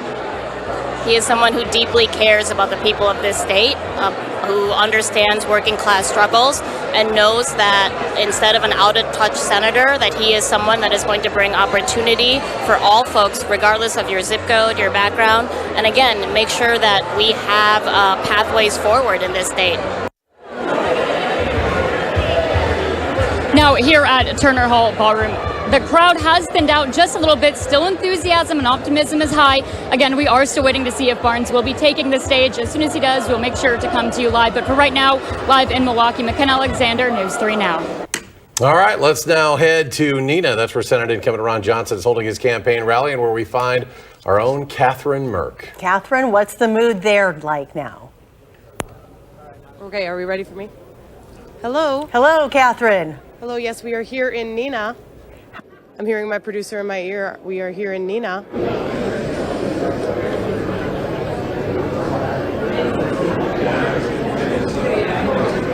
Can we turn up our microphone? Hello, can we hear me now? Okay, great. Hello, everybody. We're here in Neenah, Wisconsin. Brian Schimming with the Republicans just took the podium. That's where we were at just then. The excitement here is continuing to sort of come in and out, right? So we've been waiting for multiple hours now as the results continue to come in. And as we see some of the results come up on the podium, we're seeing some excitement there, and then there'll be a lull. And then with more speakers coming up, it seems like there's more and more hope, right, for the Johnson campaign here. He said that there was a big announcement coming within the next few minutes or so. So that's something that we're on standby for. And I did talk to him a couple of hours ago, and we had a conversation about sort of what the Republicans were expecting going into tonight and their confidence specifically in Johnson. I also talked to the senior advisor for the Johnson campaign. Let's take a look at that full interview right now. Just wrapping up a 10-day bus tour where Senator Johnson went all around the state, 60 stops in 10 days, big cities, small towns, everywhere in between, and really taking the message to voters where they are and talking about the issues they care about, things like inflation, rising gas prices, crime that's on the rise, and talking about the difference between, the Lieutenant Governor, who's in support of all the Biden economic policies that have made inflation so high, made gas prices so high. He supports all that, and then contrasting that with Senator Johnson, who's trying to fight to let people keep more of their own money, bring down inflation, bring down some of the out-of-control spending coming out of Washington. So it's a pretty stark contrast, and one that we're excited to have, and that, Senator Johnson has done a really good job putting into context. You talked about Senator Johnson's competitor here, and within the past few weeks, polls have been looking good for Johnson tonight. Can you tell me a little bit about some of the strategies that you think the campaign went after to attribute to this polling right now? It's pretty simple. We told the truth. We told the truth not only about Senator Johnson, but about Mandela Barnes. Used his own words in campaign ads about how he, it pains him to see police budgets fully funded. Overbloated is how he described it. At a time when we have rising crime, Homicides, drug overdoses, going to be setting records again this year. That's just incredibly out of step with the people of Wisconsin, what their concerns are. Put on top of that, wanting to enact the Green New Deal, which would raise taxes on everybody, really hurt our state's agriculture industry. We just laid out the case, told the truth about both candidates, and Wisconsin voters are pretty smart people. They can tell the difference between the two, and we're confident that they're going to, vote here today and send a message. And lastly here, can you tell me about the senator's final words to voters that he said earlier today about what he expects heading into tonight? Yeah, it's whether you're a Republican or whether you're an independent, even a Democrat or somebody that doesn't fall into any of those categories. He's asking for your support to help unify the country and set us on a different path. Set us on a path where, we have some fiscal sanity, restore that, get our debt under control, get our inflation under control, start bringing down gas prices, and get our country going back in a better path where people don't have to worry about whether they're going to be able to afford groceries, whether they're going to be able to afford filling up their gas tank, whether their kid is going to be safe walking to school. Well, these are some pretty basic issues. That full Democrat control in Washington is just taking our country in the wrong path. It's time to change that. Time to get some Republican control of the U.S. Senate at least, and get our country going in a better direction. Okay. Anything else you want to say before we wrap up? Yeah, if you haven't voted yet, love for you to get out and vote. Grab a friend, grab a neighbor, grab a relative, grab somebody waiting for the bus. Take them, go vote. We're gonna have a big voter turnout all across the state. Wisconsin's a very politically engaged state, and would love to have you be a part of the coalition that delivers a win here tonight for Senator Johnson, and that'll get Wisconsin going in a different direction. So you just heard from the senior advisor of the Johnson campaign that we spoke to earlier today before the polls closed, and he did have a point there. We did see some interesting numbers there in regard to voting turnout. And to recap sort of our conversation there, I asked what Johnson's final message to voters was going into the polls tonight, and the campaign manager touched on Mandela Barnes' issues with leading the state and the main issues for the Republicans, inflation and crime. And once again, how we started here tonight, we just heard from Brian Schimming take the podium there, and he told us that we can expect an announcement here sometime soon. So we're going to keep you updated on all things from Nina, from the Ron Johnson Election Watch Party, and we'll keep you updated on what that announcement could be. Back to you in the studio.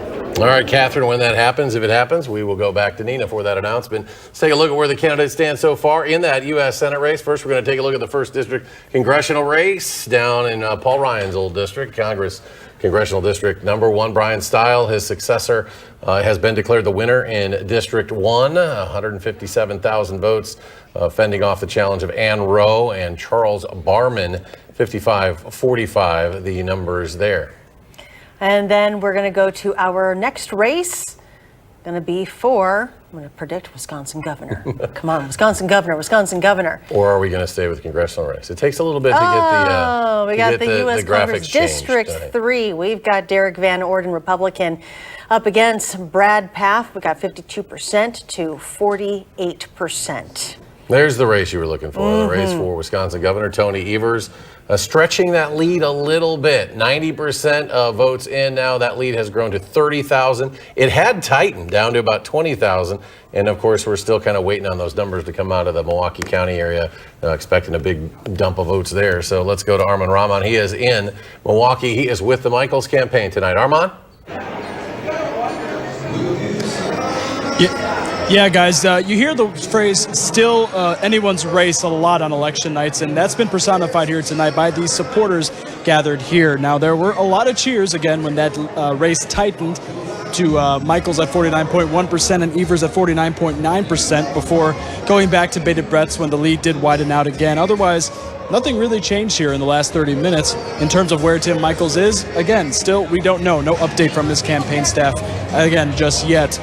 So far, still a crowd, still hopeful and optimistic. The governor's seat will turn red, but obviously still watching those numbers possibly prove otherwise. We'll be here all night, and we'll be back to you as soon as Michaels does take the stage right behind me. For now, back to you guys. I'm Armand Rahman reporting live in Milwaukee for News 3 Now.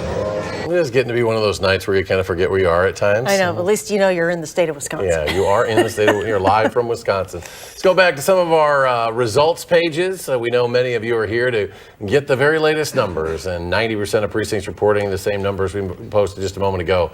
The 30,000 vote lead for the incumbent governor, Tony Evers, as he seeks a second term, facing off Republican challenger Tim Michels. And we're going to go back to the U.S. Senate race. Ron Johnson is seeking his third term, and he is going up against Lieutenant Governor Mandela Barnes. And we have Ron Johnson at 52% to Mandela Barnes 48%. And there were some various media sources in the Milwaukee area saying that there was going to be a tally that would push the Barnes up plus 50K here, so that may shrink that lead down to about 25,000, but we'll see if it's enough. Let's go to the Evers campaign. Talia Modine at the Orpheum, downtown Madison, where things are getting a little noisy, a little crowded. Talia? That's right. It happened almost suddenly. The campaign supporters for Evers have started to fill this room. And just a few moments ago, they were chanting, "Tony, Tony, Tony," as the results were coming in. And they've been cheering all evening long, watching those numbers, feeling pretty hopeful about the outlook. Now, the candidate himself hasn't made an appearance, nor has his running mate for Lieutenant Governor, Sarah Rodriguez, of course, taking the place of Senate hopeful Mandela Barnes. But there have been some familiar faces in this room here at the Evers Watch Party. Newly elected Sheriff Calvin Barrett and State Senator Melissa Agard. Everyone in this room is pretty high spirits. They've been dancing, listening to the music that's been playing on the loudspeakers since the polls closed. They're taking photos. Altogether, they're feeling pretty good about the outlook tonight, and they are watching closely, as I said, paying attention to that big screen behind me to see how this race turns out. Reporting live at the Orpheum Theater, Tahlil Haddin, News 3 Now. Tahlil, thank you very much. Now we're going to send it over to Mark Kane with our panelists for the night. Mark? Well, the pizza and the M&Ms have arrived. Hey, you guys can eat. Just keep talking. It's the end of the night. It's the election. Are there enough numbers out there, enough votes left to turn one of these races around? We're at 90% in. Yeah, it's getting very close to the end here. I think Governor Evers is breathing more easily now, and I think for the Mandela Barnes campaign, they're wondering if there's just enough in Milwaukee County, and there may not be. It may be the 30,000, 35,000 margin that he'll get there, and he needs 75,000. He's just done enough votes. That's going to be hard. I mean, Dane County, there's 3% left, so he might get some there still. So it's going to be really close, but it's just hard to know whether you can get over the top. And you talked to your connection at AP, they're still not ready to call. You know, as we've talked about, there's votes out there. Are there enough to bring up, a Michels campaign to catch if you can hold Evers? And are there enough votes out there for Mandela Barnes to get close to Ron Johnson? They view it as an extremely set of close races. And so the way they're going to look at it is there any scenario in which Mandela Barnes can find enough votes or Tim Michels can find enough votes? And when that's all exhausted, then they can call the race. So, they're doing what we're doing, what the campaigns are doing. They're looking to see, is there a pocket of votes? Has everything been counted? Is there something out there that we've missed? And, it's still relatively early. It's not even midnight. Pizza's still warm. Pizza's still warm. That's quite a sign. Evers overperformed in some areas, and Michels underperformed in some areas. I think the post-election analysis is going to be classic, and it's exactly that. You know where you have to perform and overperform. You know where you have to perform. So for Democrats, they're going to perform in Milwaukee. They're going to perform in Dane. They're going to try and get what they can in Green Bay and Brown, and then look to the West.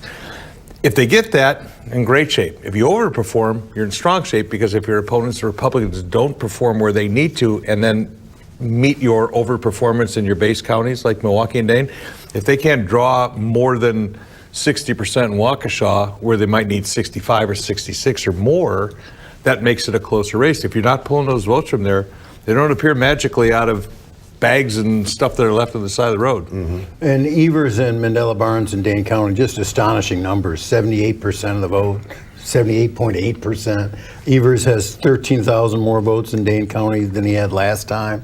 and there's still 2.5% left to be counted. So they really, the Democrats and the progressives in Dane County really turned out their base here. Dane County and Waukesha County, the big stories here.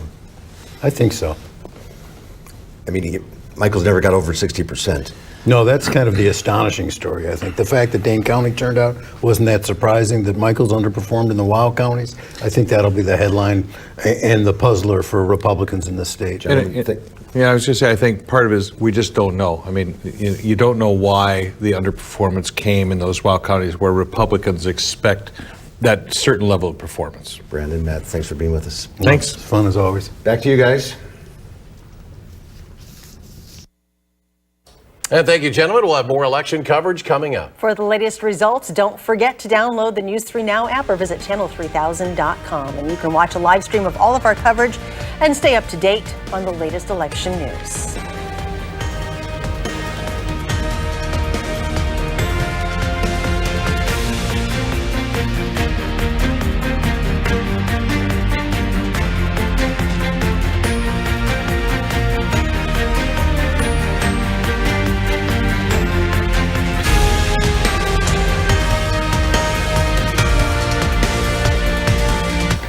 Well, welcome back. We are still waiting on results from several key races. Investigative reporter Naomi Coles will be joining us for some analysis on the bigger picture. Naomi, what can you tell us about the results so far? Looks like we're going to Catherine Merck and Nina with the very latest in Nina and the Johnson campaign. That's right. I'm here in Neenah, Wisconsin at the Best Western for Ron Johnson's watch party as we continue to watch these results roll in. And things are looking positive for Johnson. That's according to the Republicans here. Brian Schimming took to the podium earlier to tell us that there's an announcement coming up in the next few minutes or so. We're going to continue to update you on what that is exactly as we continue to wait here and see what things look like for the GOP side of the Senate race. Make sure to stick with me on my social media pages and at Channel 3. Reporting live in Neenah, I'm Catherine Merck with News 3 Now. All right, and of course, Senator Johnson trying to fend off the challenge of Lieutenant Governor Mandela Barnes. And McKenna Alexander has been with the Barnes campaign today. She joins us now live with the latest there in Milwaukee. McKenna? Yeah, we're live here in downtown Milwaukee at the Turner Hall Ballroom where the Barnes campaign watch party has been going all night. The crowd has thinned a little bit, but we're still waiting to hear from Barnes and any other speakers. It's been a lull in speeches for quite a while, but as we've said all night, we're expecting that most candidates are just waiting for more votes to be coming in. So like I said, still a lot of eagerness here, still a lot of anticipation as we await those results. We'll be sure to bring you the very latest, both online and on air. And we're getting ready for speeches right now. We'll be sure to bring you the latest. Live Milwaukee, McKenna Alexander, News 3 Now. McKenna, thank you. We want to go back to the race for governor. Incumbent Governor Tony Evers, of course, still leading Tim Michels. Armand Rahman is live in Milwaukee with the Michels campaign, and he has the latest now live. Armand? Yeah, a lot of more people have taken their seats now, but still no indication from the Michels campaign as to where he is or when he will speak here tonight. That race still remaining pretty close, but Governor Evers still holding a strong lead there with, I think, about 90% of precincts reporting. We'll bring you the latest as it comes. For now, live in Milwaukee, Armand Rahman, News 3 Now. All right, let's now go to Tony Evers' watch party, Governor Tony Evers' watch party. We have Tahlil Mohammadin at the Orpheum Theater here in Madison tonight. Tahlil? With the majority of those results in the crowd here at the Orpheum Theater has really started to finally fill this space out. Now, what they lacked in the number of supporters here for Evers earlier today, they did not lack in enthusiasm. All day they've been showing their enthusiasm for Evers. They've been cheering as those results have come in. They've been dancing, taking pictures, feeling pretty good about where this election night is headed. So for now, reporting live, Tahlil Mohammadin, News 3 Now. All right, Tahlil, thank you. Now, when the candidates speak tonight, we will be taking those live as you look at the latest numbers of the race for Wisconsin governor. But right now, we're going to break from coverage and stay with News 3 and Channel 3000 for the latest.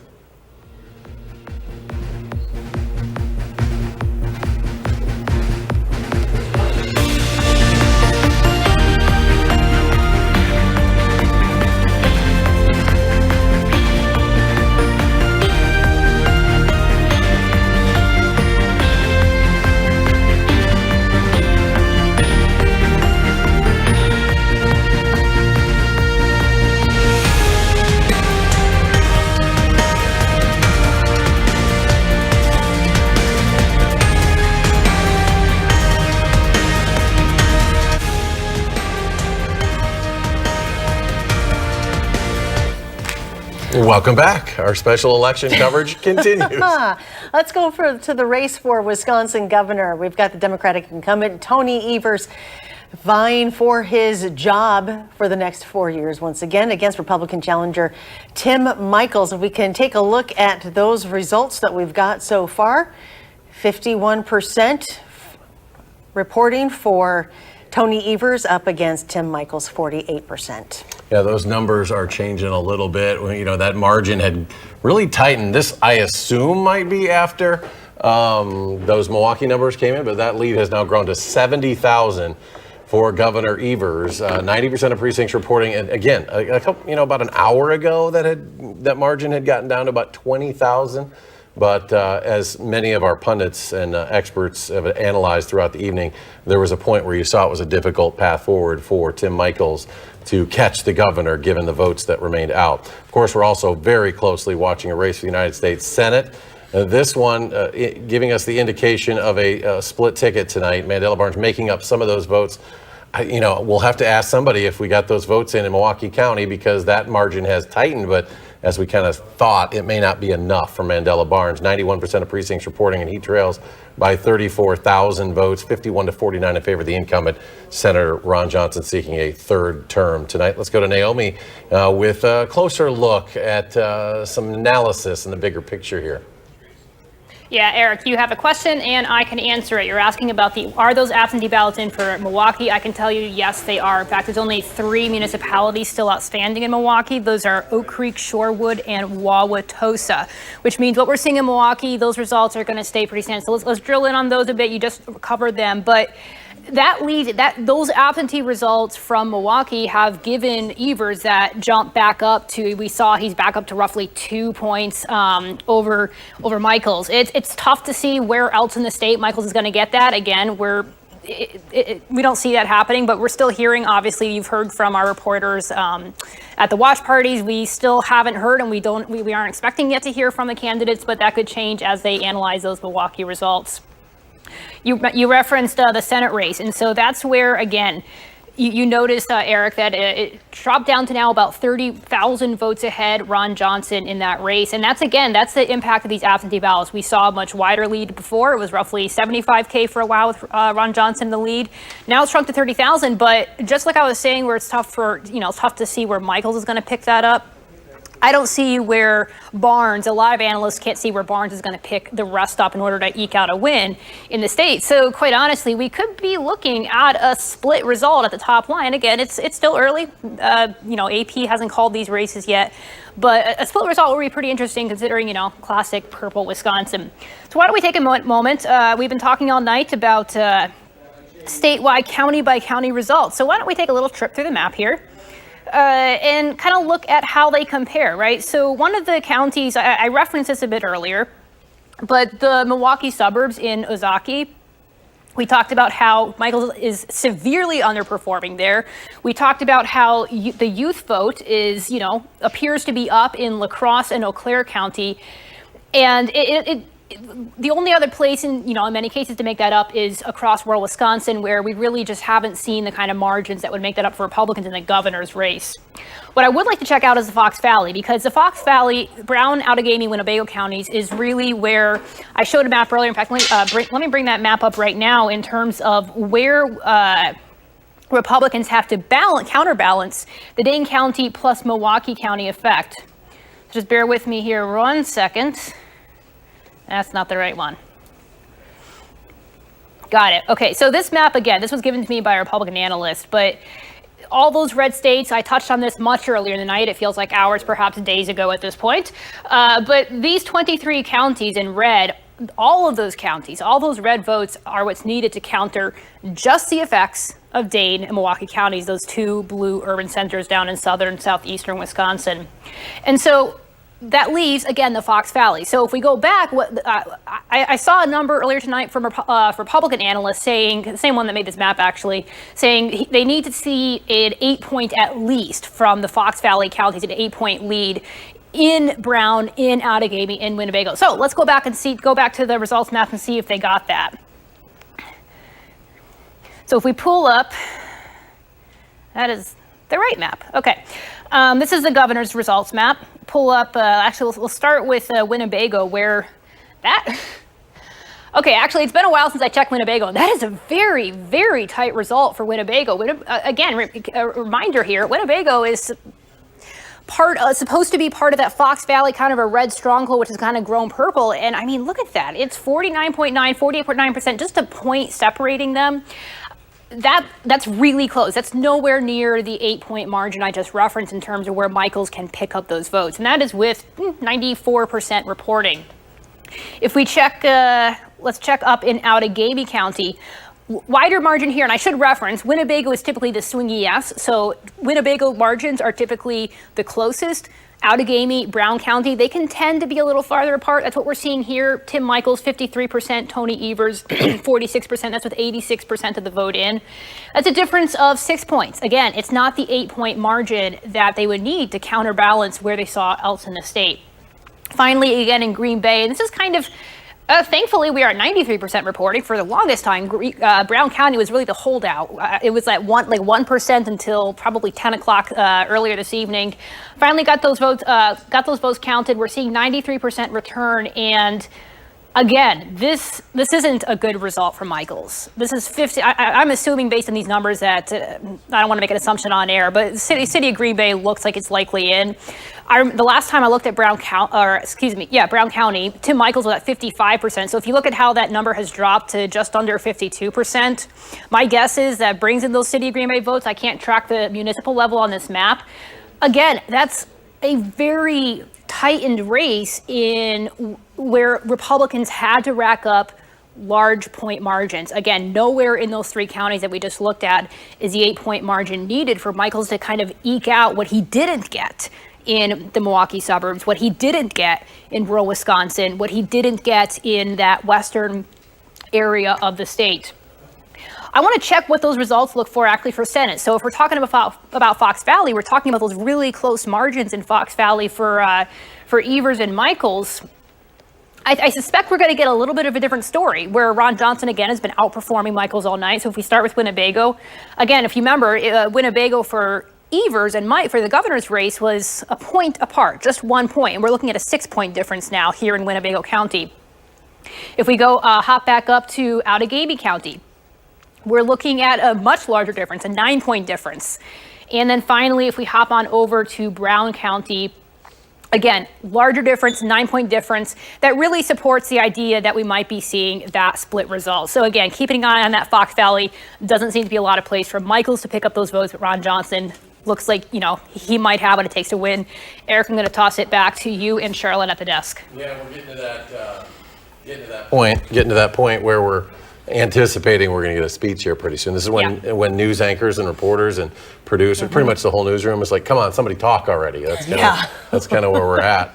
But some really interesting numbers there that Naomi just went over. And earlier tonight we heard Professor Mike Wagner, when he was talking to Susan, say when Brown County comes in, maybe Michaels could get plus 10,000 there.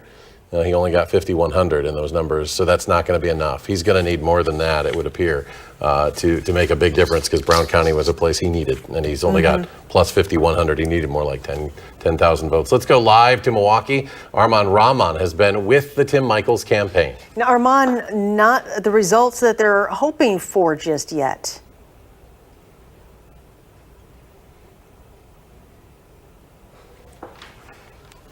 All right, Arman is chasing some folks to talk to there. That's another thing that happens at crunch time. He's got to find some people to talk to with the campaign. He's trying to gather information to see if perhaps Tim Michaels might talk soon. We're also going to be checking in on Governor Evers' watch party. You guys let me know in the booth if Talliel's ready at the Orpheum, because a few minutes ago we went down to that Evers party. We don't have her just yet. We'll try to get down there in a moment. But that Orpheum seemed to kind of be buzzing a little bit. Yes, like it was about time. Most definitely, and I think everybody's anxious to, like you said, somebody's got to say something. Yeah, and we've tried to brace people that this could be a late night, but you get the sense that we've been saying no path forward for Michaels now for a couple hours, just based on how the numbers were going. Nobody has really seen Tim Michaels tonight. No. So and different candidates take a different approach. You saw Ron Johnson was in the room So he maybe felt pretty confident early because he was in the room, like, walking up to supporters, talking to them. You don't really see that often. They usually try to hide and come out for a big to-do. So let's go to Tahlil, who is at the Orpheum, the latest on the Evers campaign. Tahlil? Yeah, all night I've been talking about how closely these Evers supporters have been watching the screen, but right now they're actually having more conversation with each other than they are looking at the screen. Perhaps that's an indicator about how confident they're feeling about these election results. All night they've been dancing, taking photos, and just generally having a good time as their candidate has consistently been ahead all night. Now they say they're hoping to see Governor Evers take on another 4 years in the state's highest office. Excited to see what he has plans, assuming he wins tonight. But for now, reporting live as we wait to see those results. Tahlil Muhaddin, News 3 Now. Tahlil, thank you very much. Now we're going to go to Arman Rahman, who is with the Tim Michels campaign in Milwaukee. Arman? We won't see him, but we will hear him. Arman? Yeah, guys, as you can see here, we are focused on the stage as everyone has gathered here. Seems like Michels is moments away from speaking. The tone obviously has changed here a little bit, as well as the music to a little bit more somber. Obviously, Evers still holding that lead over Michels right now. But again, we have no indication that Michels conceded just yet. We're still waiting on him to speak right now to see if that's what's actually going to happen. But like you said, these voters still anxious here. These supporters still anxiously waiting for Michels to come out, who we haven't seen this entire night, I believe, as Charlotte was saying earlier, unlike Ron Johnson and some other candidates out there on the trail and their own watch parties. So yeah, like I said, in moments here, it seems Michels will speak, and we'll bring you back to that as soon as that happens. For now, reporting live, Arman Rahman. All right, Arman, thank you very much. We want to continue to update the numbers, but we're also going to check back in with our reporters. And let's go to Catherine Merck live with the Johnson campaign and Nina. Catherine? Yes. Hello, we are here at the watch party in Neenah, Wisconsin. We were just told by a member of the staff that we can expect Ron Johnson here in a few minutes or so. And just so you guys can get a look at what the sort of energy is in this room, the eyes are glued to the screen where the election results are rolling. And as we saw the results of the Pennsylvania governor race come in, there was boos from the crowd as we're seeing a Democratic winner.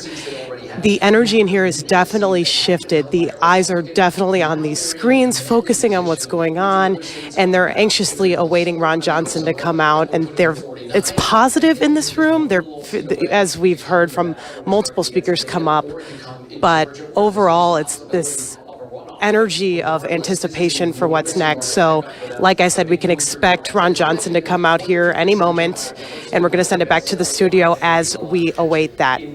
All right, Catherine Merck reporting live for us from Neenah tonight. Thank you very much. Now we're going to go to McKenna Alexander, who is with the Mandela Barnes campaign at the Turner Hall in Milwaukee tonight. McKenna.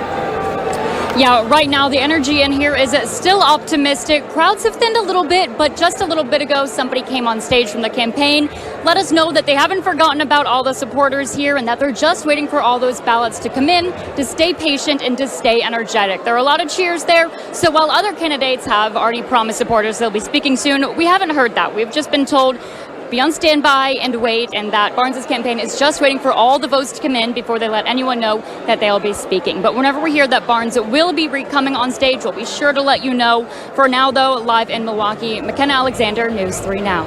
Okay, McKenna, thank you. Well, for more analysis on what's happened tonight and what maybe is still to come tonight, let's go to our political reporter, Will Keneally, with the latest. Will? Yeah, Eric and Charlotte. So we've been looking at a bunch of bellwether different districts and seats nationwide, especially looking at the U.S. Senate as Democrats are trying to either retain their majority or expand their majority. And we've seen it be pretty good so far for Democrats. New Hampshire, Pennsylvania, Arizona, all looking like they are going for Democrats so far. That would help maintain that 50-50 majority for Democrats, obviously, because they have Kamala Harris voting as the VP. The one that would kind of turn the tide for Democrats here would be Georgia. Now it's tight, but Raphael Warnock is ahead right now. So again, this is kind of emblematic of nationwide a good night for Democrats so far. So if we're looking at that 50 vote majority in the Senate, so Raphael Warnock would put it at 51. Our own Mandela Barnes, if he won for the Democrats in Wisconsin here, that would push it to 52. So this is, again, still a key race in Wisconsin between Mandela Barnes and incumbent Ron Johnson there. Looking at the House side, though, so Republicans would want to take back the House from Democrats. They would need 218 seats. Right now, they are ahead. Right now, they have 198 that have been called so far. Democrats only have 180. So we're still kind of in a little bit of a flux there. The key pivot in Wisconsin will be that 3rd congressional district. That's between Brad Pfaff and Derek Van Orden, the open seat left behind by retiring U.S. Representative Ron Kind. So that seat would be essentially the 12th seat. So if Democrats got that 3rd congressional district seat in Wisconsin, that would put them up essentially with a 12-seat majority in the House. Again, Republicans are in the lead in that district. It's looking probably like Republicans will come out with that. It would be a pretty impressive win for Democrats to win the 3rd congressional district in Wisconsin right now. The other thing I want to touch on kind of as we move ahead from election night to the days to come is kind of what we're looking at with confidence in tonight's election. We saw a little bit of an equivocation from a couple of people running right now. Ron Johnson saying that we'll see what happens with the election so far. If he wins, presumably, that would be a good indication for him. And we also heard from Brian Stile earlier today saying that he's confident that Republicans would turn out. So it looks like so far we haven't heard too many Republicans kind of push the rhetoric of questioning the results so far that we've seen today. And also, too, we've seen, especially in conservative circles, different Telegram channels that conservatives have been looking at. It seems to be that people have not raised a lot of the concerns that we saw in the wake of the 2020 election so far. So I'll send it back to you guys, Eric and Charlotte. All right. Well, thank you. Will, thanks. Now, we're going to look at some of the latest numbers and to see if there's been any change in those numbers in the last few minutes. We're going to look at the race for governor first. Of course, incumbent Tony Evers trying to hang on and get 4 more years, facing off with challenger Tim Michels. Look, we added a few more votes at this point in time. The governor up, what is that, about 76,000 votes. 96% of precincts reporting a 51-48 margin for the governor. Okay, the next one we're going to look at is the race for U.S. Senate. Ron Johnson looking for his 3rd term, and he's got 41% over Lieutenant Governor Mandela Barnes, 49%. And that lead growing just a bit as well for the incumbent. In the race for Wisconsin Attorney General, incumbent Josh Kaul with 3/4 of votes all reported now with a 52-48% lead over Fond du Lac County District Attorney Eric Toney in the race for Wisconsin Attorney General. And then we've got for Dane County Sheriff. This one was already called earlier. It goes to the incumbent Calvin Barrett. He has 77% of the votes, over 23% held by Anthony Hamilton. And then we've got the U.S. Congressional District 3 trying to take over Ron Kind's seat. And that is right now between Derek Van Orden and Brad Pfaff, 52% to Brad Pfaff's 48%. Yeah, that one may be a little bit closer than I thought because they had pulled money the Democrats had from Brad Pfaff's campaign. Only 12,000 votes separating the two, 83% of precincts reporting. Of course, Will touched on that a bit ago. And then quickly, the race for Secretary of State, Doug LaFollette, Amy Loudenbeck, Doug LaFollette with a 49-47 lead. Let's go to Naomi. She's got more analysis on what's happening tonight across Wisconsin. That's right, Eric. I have another storyline for you in Charlotte, and that has to do with the independent background here. Obviously, the 2 big names on the governor's ballot, again, we're looking at the governor election results here behind me.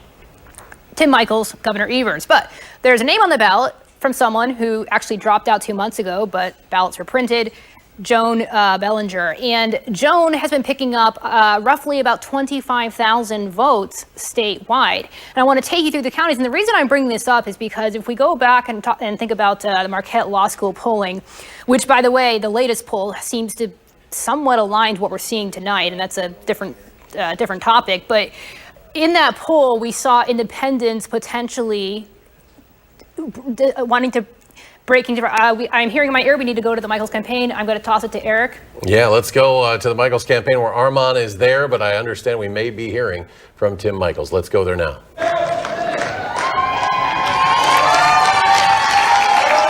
Yep, Michaels has just taken the stage now and is set to speak. Let's take a listen here at what he will say at the end of a long election night.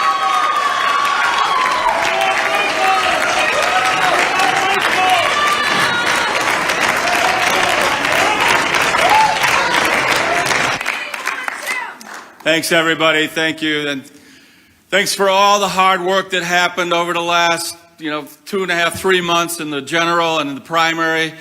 I couldn't be more proud of people. Unfortunately, the math doesn't add up. I just called Governor Evers and conceded. I wish the Evers family well. We love this state with all our hearts. I hope that some of the problems that were identified will be taken very seriously by the Evers administration. Let's not be in denial. MPS is broken. We need to back law enforcement, and things need to be happening. We are listening to Republican candidate for governor Tim Michaels, who has just conceded to Governor Evers. I love this state with all my heart. People are.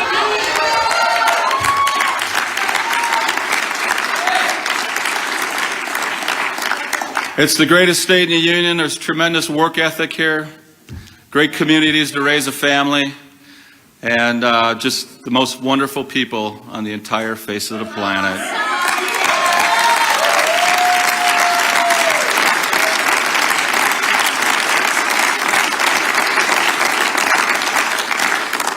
In hindsight, looking back, I don't know what we would have done differently. It was a very spirited effort. I loved going everywhere from Superior to Kenosha, Sheboygan to La Crosse. We campaigned in bars and bowling alleys and supper clubs, football games, everywhere. And the enthusiasm was just off the charts. But it wasn't our night tonight, and I thank everybody for all of your support. God bless. Thank you.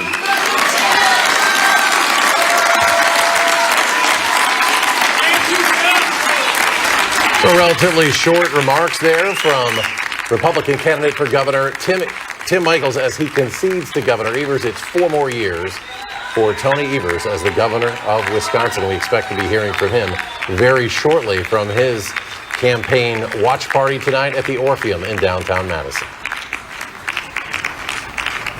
Let's go to Tahlil Mohadeen. She is down at the Orpheum, and she has the very latest. We heard that Tim Michaels has already called the governor and conceded, so we should be hearing from the governor shortly. Tahlil?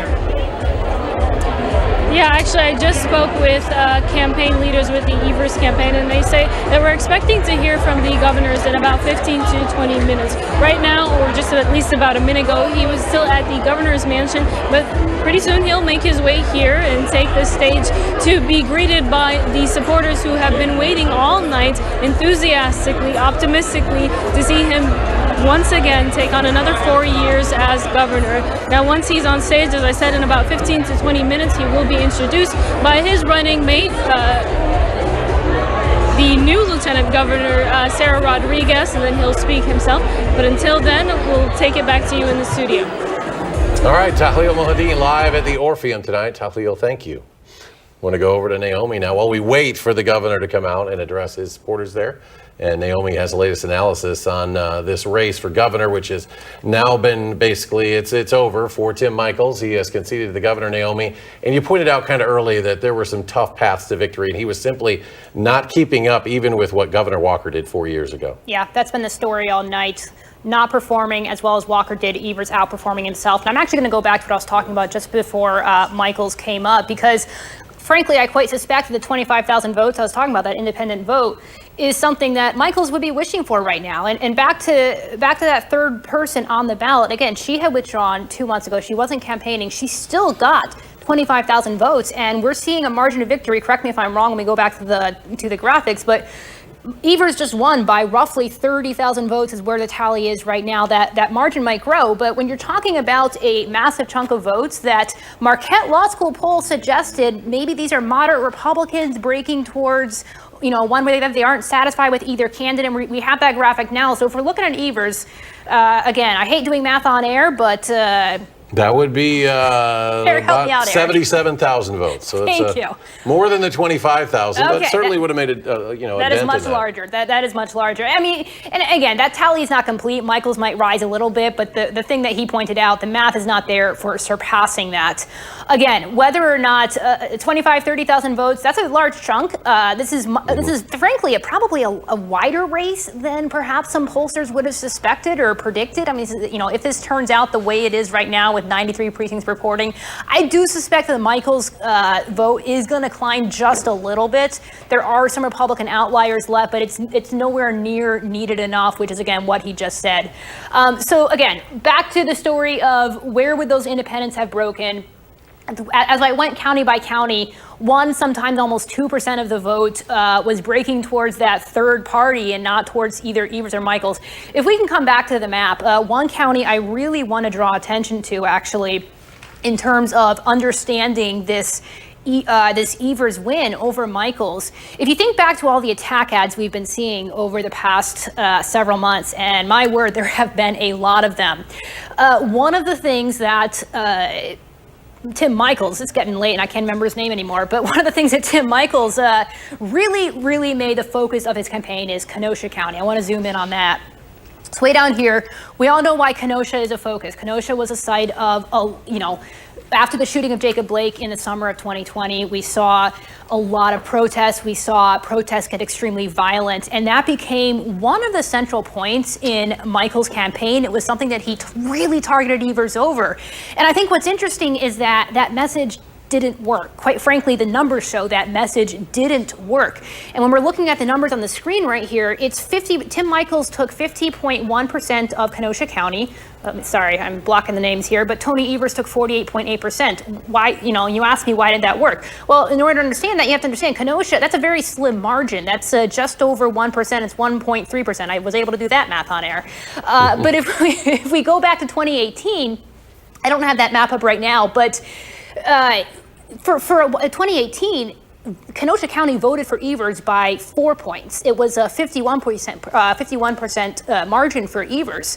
So this county has flipped. It flipped in 2020 for Trump. It's flipped now for Michaels, but not nearly by enough. I mean, this is a very evenly split county, even though, Kenosha County has made it to so many major headlines in terms of wondering, is this the bellwether, right? Is this the issue that is going to decide this campaign? Public safety, crime, what happened in 2020 became such a central point. And I think what we're seeing right now, we're seeing in Kenosha County is that message didn't work. That's something that perhaps our political reporter, who's going to be joining us next, can weigh on a bit more. But what do you think in terms of what messages worked here? Yeah, so I think the thing that's really interesting to me is when we look at this as kind of like a reaction to the 2018 election. So where we had Walker versus Evers the first time around. And then a lot of the political experts that we've been talking to recently have been looking at this as perhaps like a revisiting of it, in a sense, where we had Walker's lieutenant governor run in the primary. She ended up losing to Tim Michaels. And now we see Tim Michaels losing again to Evers here.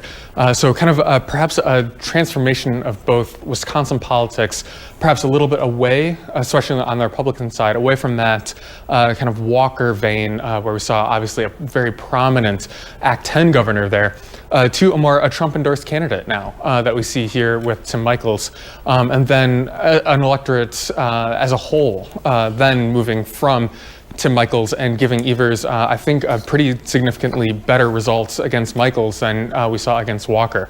So I think that is kind of part of the broader trends that we might be seeing here as we look at the results of this race here. All right, Will, Naomi, thank you very much. We want to take a look at some of the latest numbers of the race for the United States Senate, that race between Mandela Barnes and the incumbent Senator Ron Johnson, as we wait in the other race for Governor Evers to address his supporters down at the Orpheum. So 51-49, the margin here. 93% of votes are in. 39,000 votes is the margin here, and who knows what's out and how many things are still to be counted in places like Milwaukee County. I mean, it's just there's still some stuff out. You don't know where it is, really. at this point. So you just wait to hear what these candidates have to say. And we're going to go to the Barnes campaign. That's in Milwaukee, and that's where we find our McKenna Alexander, who has been monitoring things there for the evening. McKenna? Yeah, we're live again back here in the Turner Ballroom in Milwaukee. A little bit of a lull in the crowd earlier, but there was a big jump in energy. Lots of cheering as Michaels conceded the governor race just a few minutes ago. Now that energy's back up, people are dancing, cheering again as they are still waiting to see if Barnes will be speaking. Now, as I mentioned earlier, we did have a campaign spokesperson come on stage about 20-30 minutes ago telling people to be patient. They didn't forget about the supporters, and they're just waiting for all the votes to be counted before Barnes will make a statement. We'll make sure to bring you all the latest, but for now, live in Milwaukee, McKenna Alexander, News 3 Now. We're going to go now to Catherine Merck, who is with the Ron Johnson campaign up in Neenah, Wisconsin. She's been following this all day long. Catherine, how's it going there? Well, the energy has definitely shifted, I think, here at the Ron Johnson Wash Party here in Neenah, Wisconsin at the Best Western. You can see behind me here that the crowd has now really focused on these giant screens that are talking about these races that are coming in. They're booing as Democratic candidates across the country win and cheering as other Republican candidates across the country start to do better. We were told by a representative from the Wisconsin Republicans here that we can expect an announcement here soon. We're not sure what exactly that looks like. We are told that Ron Johnson will be coming in any minute now. So we're going to start to prepare for that and give you those updates as soon as they become available. Reporting live in Neenah, I'm Catherine Merck with News 3 Now. Catherine, thank you very much. We're going to go back to Tahlil Mohideen, who has been with the Governor Tony Evers campaign in downtown Madison at the Orpheum Theater tonight. Tahlil, how's it going there right now? All I can say is there's been a lot of cheering here tonight, on and off, with Tony Evers, the projected winner here in the election. Now, this group is not only celebrating Tony Evers' win. You see what I mean? A lot of excitement, a lot of cheering. They're not only celebrating Tony Evers' win, they're celebrating the wins of Democrats across the nation. Now, for the most part, right now, I say all that's really left is for them to hear from the candidate himself, and they've been eagerly awaiting his arrival for hours now, and pretty soon they will have that wish, dare I say, come true in about 15 to 20 minutes when he is expected to take the stage. For now, reporting live, Tahlil Mohideen, News 3 Now. Tahlil, thank you very much. And we also heard Tim Michaels concede to Governor Evers. I'm getting tired. It's only 12:30 in the morning. Yeah. We got another 15, 20 to wait for the governor. You know what? I can go back to my old days of doing the morning show. Why not, yeah, right? Just keep you here. A brief concession speech from Tim Michaels a short time ago. We saw that. And Armand Rahman has spent the afternoon at the Michaels watch party. And he joins us now from Milwaukee with the very latest. Armand?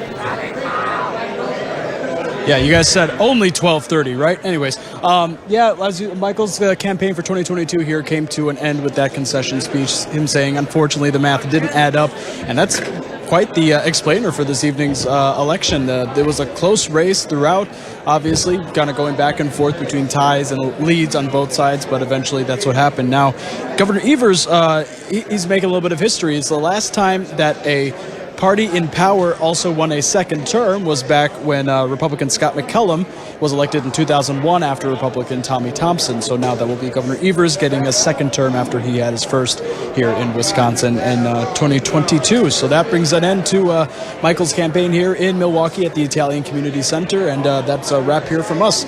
Reporting in Milwaukee, Armand Rahman, News 3 Now. Can you talk about perhaps We're why? going to take a look at catch up on some of the races. We're going to start with the U.S. Senate. If we can pull that one up. We'll go to Naomi and Will in just a moment. I don't know. Or do you want to just go to them? There are the numbers. Yeah, all right. Again, it hasn't changed since the last time we had this up. 93% of precincts reporting about 39,000 votes separating Ron Johnson and Mandela Barnes. Now we go to Naomi and Will with the latest analysis on what they've seen so far tonight. Look at that. We're not the U.S. Senate, but hey, we're here. Close second, yes. The House might have an issue with that. Right, yes. I want to talk a little bit about the abortion issue, right? I saw a poll, a national poll a couple days before the election, which cited 5 main issues going to this midterm race, right? Some of them, and 4 of them are issues that Republicans have run on: economy, public safety, things like that. And then only one was a key Democrat issue: abortion. Before I get to you, I want to point out here, I mean, abortion is what we saw a lot of people protesting over in Madison, where we're seeing absolute record, massive turnout. It's a big issue in Milwaukee. It's a big issue for Democrats. It polled, as I saw, like say, as high as say 14% as the top issue for Democrats. So bringing Will in, I mean, do we think that potentially is that the deciding factor in Wisconsin? Are there other things we should be looking at? I think that's the fascinating thing. I think abortion did play such a big issue in this campaign.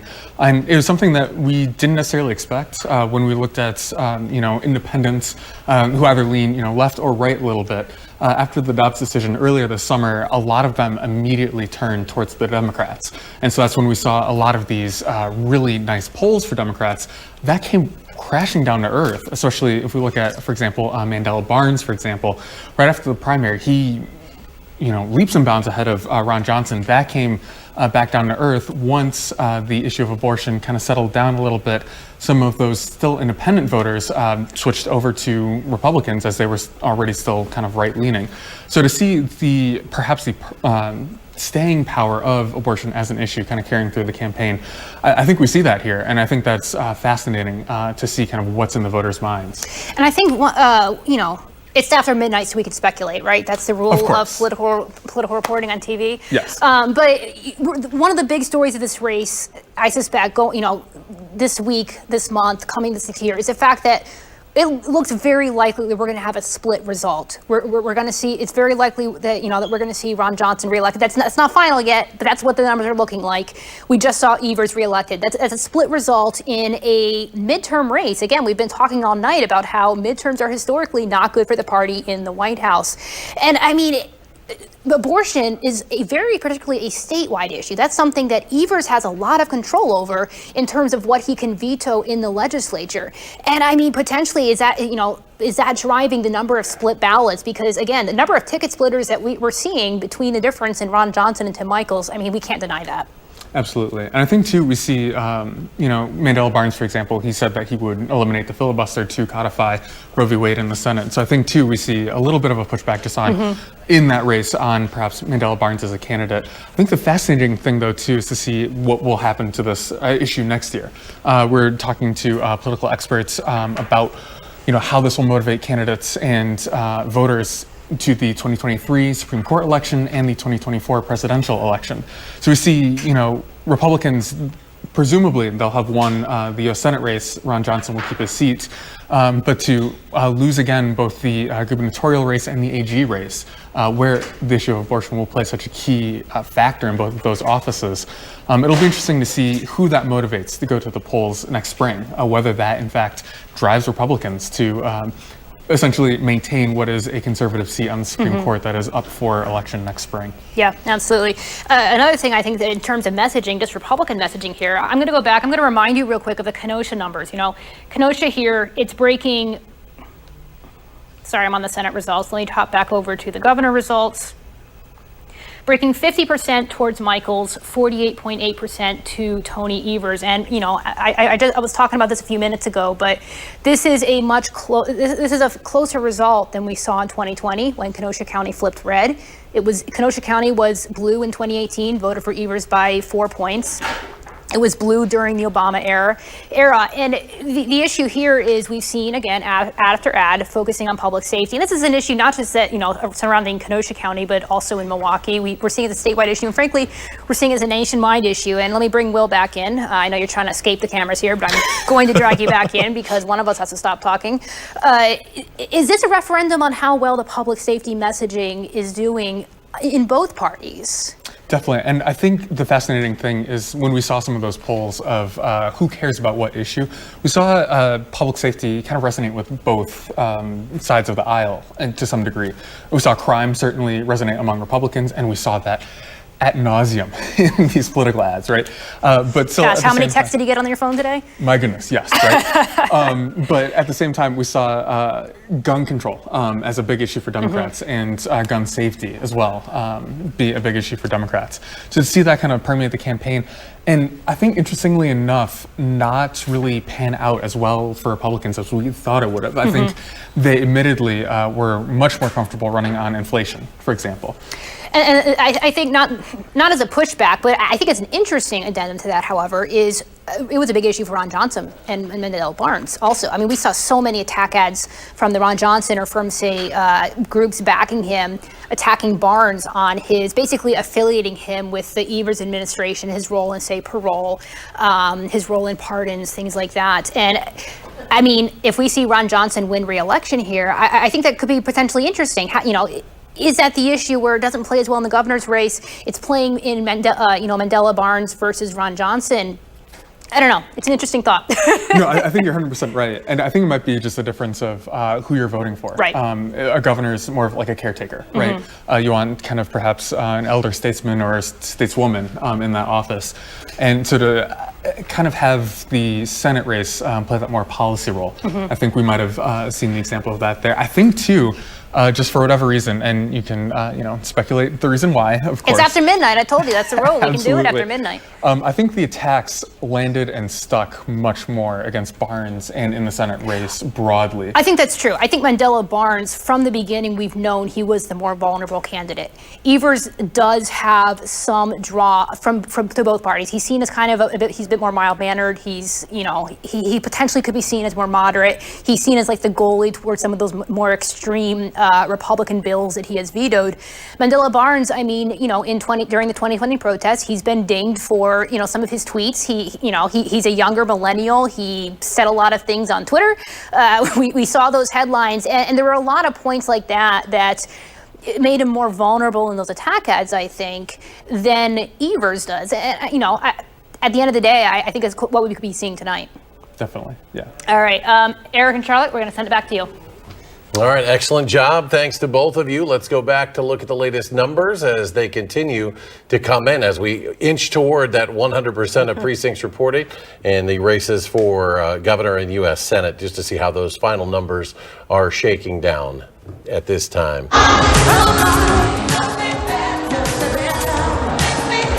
A live look at I believe that looks. So I just want to say Barnes thank campaign. you all from the bottom of my heart. So let's give you all a round of applause for your hard work, for your energy and dedication to this fight. I really appreciate you all, but we're in Wisconsin, and you all know the drill. We've been here many times, and it might be Milwaukee County, we don't know. Our elections have razor-thin margins, and this U.S. Senate race is no different. This race is far too close to call tonight, and there are tens of thousands of votes left to be counted. I don't know about you, but we want every vote to be counted. We will not silence any voice. We don't believe in voter suppression in Wisconsin. So let the process play out. And I'm going to ask everyone, thank you again, and keep that positive energy going. Sending Mandela positive thoughts. And who knows, maybe by tomorrow morning we'll be ready to declare a clear and decisive win for one of the candidates.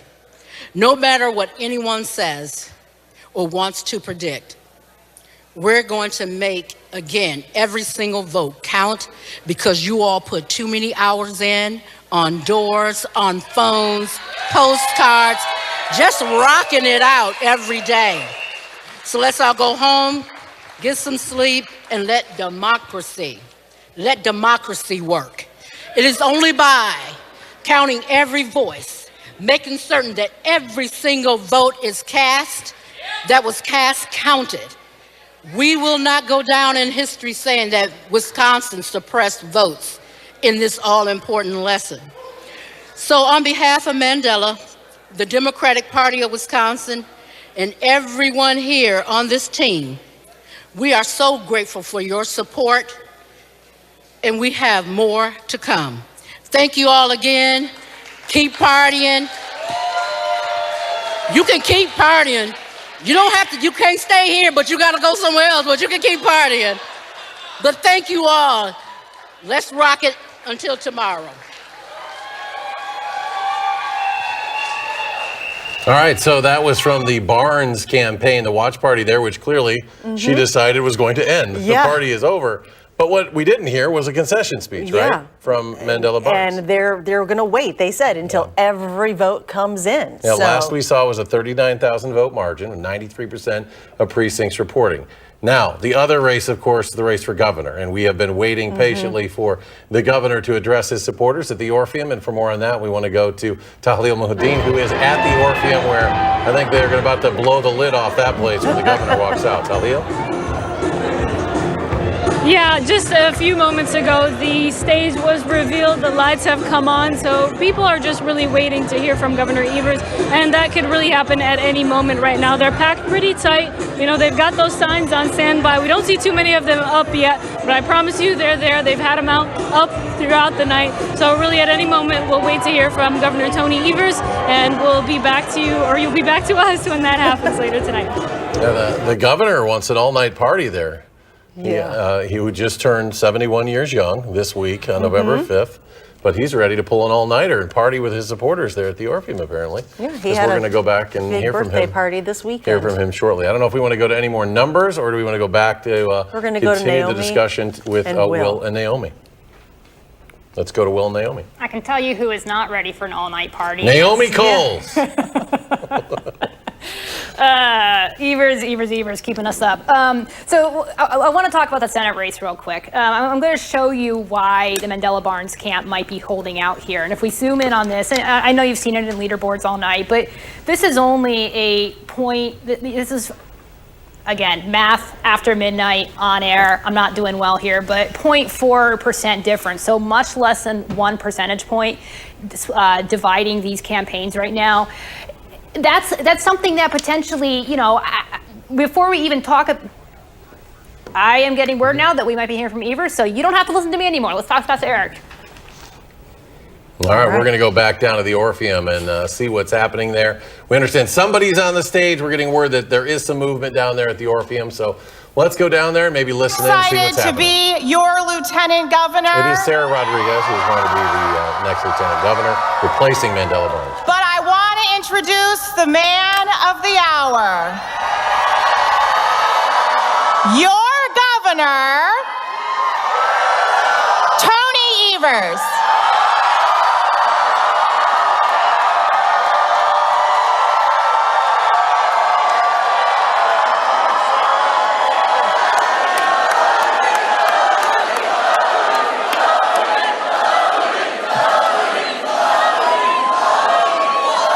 Thank you.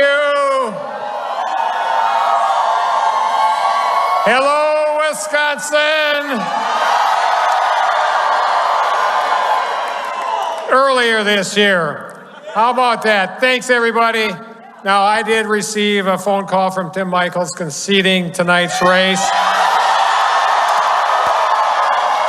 And I want to thank him and his family for a hard-fought campaign, so thank you, Tim Michels. So I'm excited to be here tonight to say that I'm Tony Evers, and I'm incredibly proud to be the 46th governor of the state of Wisconsin. And I'm jazzed as hell to tell you that on January 3rd, 2023, I will still be the 46th governor of the great state of Wisconsin. Oh, holy mackerel, folks, how about that? You know, I stood here on this very same stage 4 years ago, to the day, I believe, and I made a promise to the people of Wisconsin that I would never make promises I couldn't keep, and that I always work for you. Over the past 4 years, I've worked hard to keep those promises and trying to do the right thing. That's who I am, folks, and that's what I've always been. Some people call it boring, but you know what, Wisconsin? As it turns out, boring wins.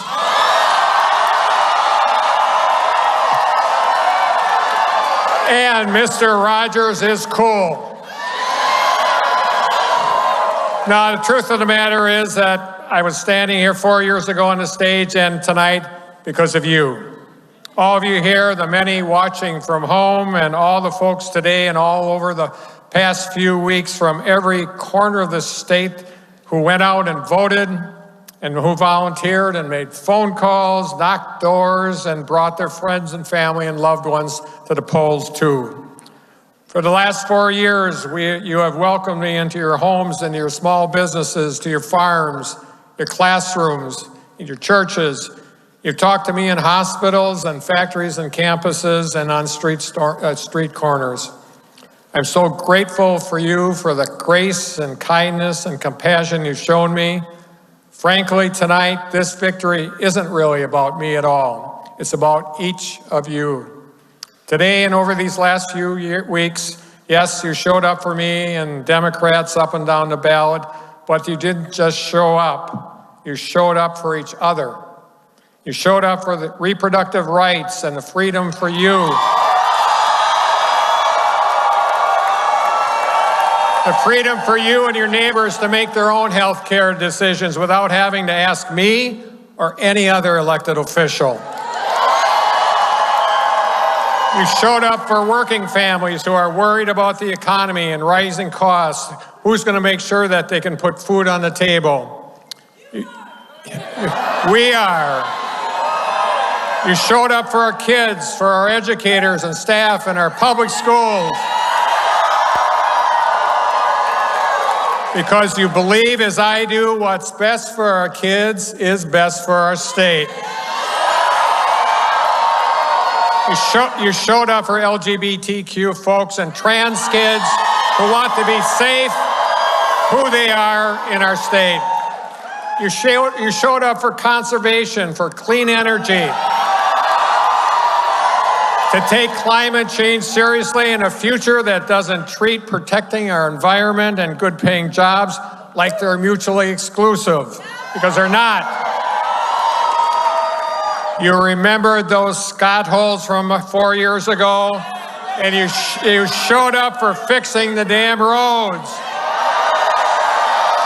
expanding access to high-speed internet, and continuing to invest in our state's infrastructure. And perhaps most importantly, you showed up because you saw our democracy was on the brink of existence, and you decided to do a damn thing about it. You've never stopped showing up. You've never stopped believing in the work we could do. You've never stopped fighting for the future we want to build for this state and for our kids. Thank you from the bottom of my heart. Thank you. I also want to thank these folks, Ben Wickler and the Democratic Party of Wisconsin, as well as Democrats up and down the ticket who left it all out on the field and worked their tails off to get us here today. I also want to thank my kids and my grandkids, some of whom are here tonight. I love you guys. And to my high school sweetheart and forever pickleball partner, Kathleen Francis Evers. You know, we celebrated our 50th year wedding anniversary this year, and I know for certain that I couldn't have done it without her. Kathleen Francis, I love you. I love you. And to all my campaign staff and my office staff, my cabinet, all the folks who've worked day in and day out to bring us to this moment. Folks who've made so many sacrifices, who put their lives on hold, who worked long days and endured sleepless nights. I am so grateful for you also. I also want to thank someone I've gotten the privilege to know over these past few months, the next Lieutenant Governor of the state of Wisconsin, Sarah Rodriguez. She has worked very, very hard getting out and meeting folks across the state, and she is going to be a great Lieutenant Governor. I'm so excited about working with her. Folks, I believe this 4 years ago, and I believe it still today. There's still so much that unites us rather than divides us. Whether it's better roads, better schools, and better health care, investing in our small businesses and family farms, protecting our natural resources, and investing in our reproductive clean jobs. Excuse me, I goofed that up. Defending reproductive. Thank you. I love you too.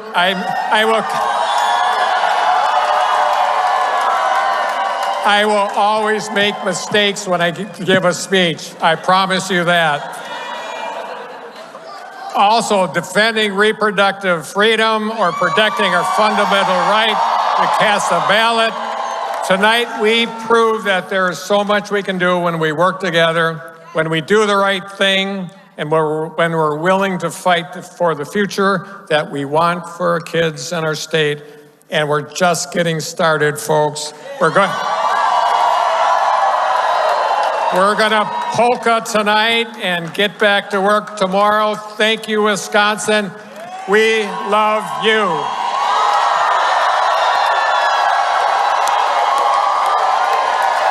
Tony Evers, 4 more years as the 46th governor of Wisconsin. Some interesting moments, some interesting quotes there.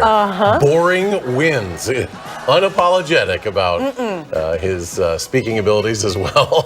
Not afraid to say he will make mistakes. He puts it all out there. There's Sarah Rodriguez, the 47-year-old Brookfield native who had represented the Assembly district over there in Brookfield. And now the new lieutenant governor, which leads us to our next story, segues beautifully into coverage of the Senate race. And we understand we might get a statement any moment soon from the Johnson camp up in Neenah. And for more on that, let's go to Catherine Merkel live with the Johnson campaign. Senator Johnson, we're told, is going to come out pretty soon and speak. So here are the latest updates while you were listening to Governor Tony Evers. We got told about 5 minutes ago that Ron Johnson would be here any minute now. Then Brian Schimming, the same man who gave us this update, came out and said, quote, "I don't think we'll call it tonight." All of us reporters here are on standby waiting for Johnson to come out, but we're not expecting Johnson to declare victory. So we'll keep you posted on what that looks like. Like I said, we're on standby. Any minute Ron Johnson is expected to come out and speak. And a reminder, Mandela Barnes over in Milwaukee said that they're not conceding over there tonight, that they still believe that there are more votes to count. We're waiting to hear what Ron Johnson has to say. We'll send it back to the studio as we wait for more. All right, Catherine Merkel live up in Neenah with the Johnson campaign. Let's look at those numbers, which clearly, I guess, certainly the Barnes campaign says is too close to call. And the numbers, 98% of precincts reporting, that is fairly close. It has stayed at about a 39,000 vote gap between these two, and as Catherine indicated, they feel there's some more votes out there. 38,621, according to Charlotte's excellent 1 a.m. math skills that she learned at Marquette. And I'll tell you, this is going to be one of those deals that carries into the days ahead. Hopefully, we get a resolution soon. But as Brian Schimming relayed to Catherine, the Johnson campaign, not ready to talk tonight, and we heard them basically calling it a night. At the Barnes campaign down in Milwaukee. Yeah, they had said that, you can party, but you can't stay here. You can't stay here.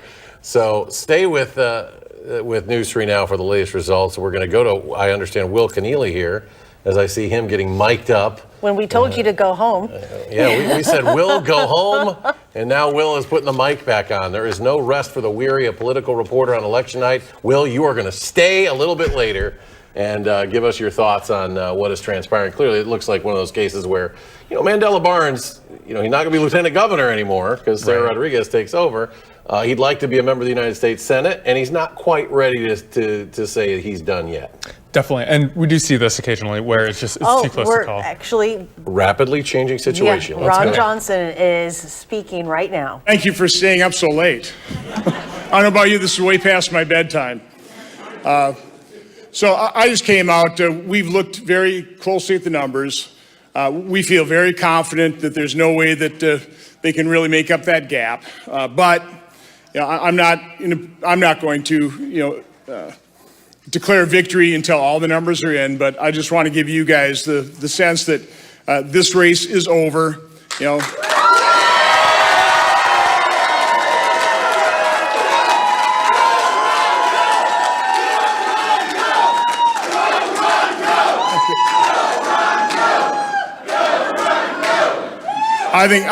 Quite honestly, I think anybody looking at the numbers would have to admit that fact. But for whatever reason, they're not willing to call it. But I don't see torturing you guys anymore by staying up till, for a couple more hours, because who knows how long they'll take to actually call this race. So, we'll wait till all the numbers come in before I declare final victory. But, I do believe that this time, truth has prevailed over the lies, over the character assassination.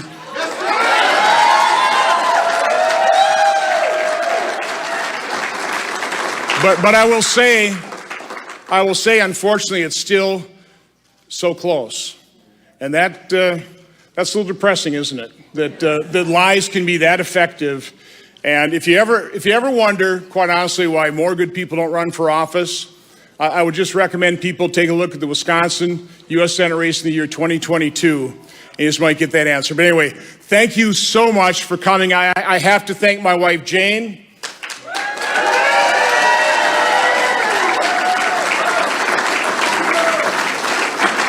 I have to thank all my family who've been so supportive.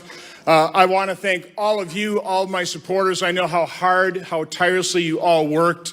It's been, quite the campaign, and I can't tell you how much I appreciate that. I want to thank all my staff, both in my Senate office, who do a tremendous work for our constituents. I want to thank everybody in the campaign staff. And let's wait for all the numbers to come in, and then we'll declare victory tomorrow morning. Have a good evening. Thank you. All right. So there you have it. Senator Ron Johnson writing in pencil, I won. Mm-hmm. But, he basically declaring he wants his supporters to feel good that he's comfortably ahead. But even he said it's been close, and he won't say it's final until it's final. And Mandela Barnes not ready to concede. So it leads us to Will Cornelian just briefly before we say goodnight.